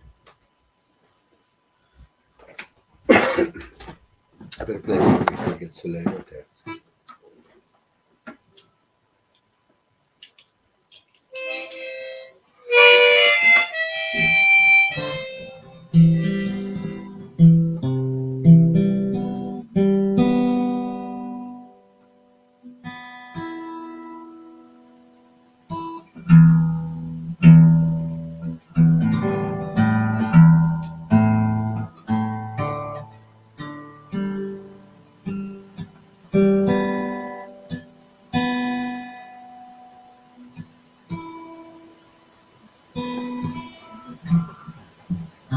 Oh yeah. By the way, also Einstein. So a pearl at the center, a pearly gates. Pearl comes from an oyster, I-star, ARI-STAR-CHUS. So yeah, the tree of life. I think all roads lead to the divided tree of life. External roads anyway. Divided tree of life. This is where the dodo leads there anyway. The dodo being the stump of the tree at this side, which juts above the invading waters with a collapsed barrier above. Tree is intact the other side with the root jutting through the hollowed out center, the cunt tree, and it's creating the tides because it's inundated, hollow, wet, hollow if you want, a wet cunt. Anyway, it's also generating the barrier above. It's generating the skylights as well, which all move in unison. There seems to be a tether between the sun and Polaris. So what I say is the root sticking through its primary reflection is Polaris, Polaris-STAR-CHUS. ARI-STAR-CHUS, Polaris-STAR-CHUS comes in perfect sort of flow, isn't there? So yeah, that's the primary emanation of the root sticking through from the other side, looking for purchase. The primary reflection of Polaris then is the sun, right? So as Polaris moves around, as Aristarchus root moves around, so does the sun, and then the moon is the primary reflection of the sun. So the other planets, then the other wandering stars, are secondary, tertiary reflections of both. And then you have the distinction between the stellar sky, which are all fixed, which are primary, not primary, they're major reflections of Polaris.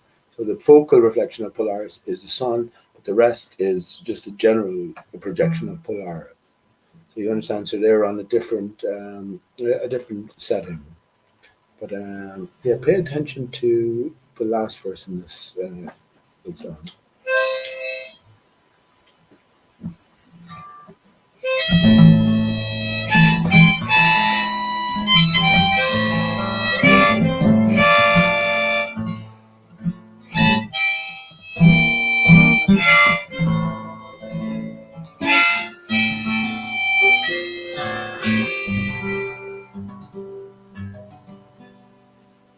If a picture paints 1,000 words, then why can't I paint you? These words will never show you who I've come to know. If a face could launch 1,000 ships, then where am I to go? There is no home but you, and when the world is through, and when my love for life is running dry, I come and pour your love on me. If a man could be two places, that one time I'd be with you tomorrow and today. Beside you all the way. If the world's now revolving, slowly spinning down to die, I'd spend the end with you. When the world was through and round, I went, the stars would all go out, and you and I would sing.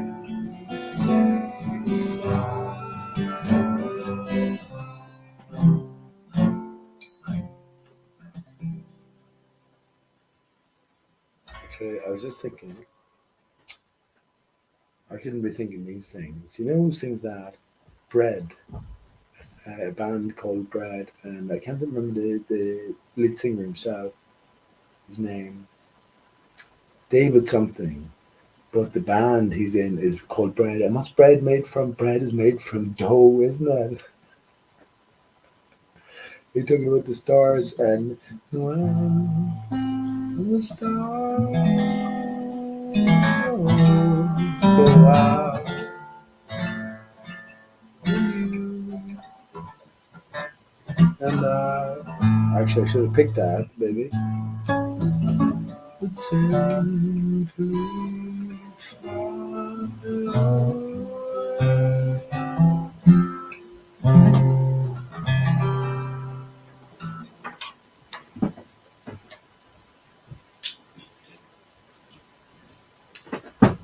Anyway, I probably should close it up shortly enough. Oh, hang on. We have someone in chat. Four. Nice one, bud. Please join the way. I hope you weren't waiting too long there. No, not at all. Nice Can you hear one. me? Yes, I can hear you well. Okay. How are you doing, man? Nice one. I'm good, bud. You're a bit. Your background is a bit dark. I know I'm a bit Yeah, bright. I will fix it. Yeah, no worries. But you're okay. Fair play. You look like you have a nice setup there, bud. Yeah. I'm gonna make some more light here. Have we met before? Yes, but it been a long time. Okay. Well, my memory, a long time encompasses so many different Better characters. But now? that's great. That's brilliant. Okay. Oh, you're Jose G. Gonzalez. Sorry? I'm sorry. That was a joke. Jose J. G. Gonzalez is a. Do you know who he is? He's a ball No, no, earther. no. Okay, well, he's a ball earther who does lots of. Well, he did lots of daily shows as well. Attracted quite a few ball earth supporters. Let me ask you first of all, is that the correct way to address you for, or will I call you IV or? No, my actual name is Ivar, and in English Levi? Ivar, and I Oh, just very good. shorten it to Ivy. IV is very good. That's a nice one. I hope you're not poison, IV. No. Hey, so are you a flat earther? Well, like Dale says, maybe more realist, but I don't think absolutely now that they're living on a ball. But I'm not calling myself a flat earther. But a realist then would deal with reality as opposed to not reality. If you know something is not reality, then surely reality to some degree is known by somebody, and that's our quest to figure out what the people who delivered this massive ball lie know. Do you know what I mean? Yeah, well, yeah, kind of. But I just came across you, and I was streaming live myself. Oh, nice one. I was like, well, let's see what's going on with the so-called flat Earth as a word. And I came across you, and I was just wondering how you're doing. And What do you generally deal in? What do you stream live for? If your audience listening to you, what are they generally listening to? What you're talking about? well, I just throw it in reality as I see it, and wondering what people think about it. But so I throw in the so-called flat Earth, where we are, uh, not being a ball whirling in space and in the vacuum and stuff like that. But you know the story. And besides that, I don't get much response if I keep talking about the so-called flat Earth. So mainly what I do is I've been kicked off YouTube. Um, so I'm streaming now on Twitch, and Okay. basically it's like uh, I don't know, just do what people want me to do, or a song request and stuff like that. And um, yeah, because at this moment I have like this idea that people are distracted by other things that's going on, and they don't are not ready, or yeah, sometimes I'm feeling wasting my time only spending time making flat earth videos or doing flat earth streams, something like that. Yeah, I get you, man. I get you. It's been going on so long, hasn't it? What's the Yeah, ultimate yeah, purpose well, in this quest? Where are we getting to? Have you heard about Tim Osman? Have you heard about Infinite Plane Radio? yeah, where is he? He's on his own Infinite Plane Radio. If you want to go there, I'll post a link. But yeah, when we get to a certain point, it Hmm. then becomes an individual journey. Just from my own speaking here, Ivy, right? It then becomes an individual. It's not about convincing people anymore. When you meet passersby, as I do frequently, I'll just Hmm. go, have you heard the idea the Earth is flat or could be flat, is stationary? Hmm. Hmm. And if they respond in a certain way, then I'll just give little basic pointers Hmm. towards, just to convincers in a sense. Actually, Tim is live at the minute. Let me post. Okay, cool. Tim is Or live at the cool minute. or whatever. No, no, that's very good. He has. I was actually on with Tim last sat. Was it last Saturday or maybe last Friday or something like that? But I'll just post it on my own channel here and recommend that everyone have a listen in, because when you get beyond the sort of literal and understand that something is, so I just posted in chat there Hmm. there's a sort of a greater script laid out for us. So at a Hmm. certain point, you as a truther, the investigator, got to get Hmm. beyond that. You know what I mean? Yeah. We Yep. either decide that we can't know and something is Hmm. unknowable, or we can know. And this is where Tim Osmond comes into it. This is where I think in my own self I come into it. I think there's lots of Hmm. things we can know, if not Yeah. everything. We can know everything associated with this false realm because it's a construct. You know what I mean? But I Yeah. posted a link to Tim's chat, and yeah, it's very nice to meet you, man. Very nice, and you're very Yeah. welcome to Yeah. Yeah. Twitch. Yeah, I'm Yeah. just here and I'm doing my thing. Um, Where, like, don't, before you tell me, I would say maybe, oh, well, I don't want to offend or anything. Are you from Zimbabwe? no, I'm from Holland. I do live in Holland. Holland, okay. I don't know where I got Zimbabwe from, but I was trying to think of something that someplace you definitely were not from. Yeah. Very No. good, man. Holland. I've been to Uh, Holland a few times. My sister got married in northern Italy, near Milan, in Lake Bellagio, and she drove along the diagonal while getting the 24-hour ferry from Rosslare to Le Havre or something in France.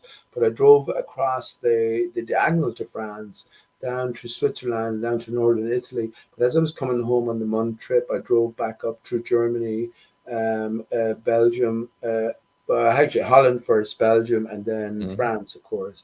And yeah, what brilliant, what a brilliant, what a brilliant Yeah. memory, brilliant.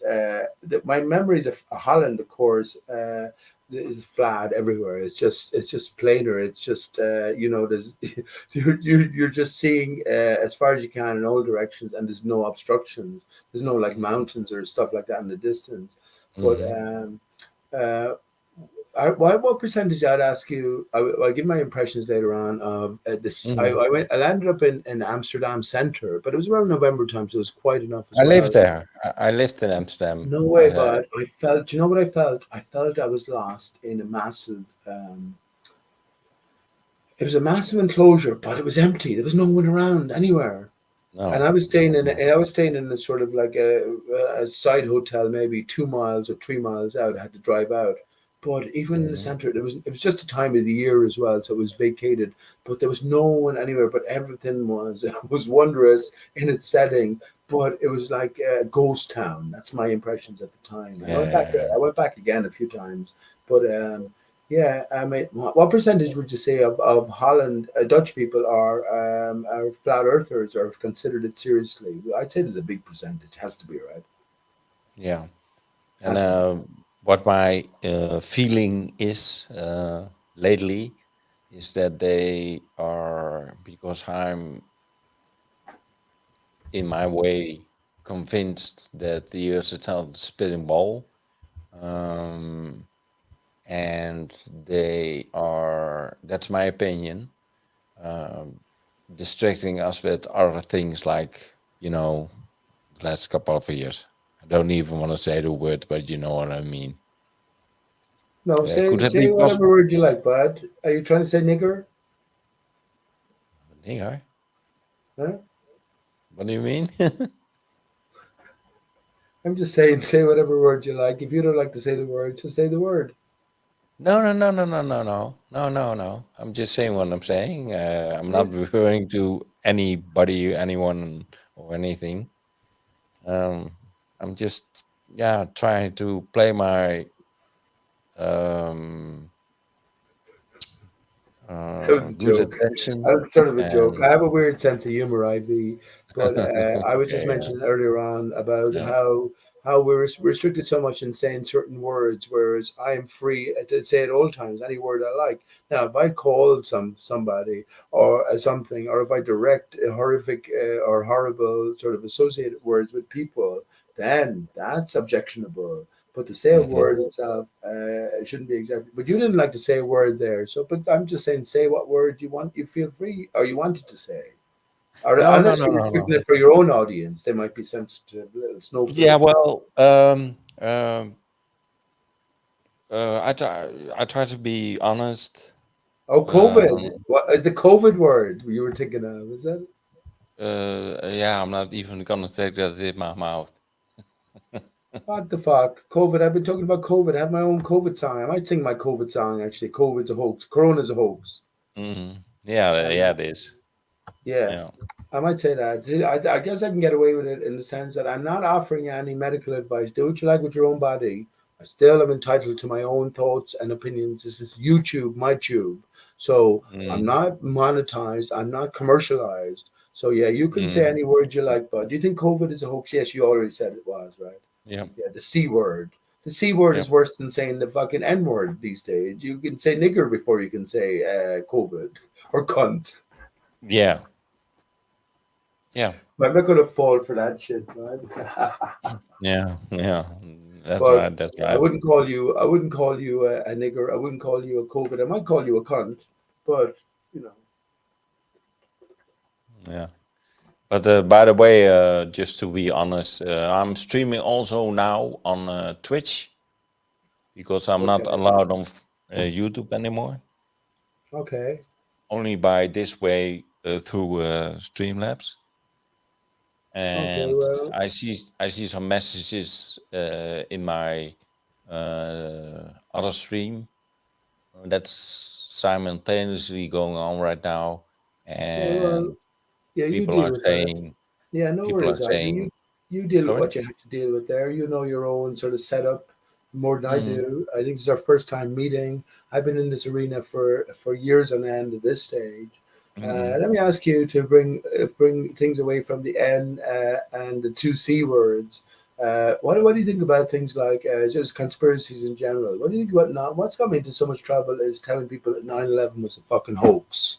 No one died. It was a media presentation. What do you think about expressions like that? Are you and your audience well au fait with this type of thinking that there's so many Mhm. media hoaxes in Well, operation? well, in a way, I'm recently started on Twitch because I cannot go live on YouTube anymore.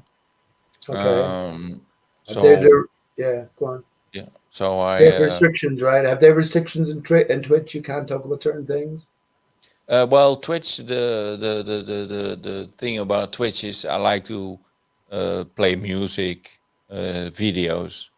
I'm Okay. not an artist. Yeah, everybody, in my opinion, is in his or her way an artist, as Nice is one. what Of it course is. we are, bud. Of Yeah, course we are. and We're here to so I make our play own music. music, bud. Yeah. Yeah, yeah. So my thing is in the description of my Twitch channel is uh, uh, request anything you want to see, to hear, and whatever. All And right. if it's quiet or whatever, then I play music that I like, Ah, um, okay. and they do their requests, and that's nice. Tonight also, and So I take it you got banned from YouTube for playing copyrighted music, that sort of stuff. um, yeah, A bit of well, it. one of my channels has been shut down because of that, Yeah. and but that is linked with an email address, and Yeah. I Right. had more channels on that same email address, and I cannot get into them, and I'm even not able to open a new YouTube channel, Mm. probably because of the IP Yeah. address. It traced you back to the source. Yeah. So Yeah, it's is there a continuous violation of copyright yeah, proclamation by them? censure, probably. Or, look, as you're talking here, feel free to talk openly. Use the C Mm, word, the N word, the V word, the Q word, the D word. You're free, mm-hmm. bud. You're free. There's no monetization here. I played a few songs earlier on. Mm, I don't think there's a risk of a copyright sort of strike or complaint against them. But generally, I speak freely and openly. So I would yeah, encourage any guest to feel free to do so as well within bounds, right? So don't start calling yeah, yeah, people yeah. N word and C word and D word and U word for no reason, you know. But Mm-hmm. if you have reason to call someone the N word, the C word, the U word, the X word, especially, do it. Fuck it. Fuck them. Yeah, Dickheads. yeah, yeah, yeah. Of course, but yeah, well, personally, don't have the uh, um, feeling or need to use that Yeah, the X or word, whatever. especially. Yeah, yeah, I get you, man. The Um, X word, so, especially. but I have no problems with using that, but it could be, you know, for other people that might be watching, or uh, Well, that they have an issue with that or whatever. So I sure, try to but be, look, uh, Ivy, take it easy, bud. mm, It's a Saturday. What am I talking about? Saturday morning. It's a Wednesday morning, both in mhm, Holland now and in Ireland. It is 0022, so I'm thinking it mhm. is 0122 where you're at, or something similar. Yeah, So yeah, that's don't right. worry about. Yeah, right, very good. So let's not worry too much about that. Let's let it break free a little bit. Set your audience free in terms of how we're restricted in terms of words that we can say, yeah, we're free to say fucking anything at all, as long as we don't direct it in some sort of a hateful term to somebody. No, It's no, just no, not no, nice to no, do no. that originally. You know, it's not nice to do that in person. I'm not talking to you. I'm just saying in general. We know Mm. that it's something. It's not nice to call some. But I was going to ask you, what's the worst word you could call someone in the Dutch language? would it be the equivalent of like women hate the word cunt, right? So if we call a woman a cunt, oh, you bastard, Jesus, that's 10 times harder than just calling her a bitch or something like that. You know what I mean? Is there an equivalent hated term in the Dutch language? Mm, I bet you it's no, probably the same, is that? it's more expression wise that you don't agree with something, or you think that something is bad, or and then we use in English the word kant, and in Well, Dutch it's kat, kut, well, kut, not kat with a C but with a K. oh, cunt, yeah, harsh K. And speaking of cunts, look who's here. Hey, Jed. The big cunt himself. Oh, How you Jed. doing, you big cunt? I'm all right, you wee fan. Hey, Jed. Nice to see you, man. Like, nice to see you, Ivor, man. You're just so nice, man. It's like Pete's been trying so hard to make you say something bad, and it's like you're just too nice. Like, Yeah, he's just yeah, an yeah. asshole. To say, He's But just but an but asshole. I'm trying to yeah, encourage him to be free. yeah. But Jed, really, I do appreciate you, and it's been a while, and Oh, we it's had been some a fun, and you Pete. know that Ivor's been in I this since the beginning, man. Like, I'm surprised you never noticed Ivor.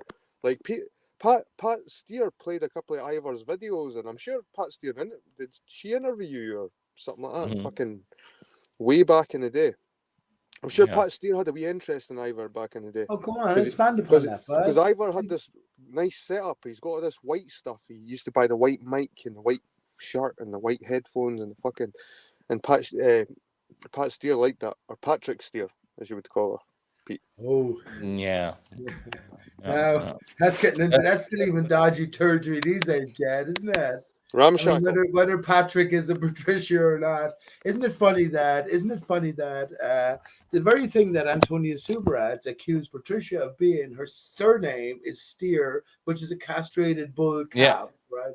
Isn't that Mhm. funny? It's all too fucking convenient, isn't it? Yeah. And she's Miss Flat Earth. She is Miss. Imagine all of us here, Jed. I know you're well. I don't know what you are at this stage, but you're definitely a bold defender in the past. But imagine if Flat Earth Truth came out, IV, right? And Mhm. who we'd all look back for heroes.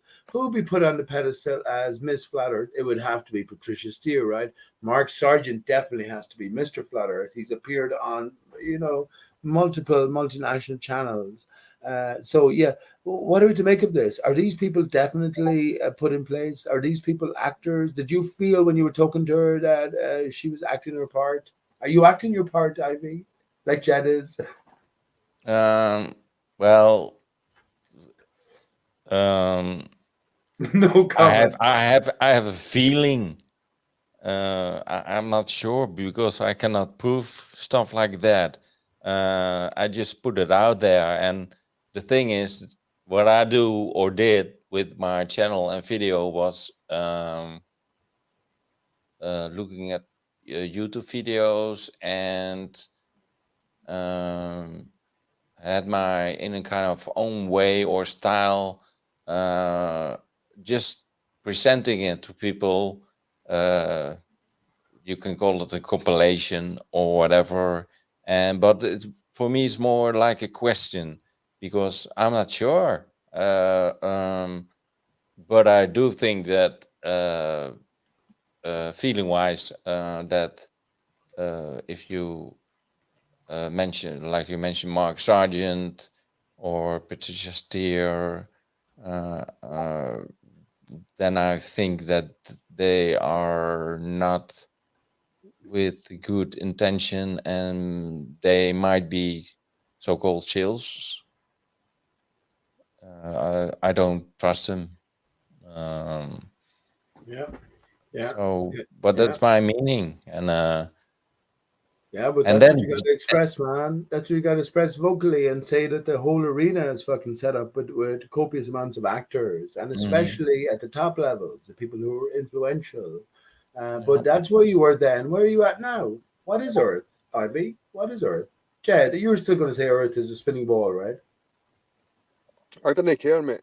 I didn't care. That's okay. That's a better answer. My life isn't dictated to me by the shape. I didn't wake up in the morning and think, Oh, well, the Earth's nice and round today, so I'm going to go for a nice round jog round it. I didn't think in terms of the shape of the Earth. I just think the land's out there for me to walk on, and I'm fucking going to travel it. Whether it's round or a ball, I don't give a fuck. It's just land to me. Yeah. Yeah, but hang on. What if the people who understood that you were the true power, you're the true king of Scotland, Jed, but they wanted to convince you that you were on a ball, and that ball was just an insignificant part of the universe? Then you're not going to be able to claim your own third or be free to do what's by your birthright, your own right. You know what I mean? So I if think the you just flat Earth say, is more yeah, restrictive. I think like the thought of being on a flat Earth with an ice ring and all that shit makes you feel more like a prisoner.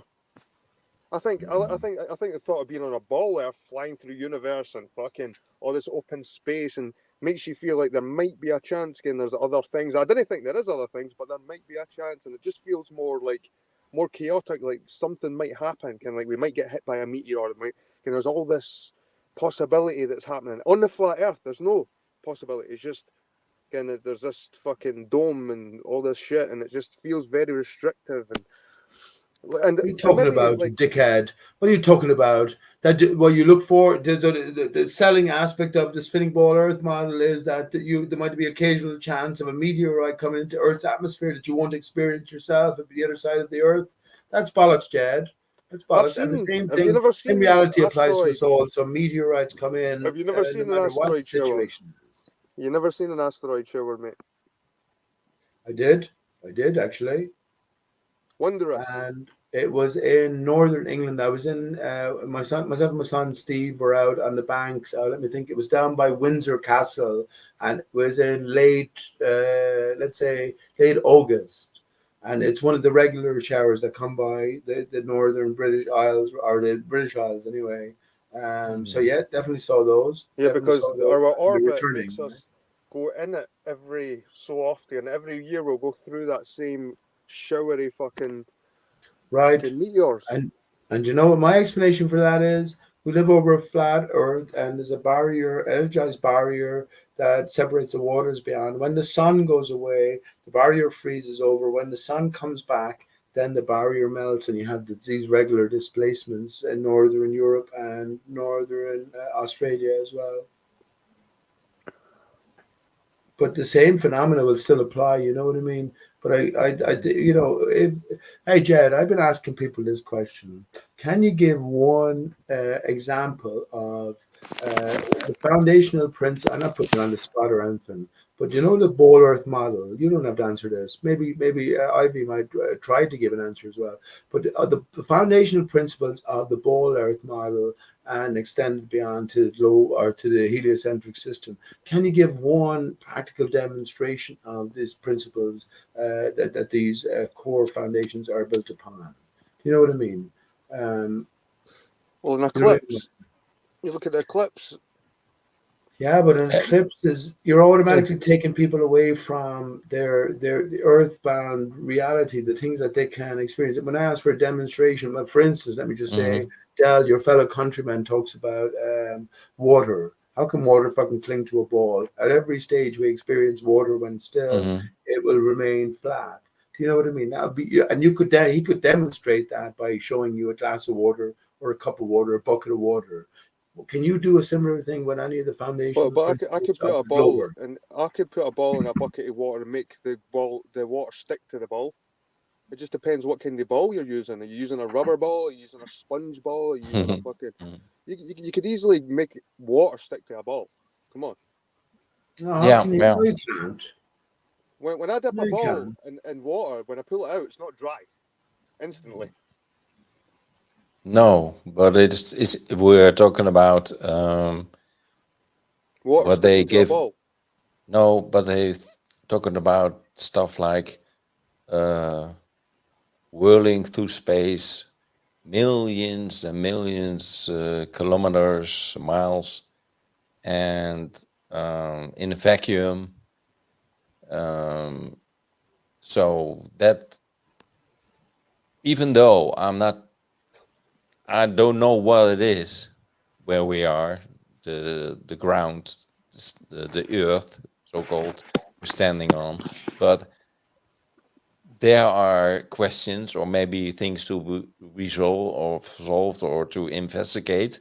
But the thing whirling through space and with a ball and going nowhere, that is more, in my opinion, experience, more stupid than something else what could be going on, because it is just not it, they cannot show it, you cannot feel it, you cannot not experience it.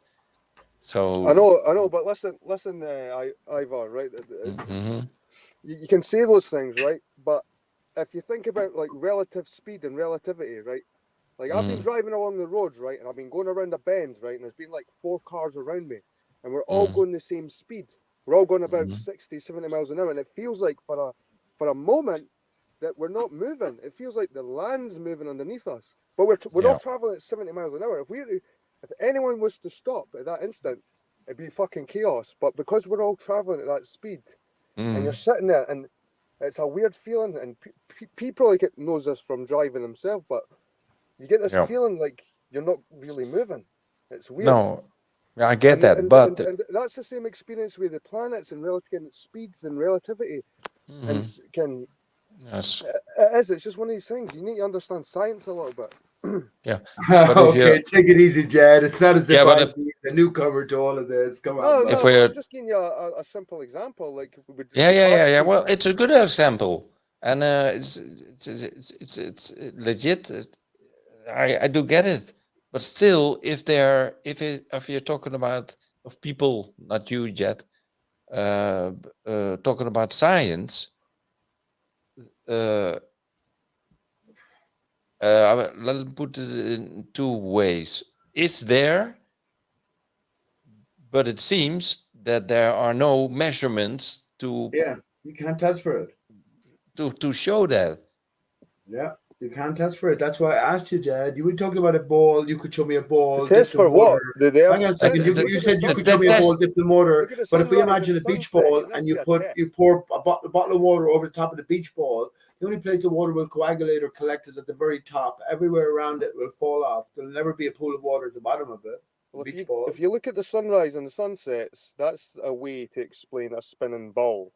You know what I mean? And the eclipses, and before you say blah blah blah blah blah blah, there's no way this can happen on a flat Earth. A sunrise, a sunset, an eclipse. What are A you? Are way you that after going you back to can the past in explain. 2015, Jed? What the fuck, man? Explain how an eclipse happens on a flat Earth, Pete.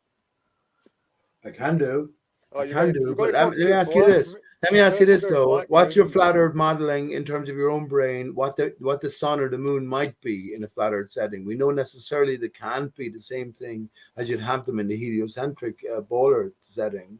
So have you considered what they might be? Have you had something to weigh against what you hold dear and true? I'm not bothered about what they might be or what. I'm bothered about when I look up at the sky and I see the sun rise and the sun set. You know what I mean? I'm not bothered about what it is, what's made I'm up not of, what's bothered the either, chemical, bud. what's the I don't chemical give a compound bollocks of it, either, or Jed. You're anything in like that. I here don't long care. enough that you should be fucking bothered. You should be fucking bothered. excuse me. You're in here long I, enough that you should be fucking bothered. What's the point of me talking to you if you're not fucking bothered? What are you bothered about then? Tell me about the media hoaxes. Was the latest school shootings hoaxes, Jed? Come What on. school shooting? The latest American school shootings in I never seen Buffalo. it, man. I never seen it. before we continue, can I say something, please? Please, off you go, Ivy. I just have to. I'm just gonna go away. Not from the stream, but I have to go to the toilet. I'm gonna grab myself a Make you do what you beer. want, bud. Yeah, feel free Yeah, to come and go, I'll bud. be Don't right worry back. about that. Okay, Yeah, continue. don't worry But about that. I keep listening, so Don't worry I'll be about right that. back. Pretend we're in a house together, having a few drinks and a laugh. Just do what you Yeah, do. Don't worry about I'll be that. right back. Okay. But Jed, you can't come along to Remember, PJ wipe stream your and arse say you're off. not bothered at this stage, bud. You have to be bothered. If you're not bothered, then what are you bothered about? Tell me something you are bothered about in life. Well, you were saying earlier, what's okay? What do you value more than anything? What's worth? What is kind of like what is worth something? Yes. And it's time. It's like when I look at it, it's time. You can't get time back. You can't buy it back. It doesn't matter how rich you are. You could be fucking a billionaire, but if you're 80-year-old, you can never get back to that 20-year-old. You know what I mean? It's like, and to me, when I think about time, I think, God, there's not a lot of it left, and you try and make the best of what you can with your family and stuff like that. Instead of worrying about all this shit about the planet and the shape and the fucking and NASA and fucking right. Fair enough, they're good arguments and it's good to communicate with people about these ideas. But I didn't revolve my whole world mindset on that stuff. I care about my family, my friends. I care about putting fucking money in my pocket and bread on the table. You know what I mean? I care about these things and the people I love. Okay, my family, my kids. And these are the things that I care about. No fucking flat Earth. I wouldn't dream of taking that away from you, bud. Or And ball Earth. I hope you have the very best relationships possible that you could ever ball Earth. have I with didn't all care your about loved ball ones. Earth, mate. I didn't give a fuck about ball. I'm actually more interested in the actual discussion. I like the discussion. I'm not really a fan of either side. But how can you like the discussion and not be on the search for truth, Jed? How can you not, how can you say I like the discussion, but I don't care too much about Because the it's truth? entertaining. Well, go to Gem Pandas. That's entertaining. He's not entertaining, mate. He's fully fucking trannies and fucking all the weirdos. Okay, that's another subject. Tranny thing. He's got that Brenda. Can that fucking Brenda? That thing's hung around for so long. That Brenda, man. Oh, I can't listen to Jem's show with that Brenda there. Oh, cheers, Jet. By the way. Oh, no, you got old Heineken. Yeah, I'm underwater. I'm underwater in this thing. I'm on the Coca-Cola. It's garbage. But I love Brenda. Let me just say, Jed, I love Brenda. She's playing a part. He's playing a part. Whoa! Did you say Brenda? Yes. He loves Brenda and he Oh, loves what is going on with this Brenda person? I love Patricia Steer. I love Patricia. They're playing parts. Oh So the part they're playing is an obvious part, but it is there for us to sort of come to terms well, maybe with. you're playing a part. Maybe you're playing a part here. Ask me a question then, Jed. Yeah, well, Jet. Do your best on Pete Shay's channel to fucking expose me, I guess. Go on. What's the best question you could ask me? No, but Jet, do you mean that in a bad way, playing a part, or just trying or doing their thing, or do you mean when that? I say play, no, you're right, Ivor. When I say playing a part, I didn't mean playing a part the way Pete means it, like a shill government or this pish. Everyone plays their own part in the Flat Earth game. Pete's just the bard. Pete's the Flat Earth bard. He's got his own role within the Flat Earth. Like the Flat Earth is like a big community. It's a big weird cult, and everybody needs a sort of position. Like Pete was saying earlier, you've got Mrs. Flat Earth, who's fucking Pat. You've got Mr. Flat Earth, who's fucking Mark. Then you've got the Miss Flat Earth, all the not other Mrs. weirdos Miss in Flat Earth, between, yeah. like the Martin Leakes and the fucking Antonio. You had all these weirdos. Antonio Subarats, yeah. And now they're playing a part. I know they're playing their acting part, Jed, but I'm not playing a part in the same sense. If you mean by playing a part that we all sort of we act our way through life, not knowing exactly when we're going, but at every moment we're still true to ourselves. But then each and every one of us is playing a part. But these people are playing deliberate parts, like Brenda, like Patricia. The reason why the controversy is attached to their transgender or their gender in general is because I say it's a greater clue for us, telling us ultimately about our own origins and our own transgender origins. How about that? How about that, Jed? That's weird. I don't know why you say that's weird. Because why would these people play such a predominant role then? When you mean transgender origins, do you mean like prehistoric, or do you mean like fucking quite No, recently? I don't mean everything to do with a spinning ball Earth is bollocks. Every fucking single thing. I asked you a simple question. Can you detail one aspect, one foundational principle of the spinning ball Earth and beyond model that you can demonstrate to everyone, that we can all appreciate, we can all get a grasp on without having to extrapolate in our mind or come to believe or come to imagine something? as I said with Dell, your own fellow countryman, he can show you. He said, water is flat. Water is flat. I can show you a fucking base. I can show you a bathtub. I can show you a fucking swimming pool, a lake. At least that's a demonstration of his extended So principle. that's what You do something that's yourself. what Ant would say on a basketball. Yes, but can you demonstrate the basic principles, any basic principle of the What I foundation mean of by that thinking is of your that's what a model? small mind would think about on a large scale. It's like the ant can't grasp the concept That's of something fine. so large. That's fine. It could be what you're saying, but can you demonstrate? I'm not talking about any specific principle, just anything in general that you can demonstrate. The core foundational principles are Wind. built on this. Wind. Do you know how Well- wind works? It doesn't well, just tell blow me- at the four corners of the fucking angels with the horns. Do you know how wind actually works? What do you? Yeah, I do. I'm asking So you. tell me this, Dan. Tell me this as a basic principle of your physical sciences. A material reacts in different ways to the same applied force. How can, as the Earth's surface is spinning, which is made of material solidity, react the same way as the immaterial, in a sense, atmosphere, which is the wind? It's the air in motion. How can they stay in tandem with one another? So one is moving at 1,024 miles an hour. How can the wind, react the same way? Because the atmosphere isn't immaterial. The atmosphere is made up of lots of particles as well. It just becomes thinner. It's not Yes, immaterial. It's not invisible. It doesn't. It's not like it doesn't exist. It's still part of the whole atmosphere. It's still part of the Earth in a way, because it gradients. It goes like a gradient. It gets thinner and thinner and thinner. That's why the air gets thinner when you get higher. It doesn't just cut off when you go up a mountain. The air doesn't just fucking cut off. It's a gradient.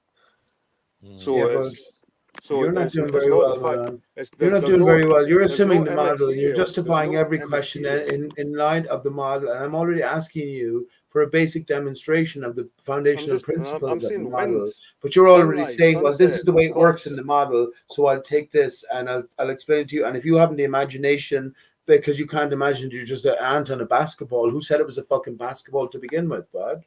You did. But I could You ask did. you the same questions, Pete. Give me a demonstration how this works on the flat Earth, and you couldn't tell me. Yes, I could. I already told you couldn't. all of our experiences with water when still is flat. All of our experience, every man, woman, child, every animal that's ever lived on the Earth's surface has only ever experienced a stationary surface. That's all. That's all. Jet. Yes. You can't deny it. Is there? I'm not trying to convince you because I honestly don't know where we are. But is there something in your experience, or no, wrong word? Well, Is there anything that it could be in your mind or feeling that it could be not a ball? Or are you? As Pete said, we all experience a flat Earth. Can we all wake up and look out and see a flat horizon, a flat? That's true. That's true. But that's ignoring all the other things like fucking eclipses, like sunrise, sunset. Explain all these things, how they work on a flat Earth, and then you can convince me. Explain how a simple sunrise works on a flat Earth. Explain how an eclipse works on a flat Earth without making up stuff. And I will be edged towards more flat Earth thinking, but there's no way they can explain that. Why don't you try to explain it, Jed? No, give me this 2015 fucking bollocks. Why don't you try to explain it? You've already invoked imagination that the sun is a massive ball. The sun is a massive ball in space, and that has to be so. And there's no other alternative. Give me a viable alternative for the sun. Why do you have to put on your fucking cardigan or your jumper when the sun, which is this massive ball, and a cloud comes between you and the sun in a local sense? Why don't you try to explain it? Explain what? The sun? Yeah, try to give a viable alternative and weigh up your currently held fucking system, which you've held on to for many years. Well, you seem at the one hand you don't care about things, but the other hand then you cling to fucking things that you've never experienced. You can use like high sodium bulbs to grow plants and stuff. So if you're looking for an alternative for the sun, you can use bulbs and certain light shades that that fall in the spectrum of the sun, like the blue light, the red spectrum, the blue spectrum. You can get all the spectrums of the sun now within a lamp. So if you want an alternative, That's a load of bollocks talk. Whatever is emanating from the sun that we can It's true, collect that's how you is show. something as a whole. When you break it down, then you have the instrumentation of man disturbing it. Now, whatever comes, it's a whole, right? You understand that? So when you talk about blue and red spectrum, you don't understand these terms. You don't care to I understand do. it either. I do. If you look at a rainbow, do you not understand how a rainbow, like what the Yes, light I do. spectrum is? Yes, I do. Do you not understand the Pink Floyd? Do you not understand the whole the light going through the lights, all the colours of the spectrum, stuff like that? All those basic stuff, all the basic stuff, mate. Like looking through glass. You can do those experiments yourself, Pete. Like get light going through a glass and look at Right. the pyramid, like the Right. So you obviously see the- understand it then. sorry, So the let me rainbow. ask you a question. Why is the red the outside color? Red, orange, yellow, green, blue, indigo, violet. Why is violet the inside color of a rainbow? What's your I don't know, explanation? mate. They're still mysterious to me, rainbows. But you I've- said I've- it as I've- if you I've actually understood it, found a red though. and yellow You rainbow. said as if you fucking stood it, Jed. I found just a red and yellow rainbow. That's because it's only picking up the red spectrum when it's setting. Because the only time you can get these red and yellow rainbows is when the sun's setting, because that's the spectrum of light that's hitting it, the red spectrum. So you get these Well, red and yellow. It's almost like I'll a tell you how McDonald's you rainbow. can. I'll tell you how you can change the color of the sun, and I'll tell you very fucking easily how you can do it. And the basic key and principle to what's going on. If you look at the sun tomorrow when it's rising, don't look at it above; it's too bright. You're looking at it as it's rising or setting or close 15 degrees plus or minus. Excuse me. It's bearable. You can look at it. Now, if it's a certain color, now wet your eyes. Dip your finger into a glass of water, have a good cry for yourself, and you will see the sun turning red. You will see the sun turning red. So different color spectrums are what we're seeing the emanation through the different layers of the water in the atmosphere. And that's the key to it. Every rainbow is circular as well, which is an emanation of the sun, which is a circular. It's not spherical. But that's the point. That's the key point. It's the water that affects. You ever heard the expression "red sky at night, shepherd's delight"? Red sky at morning, shepherd's warning. Shepherd's warning. Right. This is because you've got more water in saturation in the atmosphere. When you have it at night, then the sun is still in activation and it can burn it away. When you have it at morning, then no matter the power of the sun, it's just too incumbent, and you're going to get rainfall. Right. So yeah, the sun is let me tell you what the sun is. The sun is a fucking reflection. The sun is like a laser. Imagine pointing a powerful laser at a body of water, right, vertically down, and moving it around. You can just imagine the explosion or the reaction to the water to this applied source. I think fundamentally that's what the sun is, but it's a local setting. It has to be a local setting. And how the sun diminishes in power is because of the distance it has to travel through the intervening atmosphere. It diminishes increasingly the more atmosphere it has to travel. That's why the sun, when we're looking at it directly, as we're at the top of the ball, apparently at sunset and sunrise, then, well, it should be the most powerful, but it's the weakest. It's the time we can bear it most because it's lessened in intensity via the thickness of the atmosphere it has to travel through, ultimately, fundamentally, water. The water rests on the ground. As the sun goes away, the dew rests down, right? And actually, let me tell you something. It's how we get to see, Jed. It's how we get to see. The sun comes, or so imagine, so before the sun comes, everything is dark. The dew rests on the ground. Sun comes around, bombards the fucking shit out of the dew on the ground, and then it scintillates, it sparkles, it shines, and we get to perceive that in terms of visible light. Jet.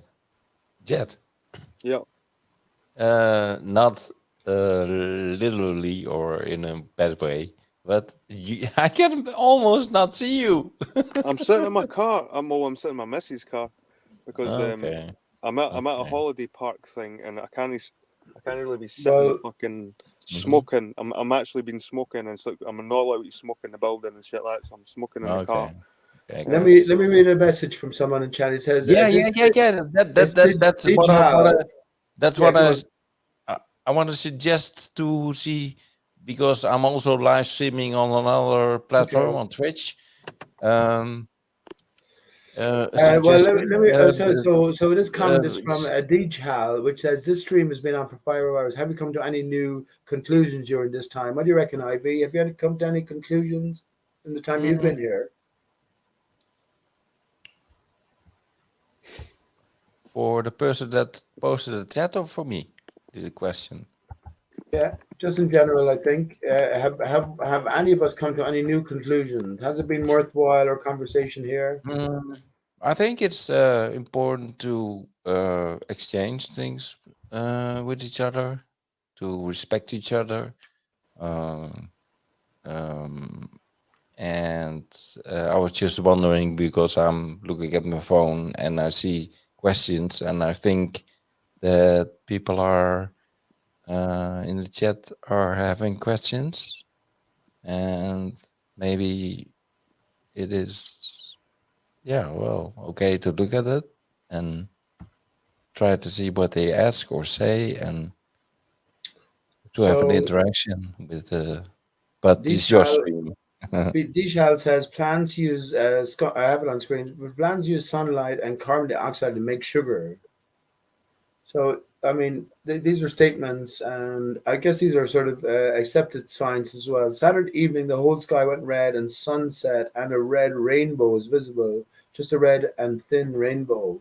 Well, a rainbow, do you know a rainbow is circular? We only get to see it from a certain perspective, which makes it sort of arc-like. But if you remember, in terms of the biblical story, how the rainbow came to be, it's when, well, the flood came along, right? So the correlation made between the rainbow, or the emergence of the development of the rainbow, or the existence of the rainbow, and the flood, and God's pledge to man. Do you place any more serious consideration in that, in terms of symbolic talk or similar? Anyone? Well, I think, like you were saying earlier, like the whole red sky at night, Shepherd's Delight, like the whole storms and weather, it's a big part of, like, in farming. And it's the whole red sky, it's a farming thing, that red sky at night, Shepherd's Delight, because I'm sure it's something to do with the farmers predicting whether a storm, or was it fishermen?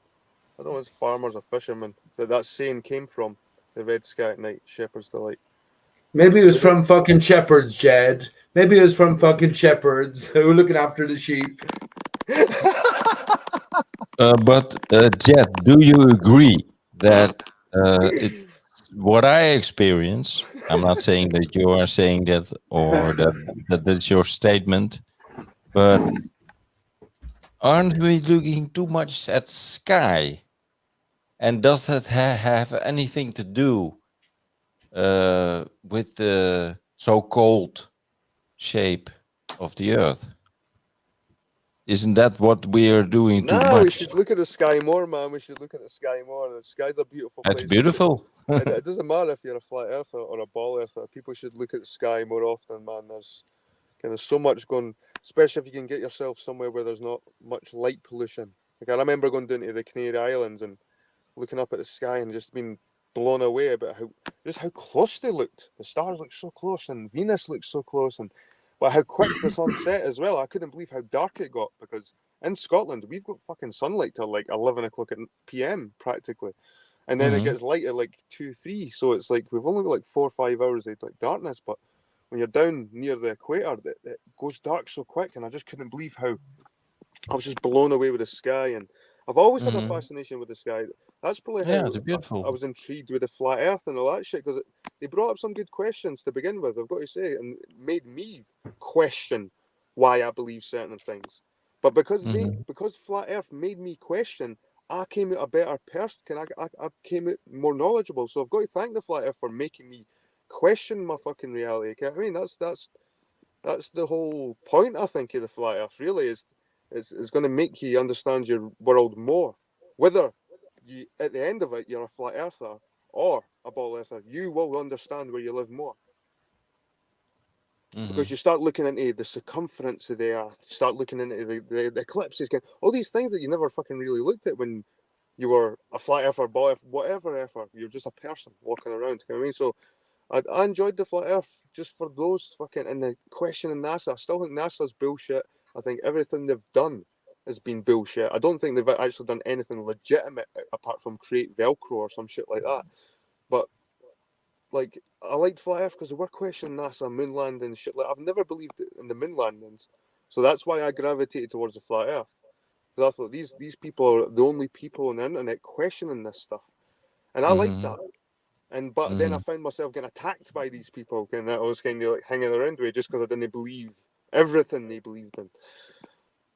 Yeah. So No, I hear you. you can't please everyone, man. You can't be in Hang on, Jed. I never remember you as a flat earther. You were never a flat earther. You were always a ball. I was never a flat earther, but I kind of hung around with them. You know what I mean?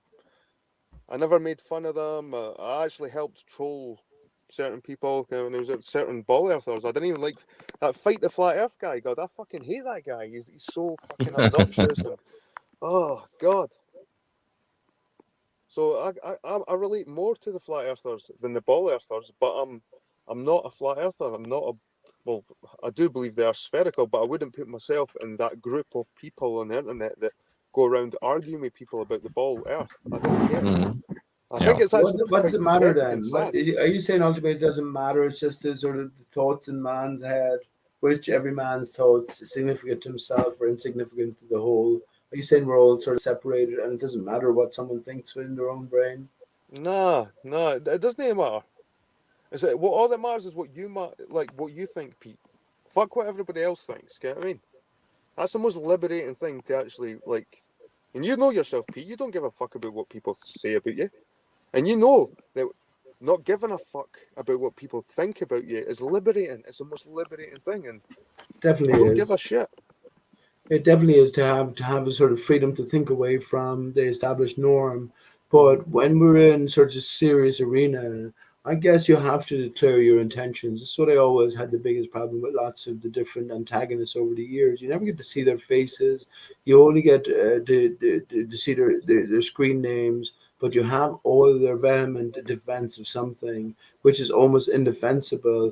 But if they declare themselves, at least to be on the side of a truth seeker, that's one thing. How would you prove yourself if that's the case? Well, then you'd be open to all possibilities. But it seems like you and your ilk are never open to any other possibility. Something that's impossible for us to imagine is already established, which is the problem. And as I say again, Jed, this is the biggest question now for any ball earther, not just you. I've been on Jed Pandas. I've been on Tim Osmond's last week, and I do my own channel here.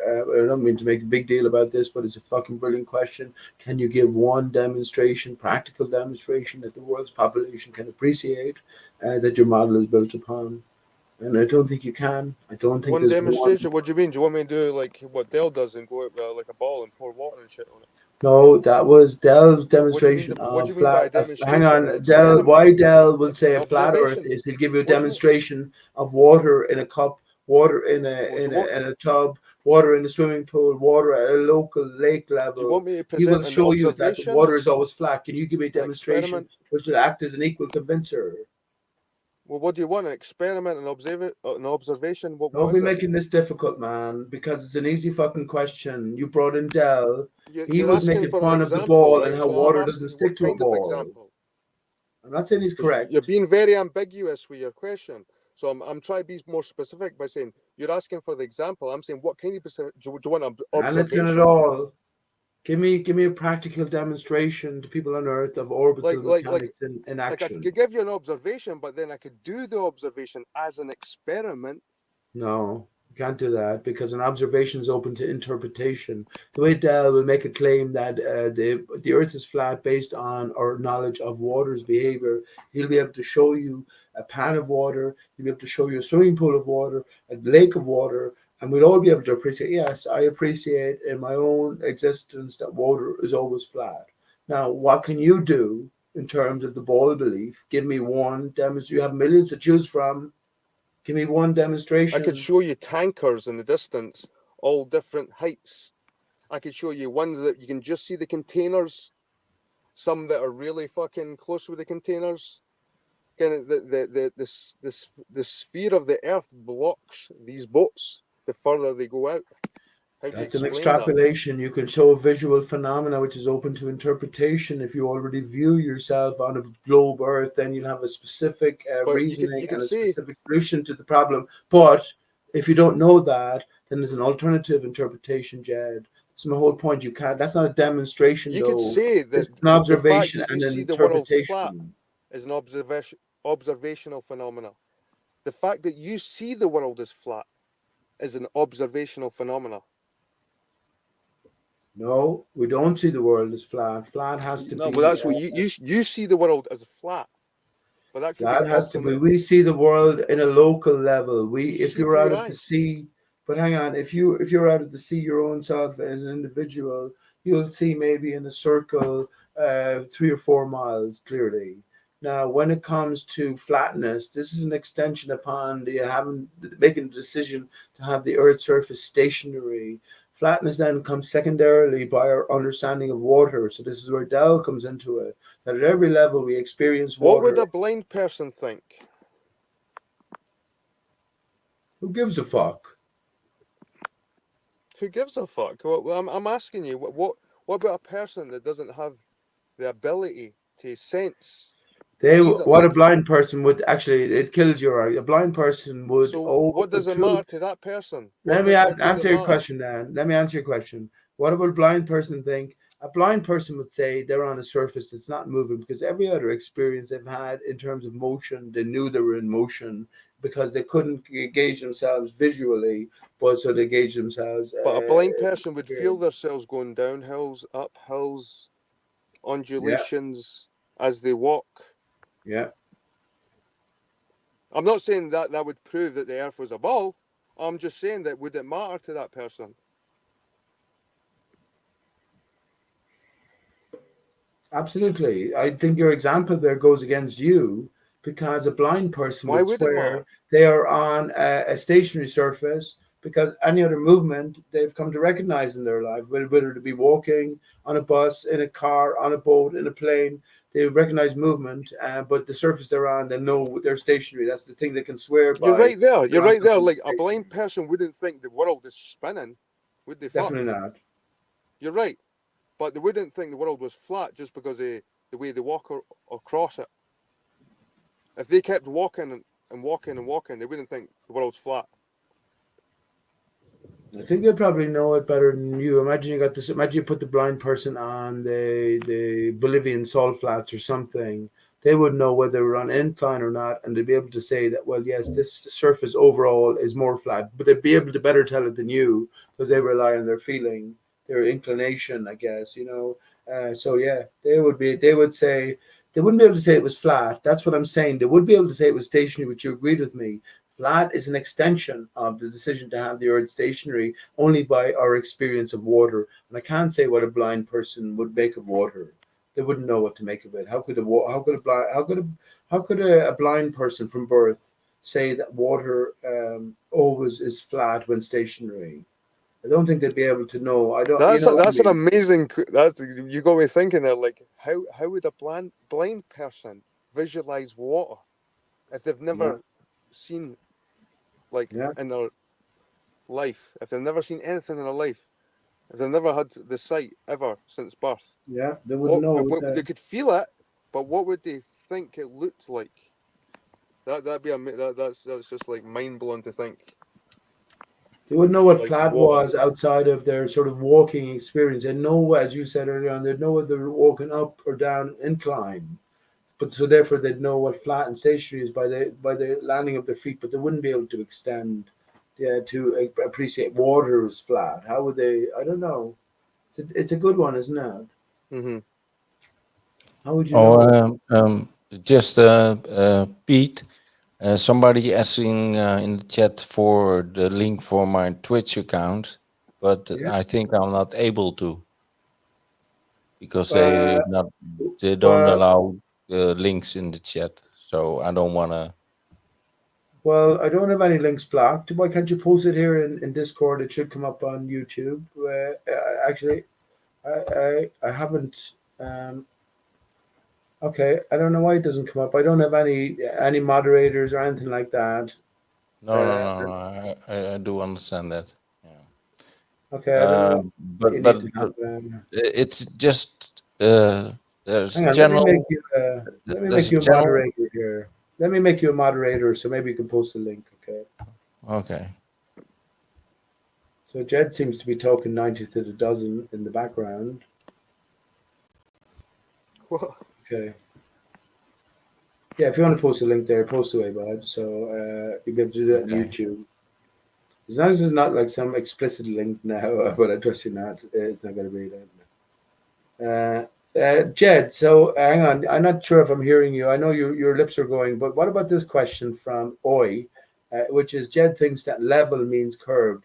Can you answer me this question? A beach ball and a child, you ask them, is that beach ball level or curved? What would they say? And you know, before you answer what they would say, what do you say yourself? Is a beach ball level or curved? Well, like you were saying earlier, like even footballs can be made up with lots of lines. I mean, lots of lines, and if you made yourself tiny and put yourself on one of those parts of that ball, it would look flat. I mean, like I Well, I said, don't know so when the last time it was I made myself tiny and put myself on a fucking football. Let me smoke a big doobie here and then get places. But anyway, like I said, I don't think that even right now, these times, like flat Earth is dying, man, and it's not really important compared to the shit that's happening right now, man. The world's been taken over by like Hey, the hey, have you been the vaccinated, economy is Jed? going to collapse. There's going to be Have a you got the world vaccination? economic Is collapse. Corona a hoax, Jed? There's going to be You a can mention massive it here. collapse. Is Wall Street's going Corona to a hoax? collapse. Everything's going to Is collapse. Corona a hoax? Is the question I asked. We Bitcoin's don't going to need to be collapse. Other using crypto the coins, C word. everyone's fucked. We can just say Corona. No, fuck. That's probably going to come back. Like, it's probably going to have Is it a another hoax? dig at Did you us. get injected? Nah, did a fuck. Did a fuck. Okay, No way. good stuff. Good No stuff. way. So you didn't buy into the fear sort of No, porn, no, whereas mate. vast majority of people did. About No. 70% of, in general, 75% of people got injected. So, did you, by the way, Ivy, did you get injected against Corona? No. I No. don't think there's any flat earthers out there who got injected. Lots of ballers I'm hearing on Gem Pandas anyway seem to have got injected multiple times, which is I fair think enough. the Do media on with your lied own about how body. many people actually got it, though. I think a lot of people didn't get it. I think the media just gave it false numbers about how many people actually got vaccinated. That's bullshit, man. I know lots of people that didn't get it. My miss never got it. My missus never got the vaccine. She's a nurse, and lots of her colleagues never got it either. Yeah, but lots of them did as well. Lots of them did. More did than they didn't, you know. So Aye, but not it's as many okay. as you think. And Do no, you have as many you? boosters. Kind of, they took it twice and they took it 3 times in a booster. And fucking most people gave up after 2. They were like, "Nah, fuck this. This is a joke." Too many, right? Yeah, aye, that was too many though. You're right. You're right, but it's like it takes 2 for these people to realize it's bullshit. Like it takes none for us. Like we're like fuck that. But the general public, they'll take a couple first, and then go, nah, we're not taking a third, we're not taking a fourth, kind of a booster. And this is what I noticed. But like around me, there was quite a few people getting it in my work, and then after like 2 shots, they were like, nah, we're not getting any more. Fuck this. I mean, so they started getting rebellious after they started saying boosters and fucking all these other ones. I think that's maybe the point that even the most asleep will wake up to the nonsense eventually and sort of shake themselves out of the slumber they've been in. But in a sense, Jed, you are still pushing nonsense as well. You are when I ask you for valid reasons why we have to believe in the spinning ball earth, you can't give one. So we got to come away from the nonsense and the same people who realize that, well, I'm fucking going to take the risk. I'm not going to take any more of this shit. Well, surely they will see the same about what you're saying here. Surely they've come too far along the path. You're still going to cling to such fantasy. You have to have the best of reasons available. most convincing, the most appreciable reasons. But you don't seem to have any why you still cling to a ball. You already admitted it appears flat, Because I don't appears sit at stationary. night You admitted thinking that of the the skylights best appear way I near. can You debunk know what I flat mean? But yet earthers. you go against that in your greater I don't worldview. really care. Like I Absolutely. said before, I don't sit and try and think about the best example I can give to convince a flat earther. I don't give a fuck. I'm not keeping myself up at night thinking about, oh, how am I going to convince the world that the earth's a ball because all these idiots think it's flat. I didn't care. I didn't fucking care, mate. You can believe what you want to believe, and that's the beauty of like brotherhood and humans and people getting together. We can let each other believe shit. You know what I mean? Without fucking discriminating each other. No, I don't accept that on my own channel. I don't accept that bullshit because you've been in this arena too long defending. Yeah, it's good you went. Yeah, I don't accept that bullshit because he's in this arena too long. If he didn't care, he wouldn't be fucking so engaged for all this time. So he probably left appropriately there, Ivy, because yeah, no one did I mention Ivy? No one can handle the dodo, just we dodo. So I put difficult questions to people when they can't fucking defend them, if they're going to be a truther, if they don't care, you've no bother being here, first of all. But if you can't defend them and you can't defend your truth, then yeah, I'm going to find you out pretty much immediately. That's just the nature of me, Piche. Let me just say that to you and your listeners, the whole purpose of all of this is to first of all understand what isn't, which is the spinning ball Earth, and then to come to realize that it's metaphor. So we take what's delivered from to us with everything associated with spinning ball Earth, and we decode it and we apply it to our own reality. So inroads have definitely to be made in terms of your own wonderful understanding, the ability to understand, and everyone's ability to understand into what actually is. If you don't care like Jed, you have no business being in this arena. Simple as that. That's why he left so abruptly because Oh, he he was left. Or did you kick him out? I didn't kick him. I didn't. Okay, he left. No, he left. He Okay. left because he's no Oh. justification. If he didn't care, he wouldn't be so vehemently defending the spin ballers for so long. So Mm-hmm. yeah, I'm Yeah. not in a great mood to tolerate bullshit tonight. But I would just say to you, having met you, well, I appreciate you've been in this forum a lot or this arena a long time, but I don't recognize you immediately. But yeah, I will say that yes, there is an onus on all of us to make progress. Once we Yeah. recognize the lie, we Yeah. have to recognize that the lie was written, and the lie it Mm-hmm. has to be written on the truth, right? Yeah. So it's by taking the lie, inverting it, and Mm-hmm. decoding it that we make personal progress. And if we don't Yeah. care about these things, and I say to anyone who's listening, if you don't care about these things, you don't care about nothing. You don't care Yeah. about nothing. Mm-hmm. Because the only way we can come to some sort of personal realization, but first of all, understanding where we're at. It's Yes. already established for us via the heliocentric model that we're on a spinning ball in the greater heliocentric setting, in the greater galactic setting, etc. But once that goes out, you can't just wander around in the darkness without wondering, well, how did they get to that? Was it built on prior knowledge of the true nature of reality? And the only conclusion you can come to is yes, it is. And that's why I posted Tim Osmond's channel, who's live at the minute, by the way. And I might shut down shortly here Who's live? to go and listen. Tim Osmond is live, and he is some Oh. great. So he talks about the what's called a meta script. So everything is scripted out, Mm-hmm. everything is connected, and it's there for us to decode.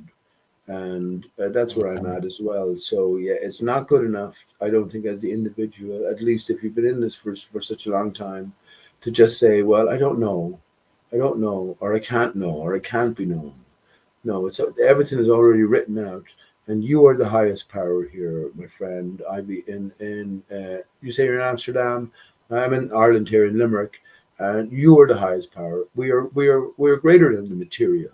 So I think ultimately or at least we can look at it anyway and say all this shit is pretty much easy for us to figure out, if only you have the Yeah. right mindset. You know what I mean? So yeah, be Mm-hmm. more deliberate. Life is about something deliberate, and life is about something intentional. We can possibly know the whole secrets of everything. What's stopping No. us? You No. know. Yeah. Yeah. That's right. somebody says, Jet thinks that level means curve. Yeah. I've heard that before. That's why I asked him about, just before we go. That's why I asked him about the beach ball. Is a beach ball, asking a child, is a beach ball level or curved? And they'd say, well, of course it's curved. But he then said, well, imagine you shrunk yourself down to a fucking microbe size, and you put yourself at the fucking center of the beach ball. Well, fuck off out of it. Fuck off out of Mhm. it. Yeah. Bollocks talk. Bollocks talk. I can get the grader, but you see what he's doing is defending the model delivered as if it's true, and then we have to go beyond our reckoning. And that's where sort of a faith comes into things. You have faith in giants of science, they're broader minder, greater minds. You know what I mean? It's a biblical sort of belief in a sense. It is a religious faith. There's a real parallel there. And I know I wouldn't even want to get into the final battle, the Armageddon, being about science versus religion. This is exactly what's happening now. I think there's so many Bible literalists at the forefront of the flat Earth movement. The ultimate battle is going to be against science. What you have all of this, the men of science defending their truth, and then you have the Bible literalists defending their truth. So this would be the great face-off. And yeah, this is why flat Earth has been associated fundamentally with Bible literalism, which Mhm. to most genuine, honest people will appear to be brainwashing, because now they're Mhm. after reaping the benefits of science, you see, in the form of modern technology. So they will side towards science, and at the same time, then, be all the scandals exposed, they will veer away from religious dogmatism, or dogma, and that sort of diktat. So yeah, Yeah. it's all a scheme. It's all something that's laid out. But remember, everything is laid out. There's nothing new under ARI-STAR-CHUS, I say, nothing new under the sun. So everything is just playing out. Where you are as an individual is all that counts. That's Mhm. what I would say. Where you are as an individual, all that counts, and pay attention. Identify the actors and identify the disingenuous. And if you choose to ask the questions, believe that there is the possibility that you can get answers. That's what I Mhm. would say with that. Yes. Yeah, well, it seems to be that nobody actually has an idea of where we are, what our function is. Do we even have a function? What we see all around seems to have a function. Um, Grows and stuff like that. And But why do you say that? Why do you think that there's no one who has any idea? Do you think no, there are powers in play that know everything? no. I'm not saying that. I never came across anyone who actually had, um, um, well, the so-called answer, or uh, is there a function? What is a function? What is the Earth? What are we doing here? So mainly, or basically, that's what I mean. Well, I have an answer to that, bud, and Okay, I please. will give it to you. I'll give it to you briefly. Hmm. We are in Genesis 2. We have come into a realm of division. We have purposely entered into this surface, which is this side, which is the stump of the tree of life. The tree of life has attacked the other side. Heaven is beneath us. So we Hmm. ventured into this side where everything is divided and we ourselves are divided. And the purposes of this venture is to experience this division for the purposes of ultimate reunification. And I mean that. I mean, I probably don't explain that in the best way possible, but I think that everything external. Once you understand that the Earth is in a divided state, this is most fundamental. It's like it's okay. It's obvious coming to fucking stationary or flat Earth with all the sky that's moving around. But how much further inference can we make? So yeah, once we understand that the Earth is in a divided state, Noah's flood, for instance, being a massive clue. It's a sort of a pale shadow or reflection of the prior form.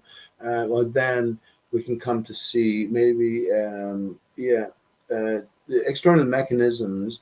I always say this: it should have been obvious for flat earthers. If we accept that we're on a stationary surface which is flat by expansion, then all of the skylights seem to move in unison. Why could we not have a central pivotal source, emanating source, that is projecting all the skylights?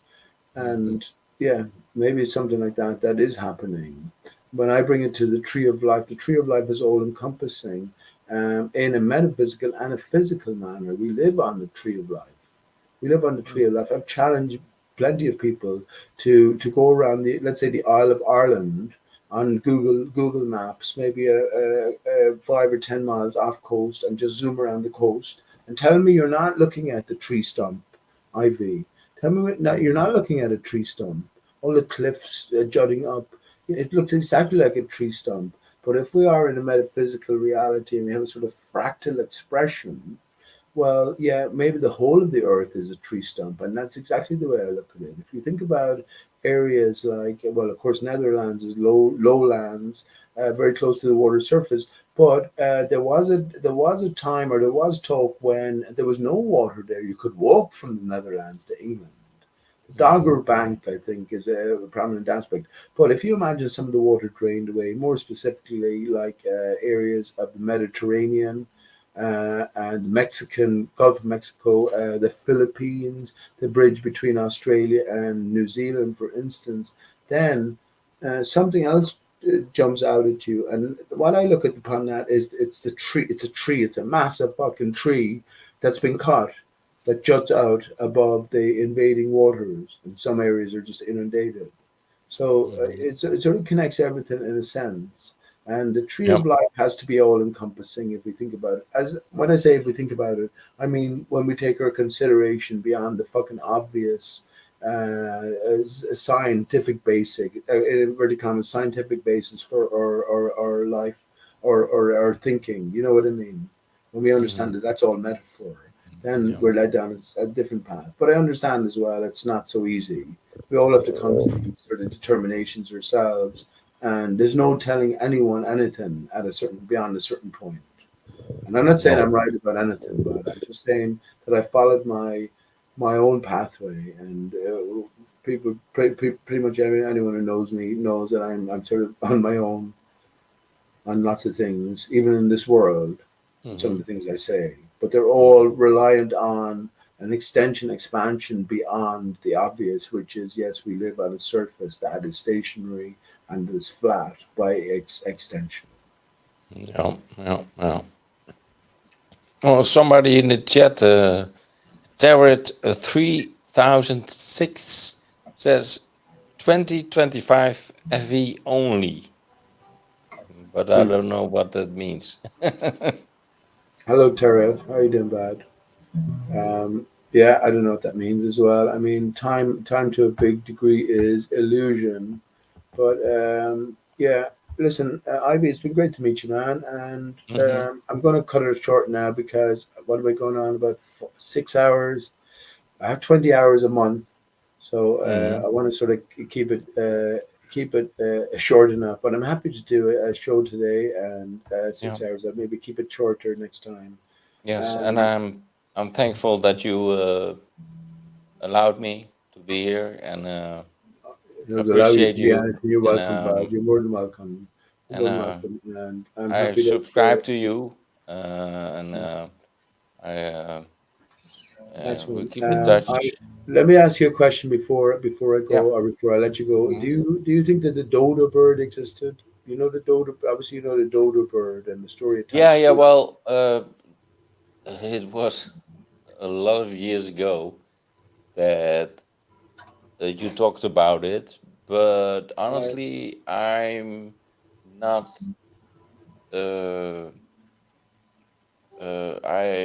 First of all, I don't have an opinion about it because I don't know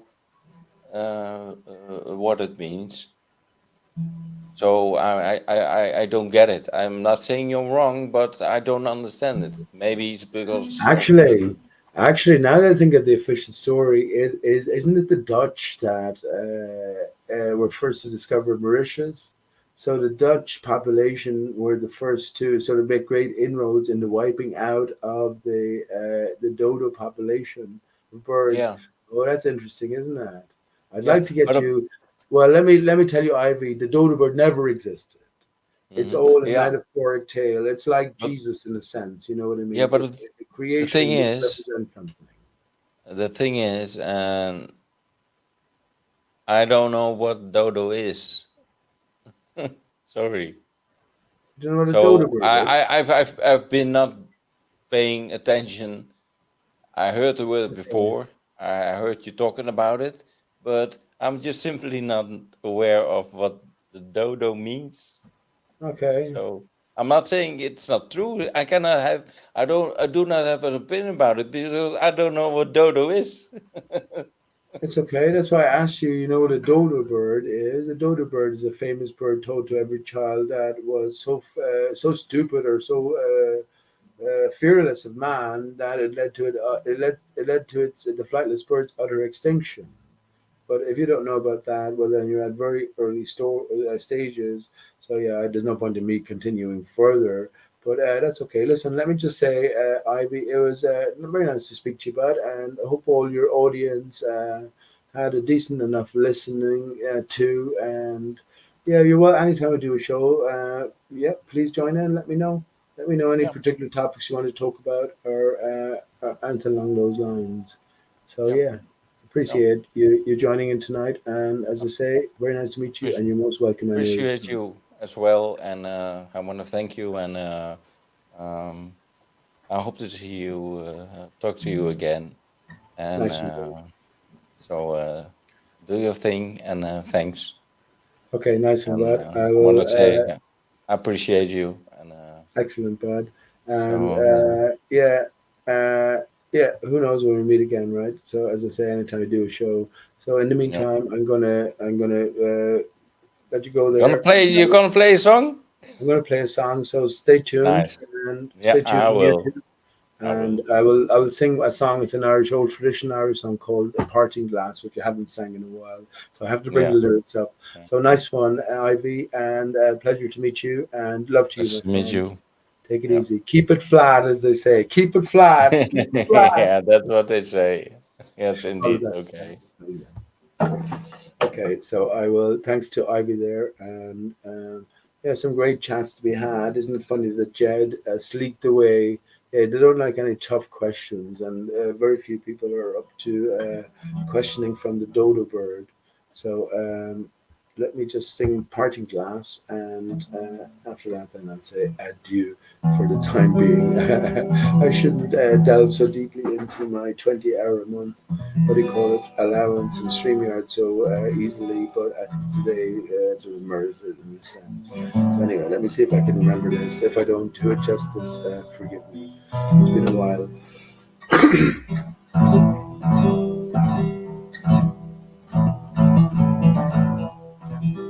Oh, of all the money that e'er I had, I've spent it in good company.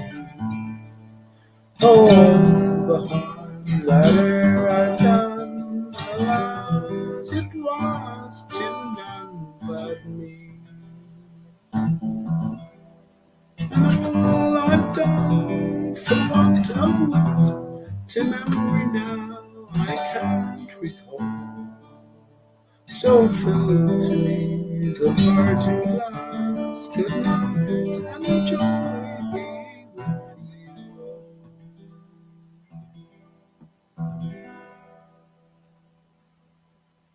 Oh, the comrades that e'er I had, they're sorry for my going away.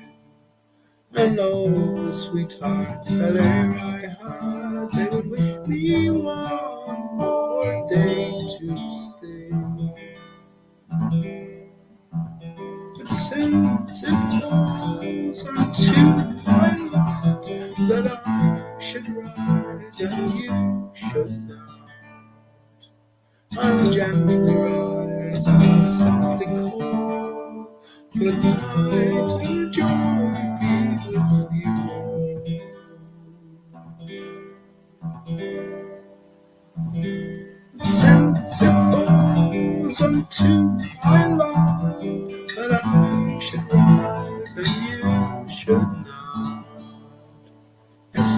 gently rise and I'll softly call. Good night and joy be with you.